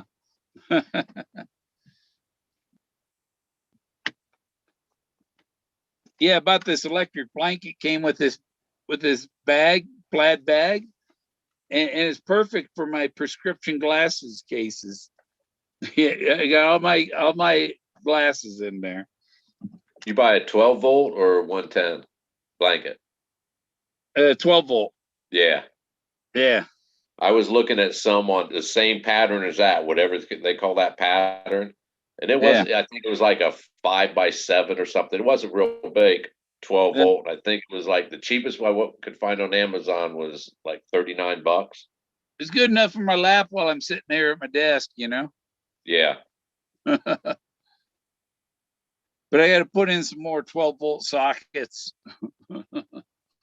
I've got to overhaul my battery wiring, or I got to do something and to make the RV batteries last longer into the evening, or I got to charge up. I'm going to do something with the electric bike batteries. I get one or two of them, and they're each 3,300 watt hours. So my computer's 65 watt hours. It'll go a long time. Yeah. So each hour I'm using 65 watts of that 3,300. I never really played around with DC. You remember the old transistors and stuff like with the battery operator. But when I hooked up my solar system on the van in 2018, I didn't realize how simple it was. It's very simple. Oh yeah. So from the battery to the controller, from the controller to the panels. Yeah. I've been an electrician, and my dad took me to work as an electrician. I worked with my dad in the union as an electrician. That's how I got in the union jobs, because my dad took me to work with him. Right. And we did temperature controls and stuff. And he taught me, and he a lot of people, well, why say it don't matter why, it's just fucking follow the dot.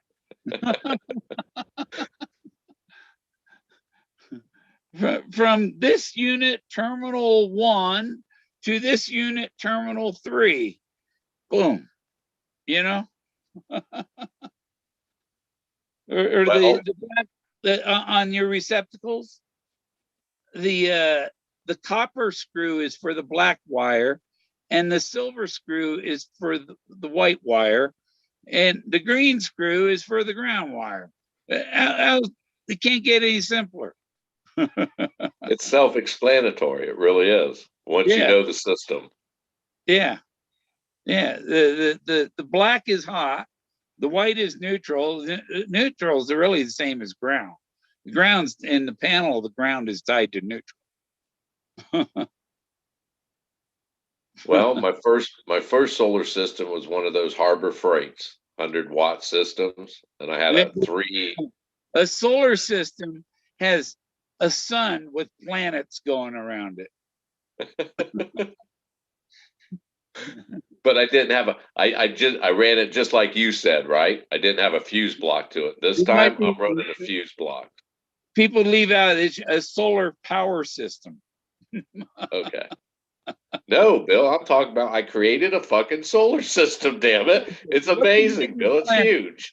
Yeah, what do you, yeah, you name your solar panels off of planets, right? Hell, like you can get them at Harbor Freight, man. China's pumping these they're pumping these fucking solar panels everywhere. Yeah.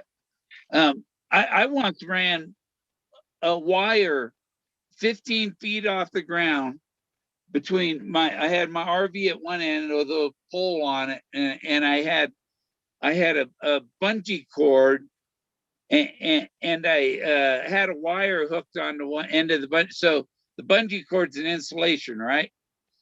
Right.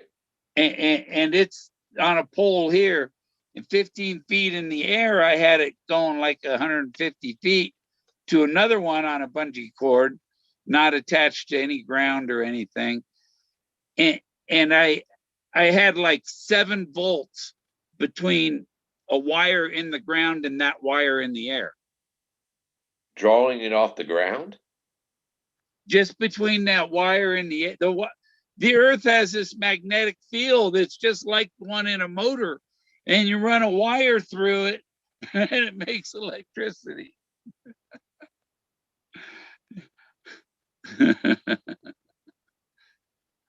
The earth is spinning, so the magnetic field's moving around and passes over that wire and transfers energy to it. And I found the higher you put the wire, the more the voltage. You're talking like Tesla stuff, right? Yeah. It was like like it was like 1 volt for every foot.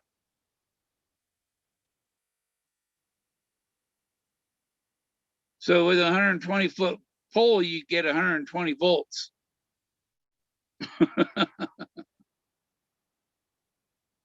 But what you do is, because I don't know how many amps you get off that wire, so you have multiple wires, and you combine them all together, and the thing where I tested the wire was in the middle of the wire, not out on one of the ends.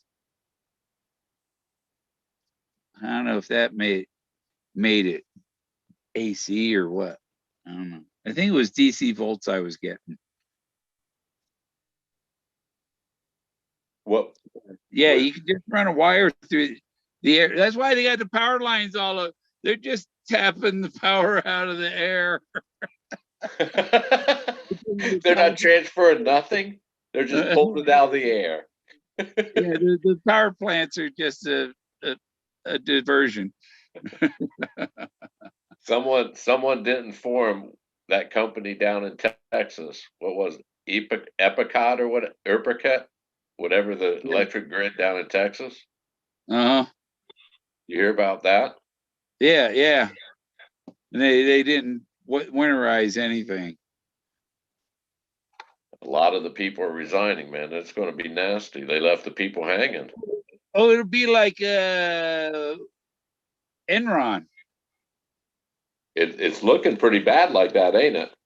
Yeah, it'd be like big Enron, and really it's going to shut down these big and things will have to be run by the government. Stuff like that. I didn't take the time to research it. Private, huh? I didn't take the time to research it, but what does it mean when it says unregulated? That means they're free reign, right? Government's not had a hand in it. They're doing whatever they want. That's what they're called. That whatever that Texas grid is, it's unregulated. Yeah, and it's separate from the rest of they're not hooked up to the rest of the grid. So that sounds like a ploy by the powers to be to set up, let a disaster like this happen just to say, see, you need the government in here to regulate this stuff. You need us. Yeah. Imagine if the highways where the corporations had built the highways, but they had to do it under government rules. Right.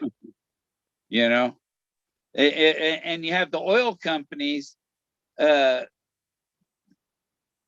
instead of taxing us, but the oil companies be in charge of keeping the roads maintained because they're selling the gas for you to drive on them. I don't agree with it. It sounds kind of shaky to me, man, both ways. No, but they have to build it to government standards. Everything has to be, you know, the government regulates it, but they have to, and if they don't, then they're fined or whatever, you know. Well, you'd mentioned it early, prevailing wage. The problem is companies, the government will get contracts with a company like, and they have these standards, prevailing wage, this, that. So it costs them more money to do it because of calling, like the example you used. Someone that comes in and works for 2 hours on a Saturday gets paid for 4 hours double time. All these companies are jacking any government contract. That's why companies want it, because they know they can milk the fucking system. When I was in the Navy, they bought a wrench. It was a $300 fucking wrench, Bill. A fucking wrench. I don't even remember the name of the company, and it had no warranty. Like Ross Perot used to say, why would I spend $300 of the taxpayers' money on a fucking wrench with no warranty when I can go down to Sears and buy a Craftsman for $35 and have a lifetime warranty? That makes no fun. They're just throwing the fucking money everywhere, man. Yeah. Yeah, I get my propane bottle filled, and they're not using a Craftsman screwdriver.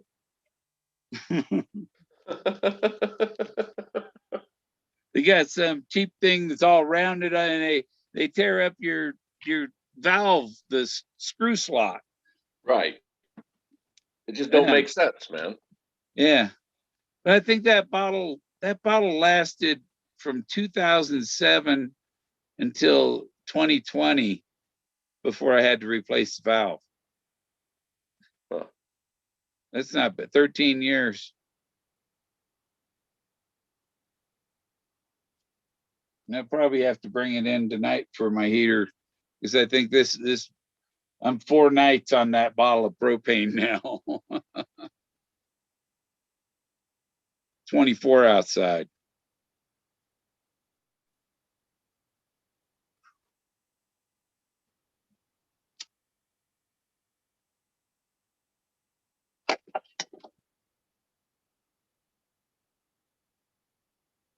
Disappear into the fog.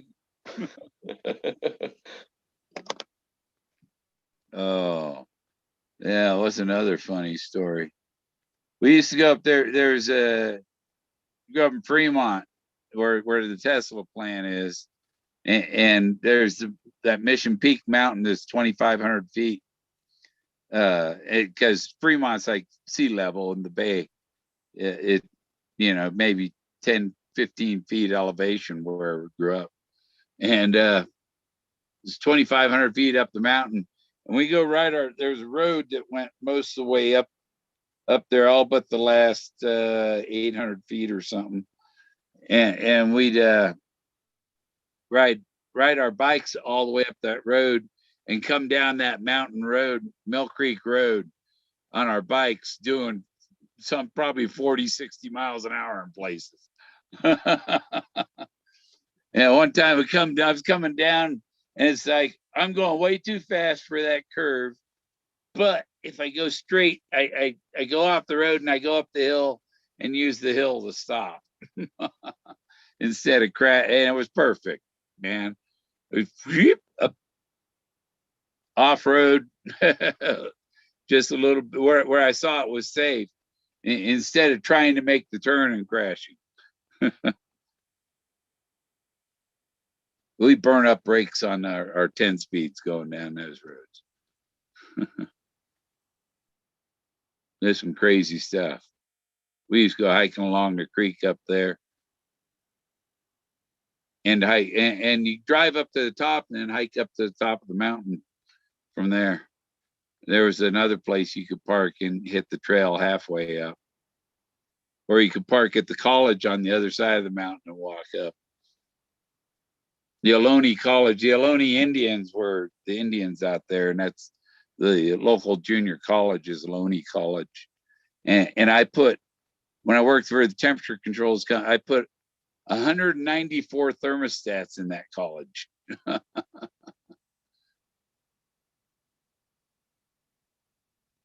We had a place growing up. It was kind of on the outskirts of the town, right at, not really country, but it was right in between. And there was a cement factory out there. And the west end of the town drained all its storm drains, and we called it the shit creek. It was like the closest, it all was going, all these little drain tunnels would lead to this one drain, and then it like made its way out through the country to one of probably the Olentangy or some river, right? But they Yeah. called it the shit creek. When the cement trucks, whatever they had in left, they'd pull it up to the bank of this fucking shit creek and just start pouring. And it was a ditch, probably it was maybe 15-foot high ditch. And every time for all these years of them doing it, it was like a 30-foot fucking mound of just like washed out, hardened cement nastiness. But it was a straight down shot, probably 25 foot down into the maybe 3-foot shit creek, right? That was Yeah. if you rode down shit creek and lived to tell about it, that was like a badge of honor. There weren't too many of them. I never had the balls to do it, man. Never. Yeah. Lucky Digger back. Did he? We used to go riding up for like Christmas. We'd go with my dad up in the mountains. We had a station wagon, so there's 4 kids, you know, and we'd go up in the mountains with the station wagon, and there's oak trees all over it. They're not mountains; they're the hills above Fremont, Morrison Canyon and stuff. And we go up there, and they'd the trees with mistletoe in it. And my dad would climb up the tree and cut the mistletoe out, and we'd fill the whole back end of the station wagon with mistletoe and bring it home, and we cut them into little, pieces, put ribbons on them, sometimes bells or something, and then and put them in a baggie, and we go down to the White Front store. You ever hear of White Front? No. Yeah, no, it was a department store in the 70s, I guess, 60s, late 60s and 70s. And we go out in front of the store and sell our mistletoe, and we'd make a couple $100 off of mistletoe each. Yeah. They still do that down in like Kentucky, Tennessee, around Christmas, right after Thanksgiving. You see them around every highway, sitting on the side of the roads. Yeah. Yeah, it's a way to make money. It's a way for a kid to make Christmas money. Shit, nowadays you can probably get $5 for them. I think we were getting $1. It didn't cost us hardly anything to make them. Another thing I notice around here, they take grapevines, the vines and woods.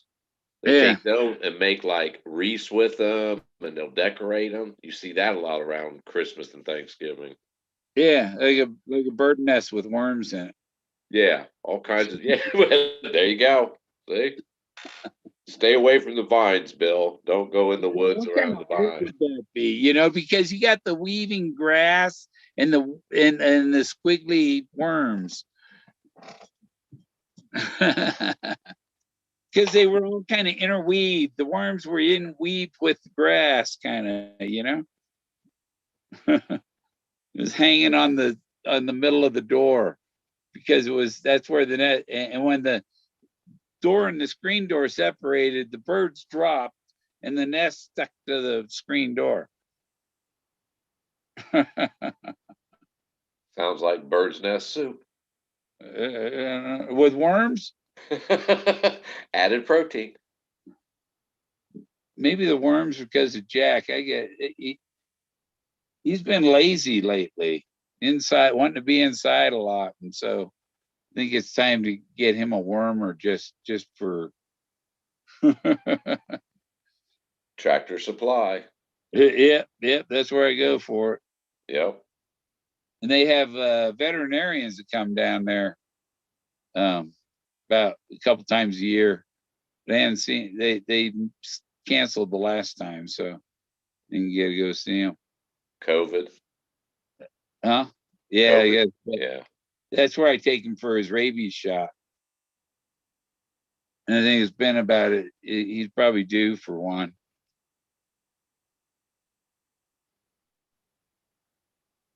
I gotta look at his thing. What date's on it? Here we go. Yeah.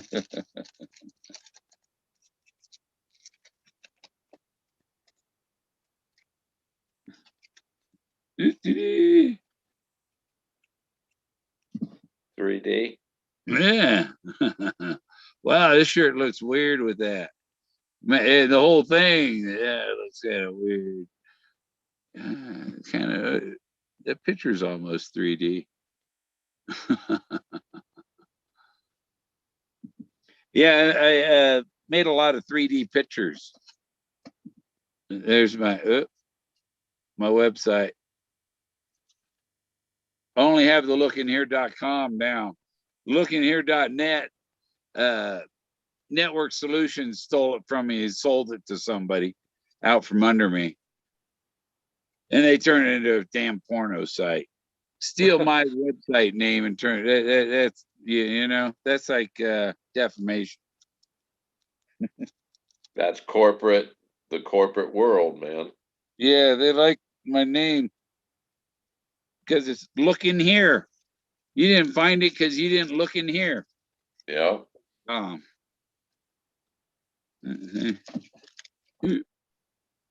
Yeah, forget the .net. That was stolen from me. It's not mine. I have not associated with lookinghere.net. They stole my registration. I didn't get an email telling me it was expiring, you know. They just, oh, grab it. Good name, catchy name, make it a porn site. Yeah, well, could have made it something decent, you know. So they kept it a 3D. It's a 3D porn site. No, it's not 3D. They stole my URL, and Okay. it's not mine at all. They turn it into a porn site. I have 3D pictures and stuff. The first time I watched on YouTube where they call it 360 view and you move it around, it literally, I'm old, man. It blew my mind. I was like, oh, what? How the fuck? How is this? What the fuck? They have one at 360 video of Mars now. Do they really? Yeah, there was one at 360 Mars. That's on YouTube. I watched it, and it's like a minute and a half. And while it's going, you can rotate around and look and stuff. I haven't listened to the one where they recorded the sound on Mars yet. Yeah, they did say they had a mic on it, didn't they? I think they have 2 or 3 mics. Yeah, they always have redundancy on spacecraft.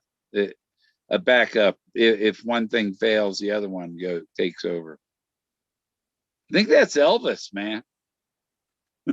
see the sideburns? No,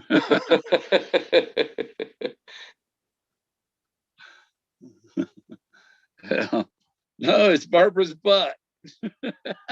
I was going to say it's Elvis tattooed on Barbara's butt. Love me tender, love me.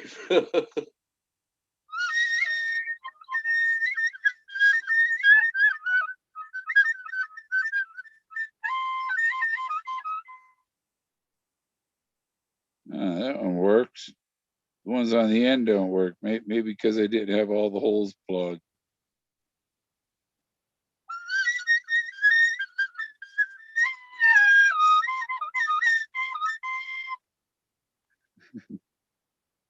This is from the Civil War.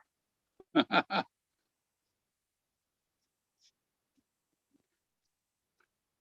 don't know how to play anything on it.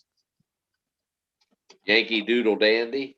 Yeah, that's what old Abe loved to hear my great grandfather play. The Screaming Eagle.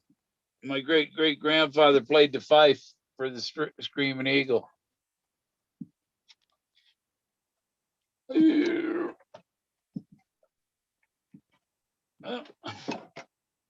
got this one. It goes this way. And this one I could do that Clint Eastwood thing.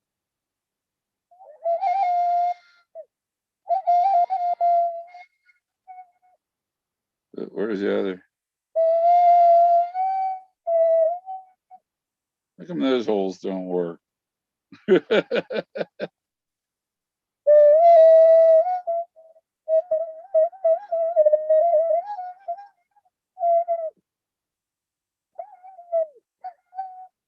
Yeah, fuck it. Sounds like you're out of practice, Bill. Yeah, I don't know how to play it. Looks like alien thing, man. Yeah. Did you ever see the movie My Name Is Nobody? No. Has Henry Fonda in it. Yeah. Yes. It's a good movie, man. It's a spaghetti western from the probably late 60s, early 70s. Uh-huh. Yeah. I think I've seen that. Yeah, and that's like Man of the East is one of those type of things. Man of the East. Who played in that? Bull Schmidt. Who? The guy.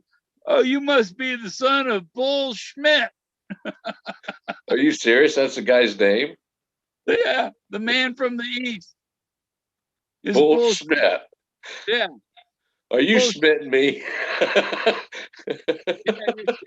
Bull Schmidt. And the guy could shoot from the hip, but he never tried to get. Oh yeah, you just pointed at what you want. You didn't have to line up the sight. He just pointed it from the hip. Boom. Because a lot your brain knows how to line up where your finger's pointing and what you're shooting at. You know, you can point at something from your hip and be accurate.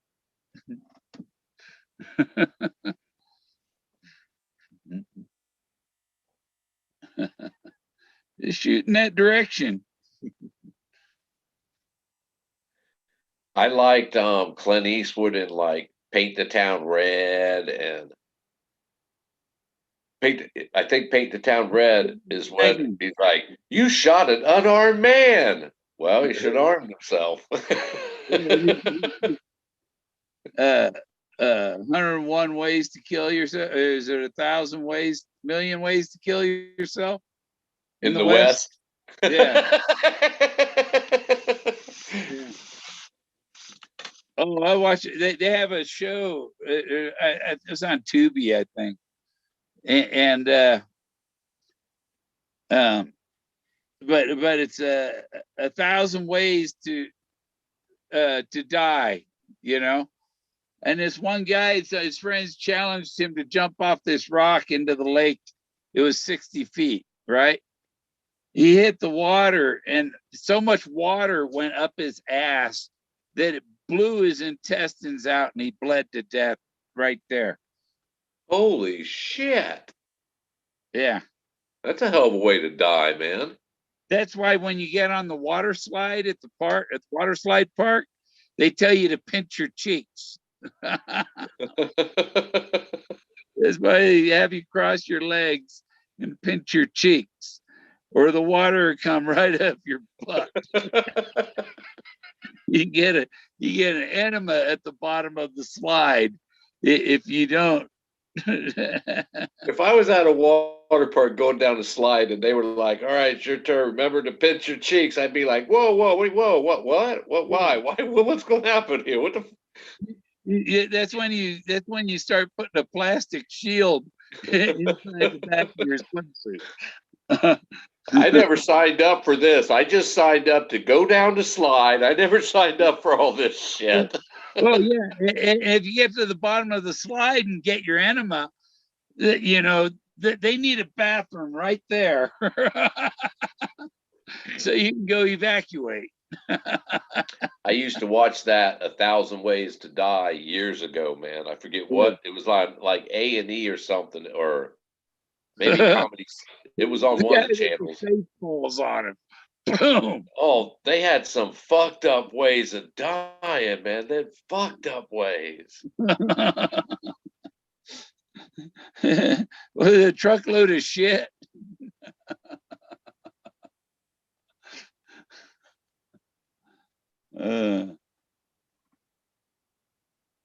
Yeah, I watch some car crash videos. And here's a truck. It's coming around the corner and it stops at a 45-degree tilt. I don't know what to do. I think what you do is you turn toward the side it's tilting to try and pull it back straight. I don't know. They'd have to hook another truck and put a cable on it and then he could probably pull around. Yeah, like they should leave in the video that what like that one, the result, the resolution. How did they fix that truck? Because the end of that, it just left it there with the truck because the guy knew better than to try and move it any further. What channel were you watching those on? Oh, these car crash videos on YouTube. Okay. No, I meant 1,000 Ways to Die. What was the channel you said you watched that on?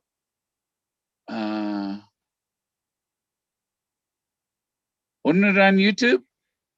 I don't know. I've never looked it up, man. I don't know if it was on YouTube. No, I think I have the video. Okay. I've got the DVD. I think it was at Walmart in the bin. I'd like to find that. I always enjoyed watching it. It was like a half-hour show, and each one of them was like some stupid. Most of them were just stupid, man. They asked for it themselves. 1,000 Ways to Die in the West. No, on Tubi, they have 1,000 Ways to Die. Tubi? Yeah, Tubi. Okay. It is. It's either Tubi or Pluto.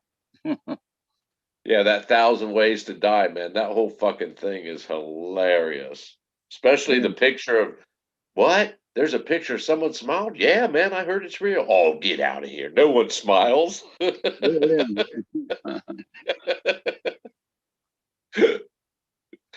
Sun with Charles Bronson. This is J.K. Pioneers. Watch Red Sun with Charles Bronson. That Jack one in? You want in, Jack? Red Sun? He's been outside chasing coyotes. I think I just heard him scratch at the door. But I thought he was up there sleeping on the dash. No, he's outside.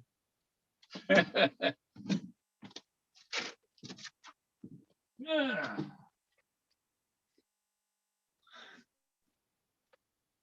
Once Upon a Time in the West with Bronson was one of my favorites, man. That had Henry Fonda in it too. That was kind of dark, man. It was most westerns are with shoot 'em up, but that was kind of fucking dark, man. With the harmonica and his brother with the sheriff. He's playing doorbell ditch. You open the door and there's no dog in sight, but he was scratching at the door. He's hanging with that bad crowd of coyotes from the West End again. Yeah, I think the coyotes around here are half bred with domestic dogs.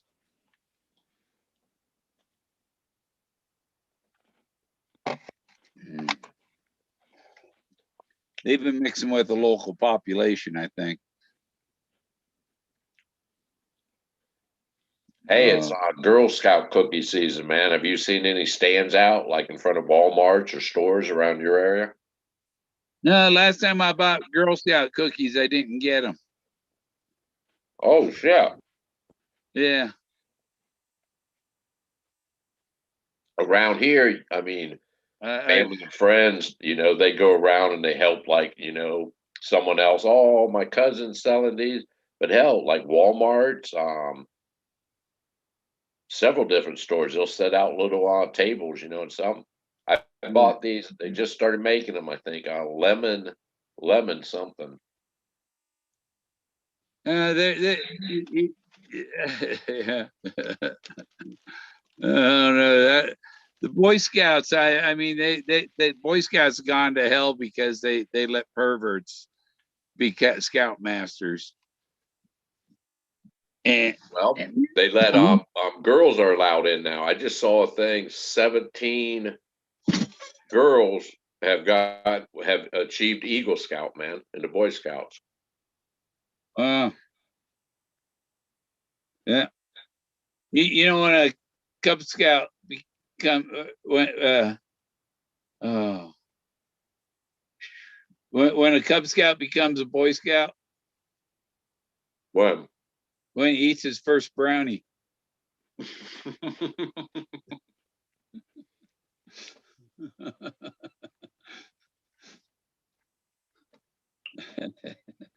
Yeah, that's an old I don't one. think the Boy Scouts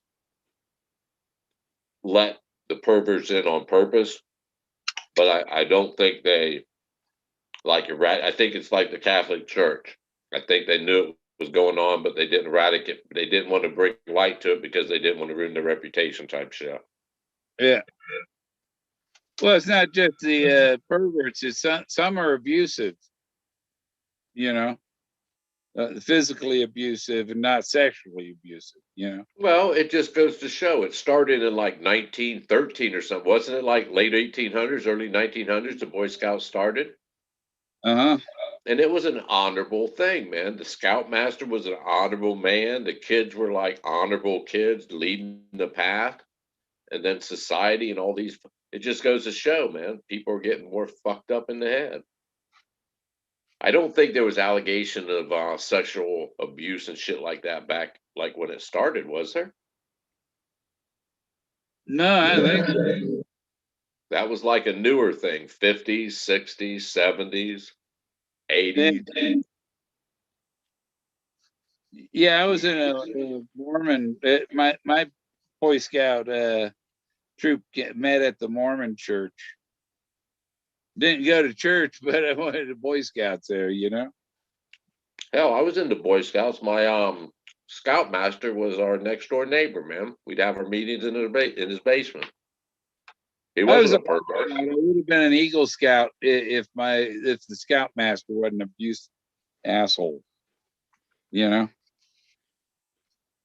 just said I didn't want to be there with guy an asshole like him.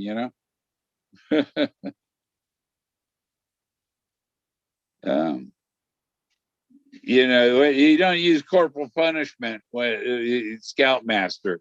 It isn't the Marine Corps. There he is. I never got punished when I was in the Boy Scouts, Bill. Yeah.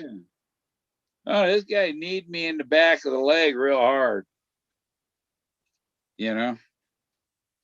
Because I bought a candy bar on Sunday. What the fuck does that have to do? What, he told you not to buy candy bars on Sunday? It is Mormon thing. You aren't allowed to do anything on Sunday. No candy. Well, I wasn't. I don't have to. I don't have to obey your religious law. I wasn't.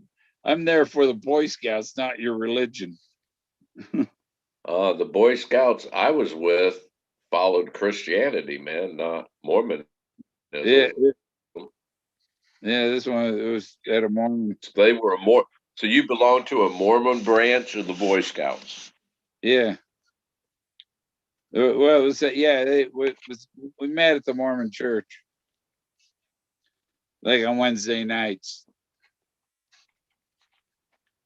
Did your Scoutmaster have any kids? I never went to Sunday school. Oh yeah, I knew his kids. Were they in the Boy Scouts? Yeah, his son was.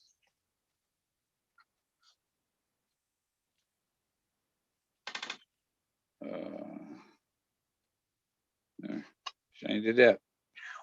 Disappear. Put my shield. Ah. Silver. That's a lid. Yes, the lid inside. I gotta glue the paper thing inside. Oop. Look at that shine. That's the inside under the lid. That's silver.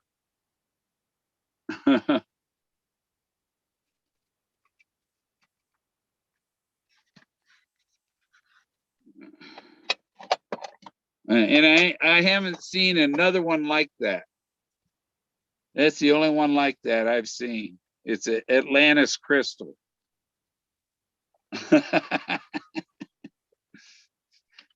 Because I found Atlantis, and it says Atlantis on it. I think on the end. Where did you locate it at, Bill? On eBay. eBay. Yeah, I was looking for things Atlantis and silver. And I think, yeah, because it said it had the silver top, but it was Atlantis crystal.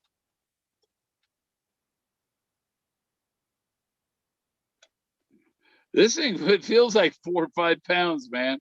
I got some coins in there.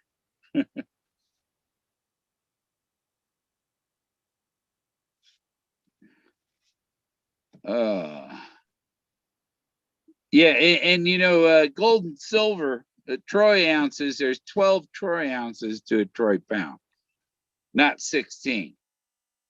Right. Yeah, a lot of people get what, even when you watch these gold shows, you know, on Alaska Gold and what, you know, Bering Sea Gold. Hell, Well, they got dozens of them now, Bill. They're all out there. they're all going to, oh, there's 16 ounces to a pound. It's like, no, it's 12 ounces to a 12 troy ounces to a troy pound, you dingbats. And you guys are supposed to be professionals and you don't know it's not 16. I knew troy pounds was less than pound, but I didn't know what's a troy ounce. Is it less than an ounce? I don't know. I gotta put it on the scale and try troy ounce versus standard ounce or something. Yeah, I can't. I never paid attention. Hell, I never had gold. I wasn't dealing in gold, so I never like paid attention to the formula. But yeah, troy is definitely smaller than pound. Yeah, So why'd they do that, man? Why did they separate it? Just because it's gold? I don't know. Maybe it's the old way of weighing them. Do they How do that they to? weighed in Troy? You know, back to the Trojans. That makes sense. Do they do that with silver too? They call it troy pound or troy ounces of silver. Yeah, troy ounce. Yeah, it says 0.9995 1 troy ounce. Do they say that with copper too?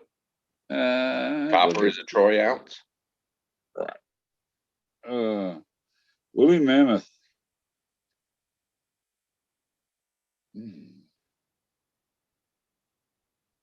One AVDP ounce. ADD. AV. Aviation Veteran Democrat. Huh. Alpha ounce. AVDA. That's the copper. So I don't know what, let's see what silver says.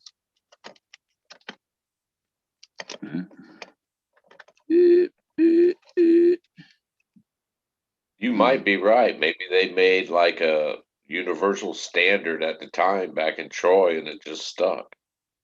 Yeah. The silver coin is 1 troy ounce, 0.9995 in silver. So this is 999 and sterling's 925. So precious metals like silver and gold is weighed by the troy pound. Yeah. Okay. Yeah, these are troy ounces, and this is my one with the Aztec calendar on it. Cool. It's cool. Hmm.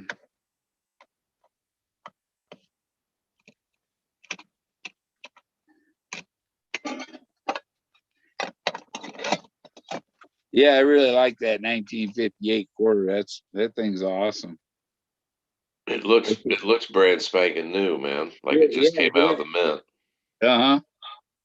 Yeah, it's perfect. It's as nice as them silver things that were just made. The ounce coins. Oh. And my little gold 1/3 of an ounce, I seen one go for $221 on eBay. I paid 145 for it. And normally gold just goes up. It might take a dive here and there, but it always goes up. I mean, sooner or later. Well, anything's going to be a value. You know, if you grow rice, it's going to be worth silver. You can get all the silver selling rice to somebody. Supply and demand. Yeah, I got the rice. You got give me your silver, I'll give you some rice.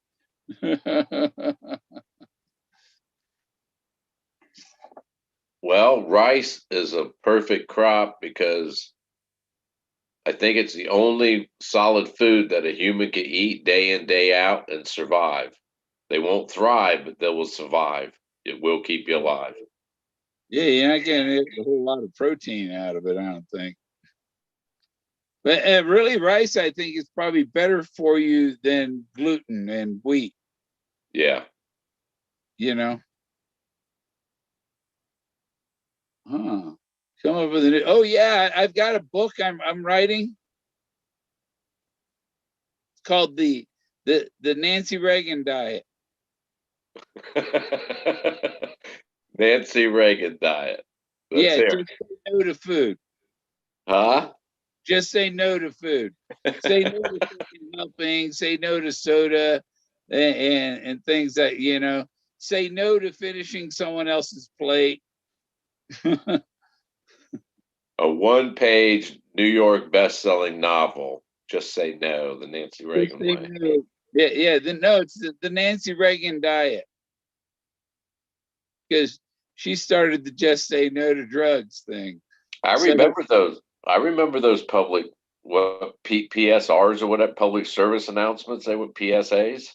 I remember those. They were so damn serious. It was the same time you'd see a frying pan and an egg, and the guy say, "See this? This is your brain," and hold up an egg. You see that? This is drugs, and then break the egg in it. Yeah. You know, now put in some chocolate and some and butter, and we make some marijuana on there, and we'll make some good brownies.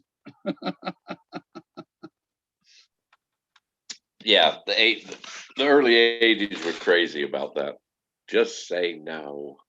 Just say no. Well, at the same time, that same person goes out for cocktails every fucking night. They meet for friends for cocktails. After dinner, they have cocktails, and it's cool. That's all cool. Yeah. I was watching these. You know, I was watching them cops that cruise around St. Paul all night long. You know, they're in their squad and they go around giving out donuts and Twinkies to people on the side of the road. Really, they do. These two undercover, they're in an undercover car. They drive around, and if somebody comes out with their O light and flags them down, they know it's one of their fans that's watching them live and knows they're coming down the street. So they meet them at the street and they give them donuts and Twinkies. But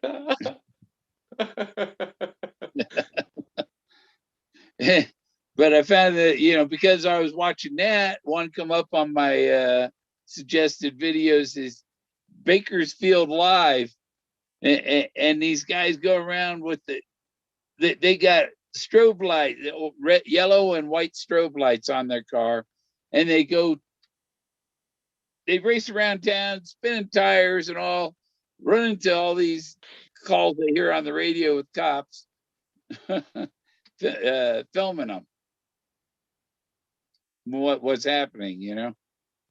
And it's like, man, how do you guys get away with? I couldn't get away with racing around town like that.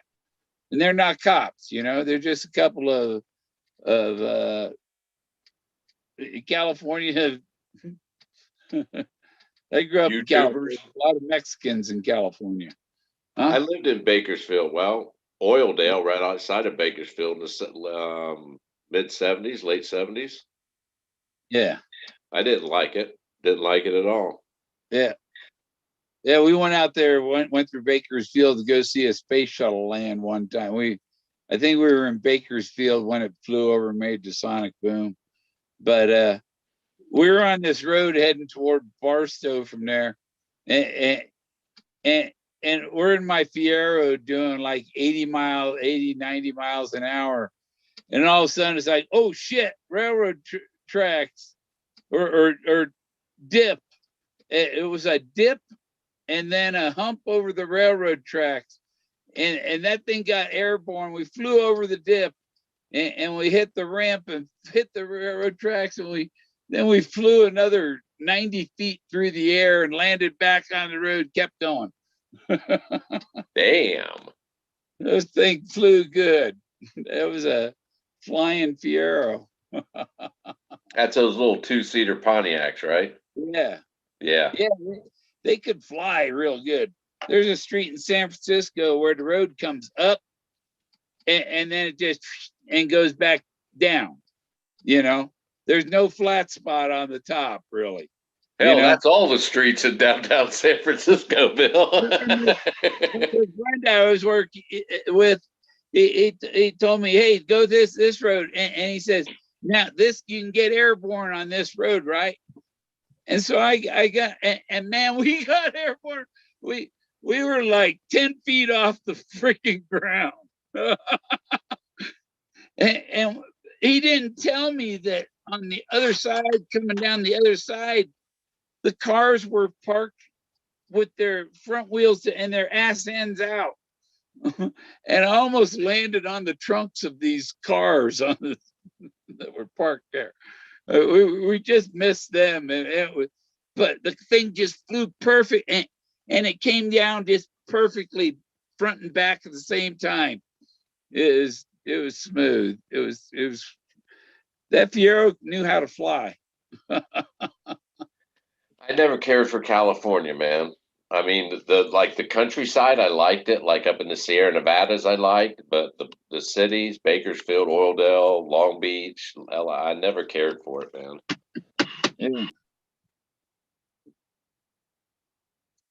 Yeah. I got the hell out of there. I grew up there and stuff. Yeah, I knew, you know, we had a drag strip in town, and I was on the high school racing team. So if you're on the high school racing team, you know the police. And anytime I'd go back that town, they'd try and cause me trouble, so I don't go back there.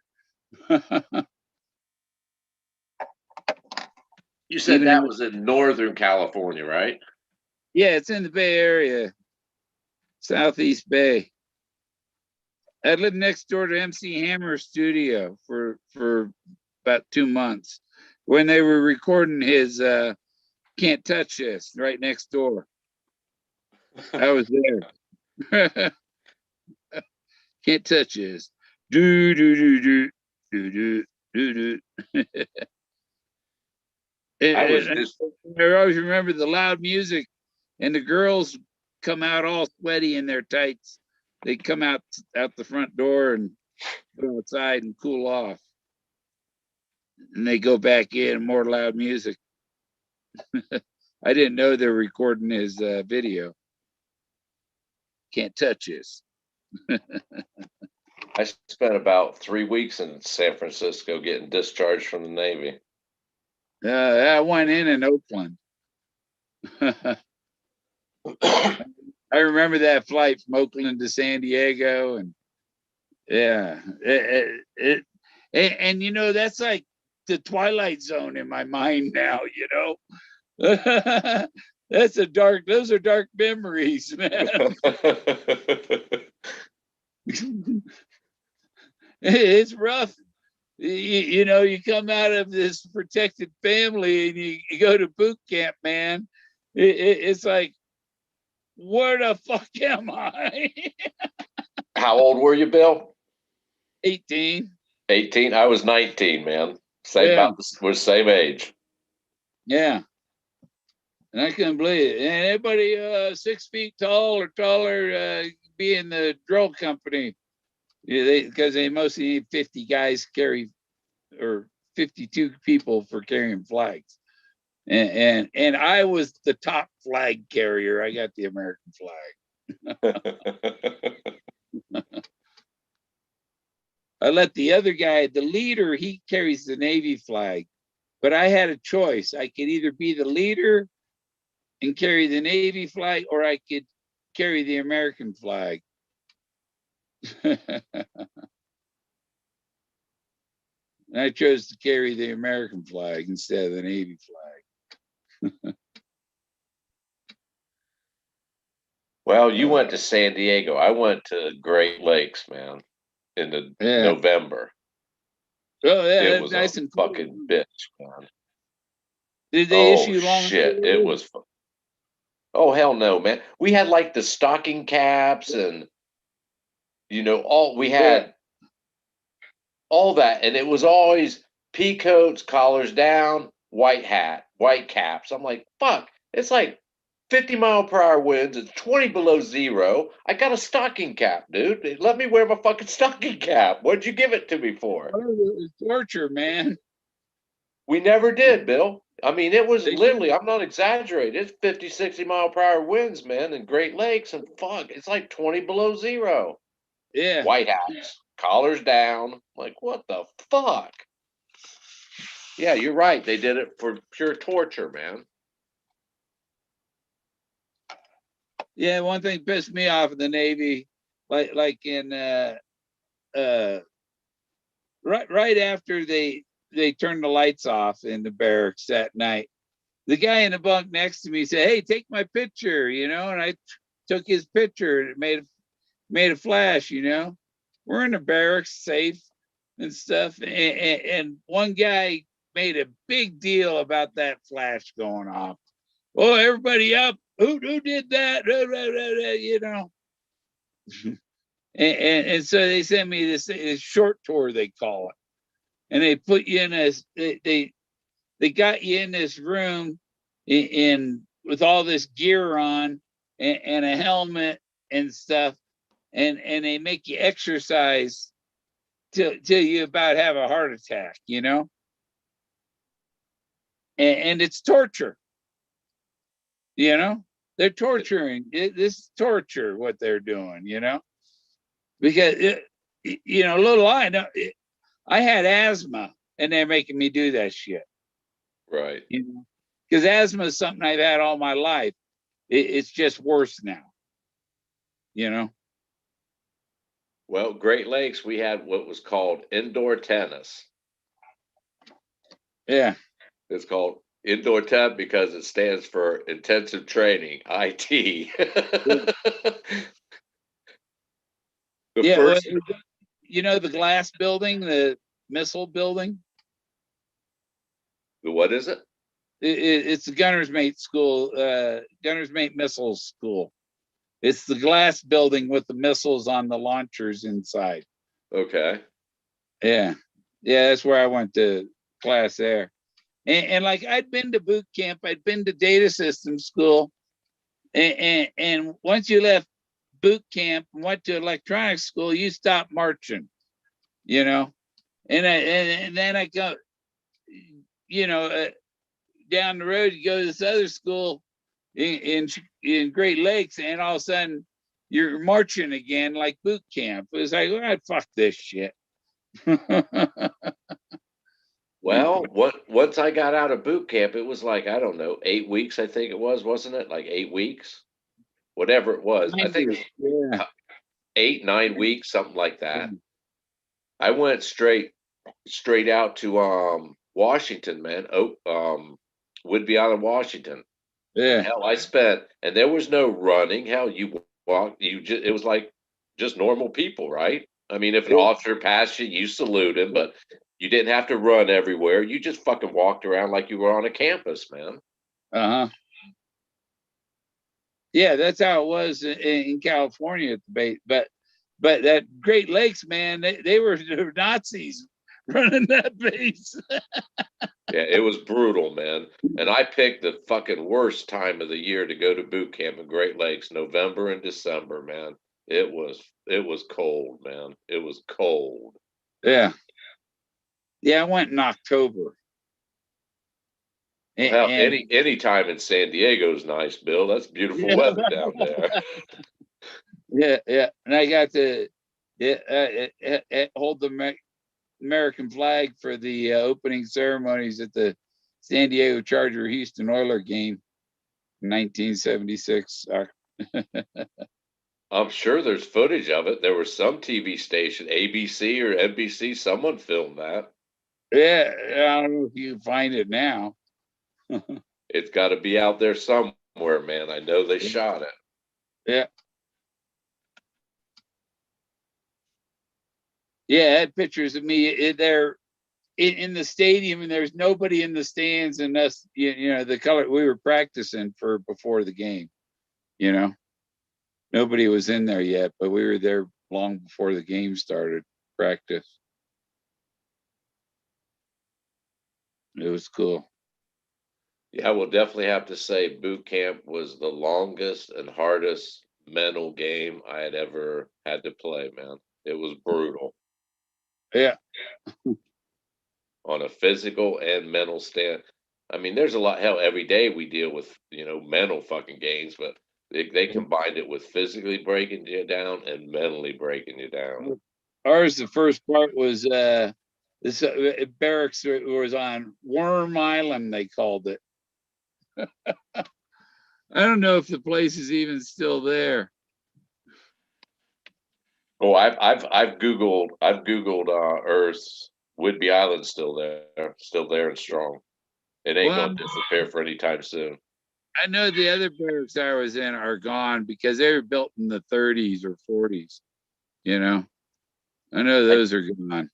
I was stationed in the Philippines for 2 years, and I know QB Point and Subic Bay. It was a Subic Bay Naval Station and QB Point NAS, Naval Air Station. They turned it over to the Philippines and left the country back in like 80s, man, mid 80s or so, late 80s. And from what I've heard from friends, I had quite a few friends retired from the Navy, and you know how they stay in the scuttlebutt. He was saying when the Navy left, all these rich bar owners from the town of Olongapo and rich people from Manila started coming and buying. I guess they did hotels, casinos. They basically just expanded the town, and now they're serving like merchant marines. Like they're inviting merchant marine ships to come up and basically dock, and it's like the Las Vegas of Olongapo City, Philippines. Yeah. I don't know if it's still that way, but that's the way they were going back in the late 80s, early 90s. Yeah. Yeah, we go out to I was electronics school and stuff, and we go out to Ocean Beach, and we go out there, and there'd be like 3 of us, right? And we each have our own joint, because if you're not passing it around, it looks like you're smoking cigarettes. Yeah, exactly. So we go out to the pier and walk down the beach a ways from the pier, and we had to go way out there and hide far from the base to smoke a joint. They're watching you everywhere, Can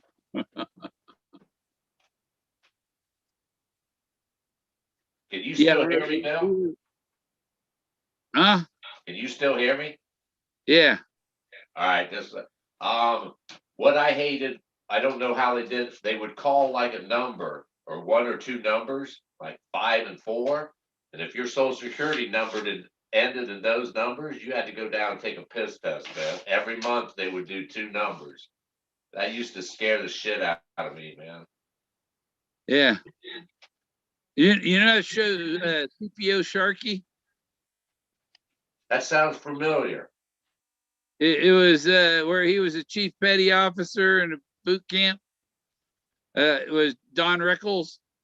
Yeah, yeah. Yeah. Well, in the opening of the show, there's a shot from the helicopter looking down on the Naval Training Center in San Diego, and there's guys marching down below, and I'm in that shot carrying the American flag, and it's one of some of the intros to the show. And Cool. we were told that the helicopter up there was filming for the TV show. Didn't he have on that show? Didn't he have like some big ass fucking like second in, or like his right hand man was this big ass motherfucker? Was he like a big guy? Yeah. 6'8" or 9. Yeah, I do remember that show. Bald guy.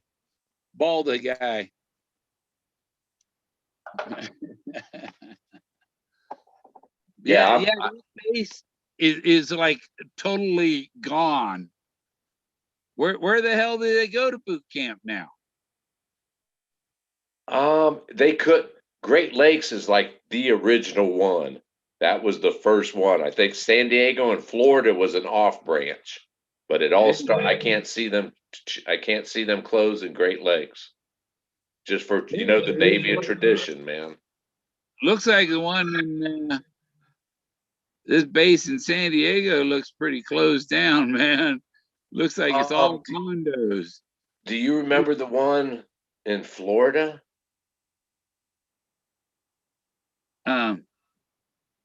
It wasn't Jacksonville. Pensacola, maybe? Yeah. I think No, it was Pensacola. Orlando. Orlando or yeah, Orlando. That sounds more familiar. Yeah. I tried to get to, or like, Navy recruiters are they're telling you all the shit you want to hear just till you sign the papers, right? So they can fuck you mess with your brain. But I tried to go down to Orlando or San Diego. I didn't want to go to Chicago, but they said because of the district I'm in, I have no choice. Yeah. I should have held out like, well, I'm sorry that I can't sign. Yeah, the Naval Training Center in San Diego is gone. And the Marine base next door looks like it's gone too. That's crazy. Oh, wait, no, Worm Island is still there. The barracks there is still there. There might be a little bit of a basketball court where the obstacle course was, but those barrack buildings are still there. That's interesting. So San Diego doesn't have a naval dock no more, or just they got rid of the boot camp? They do. I'm sure the one in San Diego and the one on Mare Island are still there. Yeah, because shit, if I'm not mistaken, when I was in the 80s, San Diego was like the home port for what they call that, the Westpac, Westpac. And like Norfolk, Virginia was the home, like a big home fort for the Eastern Pac, like the Mediterranean and shit. On Google Earth, they're building a ship. San Diego? Build ships there in San Diego, yeah. Does Newport still build ships? And then there's the carriers are over on Mare Island, across the bay from San Diego. Not Mare Island, Coronado Island. I'm driving around that base, and it was weird. You know, like crossing the runway with your car. Look, make sure there's no fighter jet coming down the runway. I was shocked. Like I said, I was 19, just got out of boot camp, and was stationed in Washington State, Whidbey Island. And in the barracks, it was like maybe a 4-story building, I think, kind of X-shaped, and there was a lot of rooms. I think there was like 4 people per room. Then you had like a general little area. Each room had their bathroom. But down in the lobby, there was a pop machine that had, you know, your pop, and then next to it was an Olympia beer machine.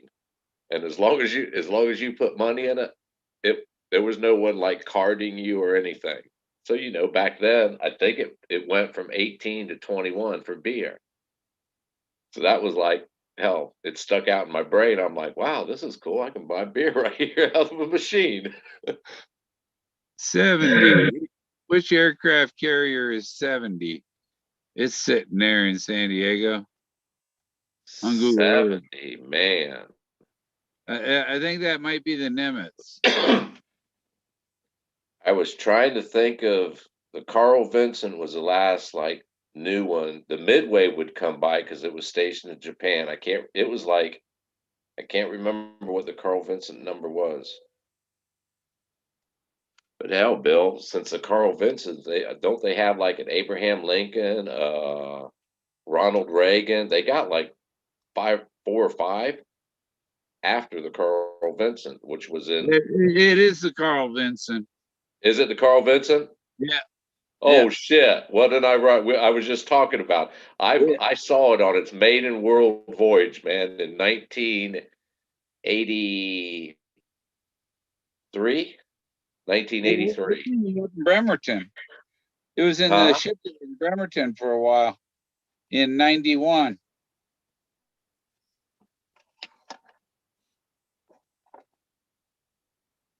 Because I lived at my brother's place in Bremerton for a year and a half or so.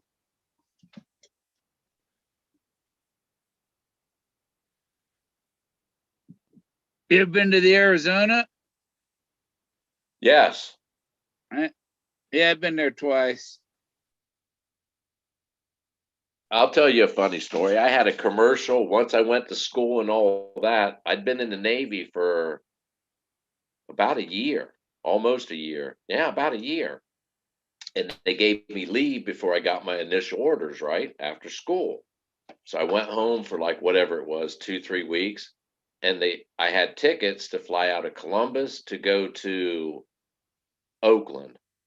And then from Oakland, we were going, and it was all commercial flights. I was supposed to catch a flight to Hawaii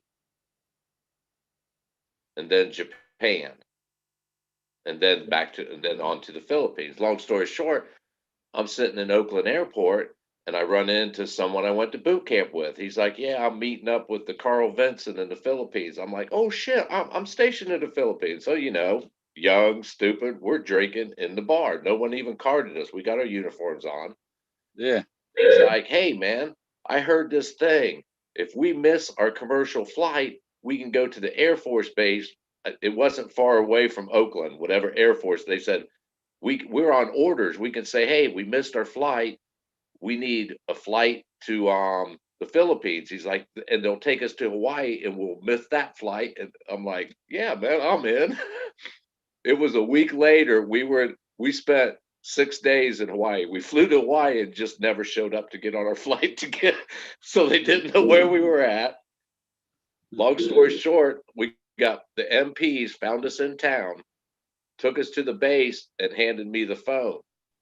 And it was my chief petty officer of the command from my new station. He's like, I'll tell you what, son, whatever the fuck you're doing, I will give you 2 days to get your fucking ass here. There's an armed guard that's going to take you to your plane, and I want to see you. And when you come to this base, you come directly to my fucking office. You understand me? I'm like, oh my fucking God. Oh, and this guy gave me hell the whole fucking 2 years I was there, man.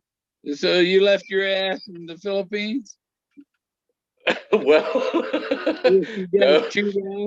It was bad. And they put me on a fucking C-130 on these little jump seats. It's like what they do. Yeah. It was just the worst flight I'd ever been in my life, man. No heat, huh? No, nothing. Loud as fuck. No earphones. You're sitting on this little fucking like 1 foot jump seat. I was camping up like right by where I found the Buffalo Cowboy car, and 10 o'clock in the morning, and I hear this come, and that sounds like an airplane coming, man. Now as I look, and boom, one C-130, like right over the top of the trees, and then it went up the valley in between the mountains and hooked a right turn to go over Wolf Creek ski area and over the pass. He was just following the valley up through the mountains. A practice runs, Huh? like practice runs for them. Or they're just screwing around on the way between two places. Well, I'm here to tell you, don't ever fly on a 130, man. They suck. They suck. They're not heated. They're not air conditioned. They suck. Unless you're the pilot. Yeah, yeah, The guy flying. yeah. Anybody on the crew, whether you're a passenger or crew, you're sitting on this little 1x1 little fucking jump seat thing. And hell, it was a long fucking flight, man, from Hawaii to Japan. Man, it was a long, I don't know, 7 hours or something. It was long. Yeah. Yep. That chief petty officer of the command was not, and then he sent me, after he ripped my ass, sent me straight to the fucking captain's office, man. And he ripped me. He said, I don't ever want to see you again. Like, you will not. Of course, that was a lie. I had like 3 court martials over there or whatever. I had like 3 trials over there. Stupid. I had a flight that went from Newark, New Jersey to Honolulu. Non-stop? Nonstop. Holy shit. Yeah. What was you on? One of those big 747s?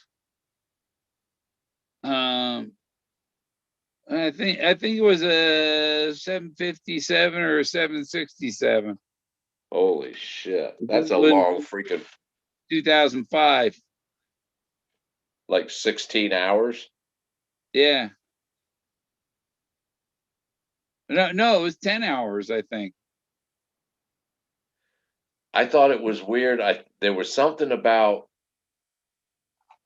it. I arrived leaving Hawaii. I arrived like it was actually like a 7 hour flight, 8 hour, whatever it was. But I arrived 2 hours after I left because of the time zones. I do remember that. And then coming back, I lost. I went from like I took off on noon Tuesday and landed like Wednesday at 1 or some shit. It was weird. It was weird. Oh, I gotta go back, check the chat, see if any. We only had one in there. JK Pioneers hanging out. JK still in the room? Yeah. Damn, he's the only one left in the room? Yeah. Hell, why ain't he zooming too? Yeah, I left California in 97 the last time. and it took till 2015 until I was finally completely done with California. For me, it was not only how the people acted, of course, back in the 70s, but I grew up in Ohio with trees and grass. Desert isn't pretty to me, man. It's just like, this is fucking ugly. This is everything punchy and will hurt you and pinch you and grab you and bite you. I just don't care. In California, man, it was just never cared for it. And the people, they were, even back in the 70s, man, they were just, in my opinion, they were just fucked up people. Uh-huh. Yeah, it looks like the training center is still there. That's just the part that's what we called Worm Island when I was there. And that's Where what we part of the spent barracks were, you the said? boot camp before you graduated to the other side. You had to cross the bridge after your first 2 weeks. We're on Worm Island, and so it was a privilege to make it over the bridge because it's like Worm Island was like a POW camp. Yeah. Great Lakes had this tunnel that when you would like go to administration or something, I think we only went across like the same situation. It was a tunnel with the road on top, but you went from the boot camp section to like the training or some other, but it was leaving the boot camp. And hell, it was totally different, man. And we had to sing the national, or not national anthem, the Navy hymn or whatever they call it. We had to sing it. Anchors up, and we had to sing it, and the drill instructor used to say, "My eardrums better be bleeding when we come out of this tunnel." I was a color guard. I wasn't in the choir. We had Yeah, well, they had a choir and we had the flags and the band and the drill team and the choir, you know. So you know, we were we were drill company. So there were guys in my company that had those different jobs, you know, but they were all the parade stuff, you know. hell, when you're in a company, Bill, you had to learn to sing and dance and fucking jump, and it was crazy. Yeah, yeah. I People just don't realize. I think we started out with like 70 some people in the company and ended up with like had carried a 50 flag. some. But Yeah, yeah, whole people don't realize how much training they do to march, just be able to march in unison, man. yeah. I carried the flag. Flag bearer. That goes on your chin, you know, and you know, you either march with a flag straight up or like out at a 45.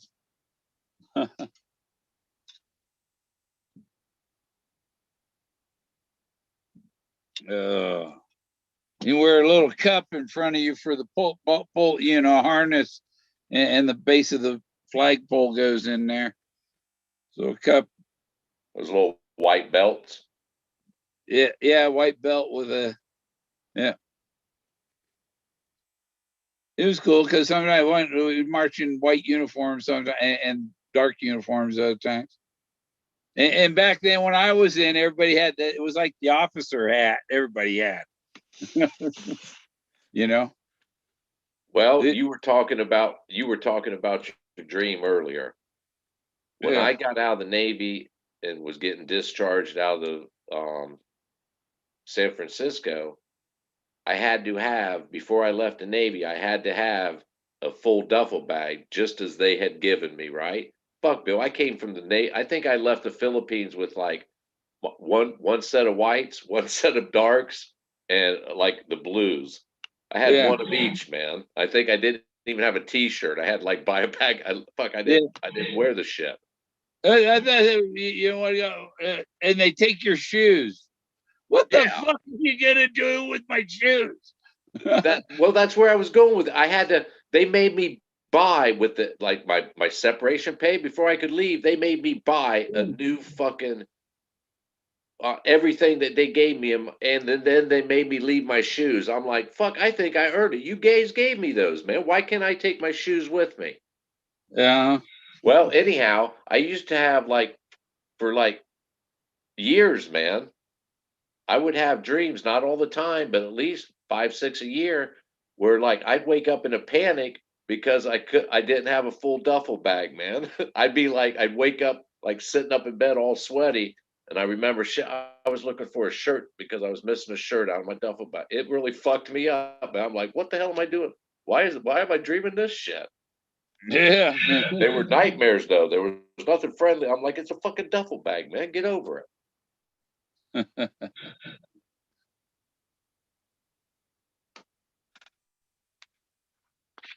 Yeah.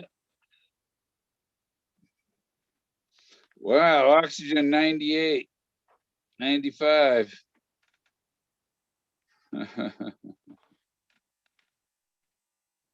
Well, Bill, I think I'm going to call it a morning.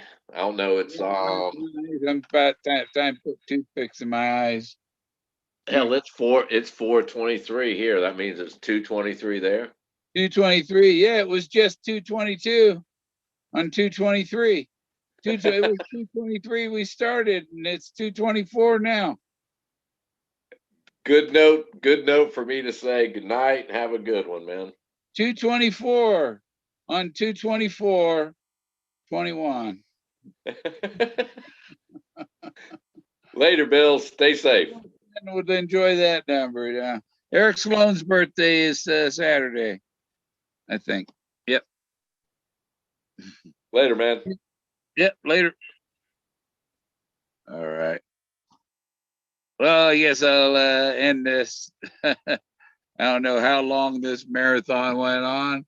Thanks for hanging out, JK Pioneer and Digger and Hooley and everybody that was in there and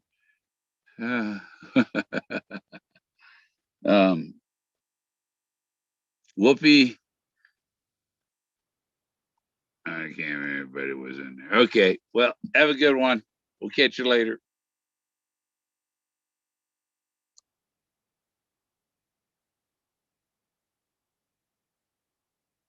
I hit the button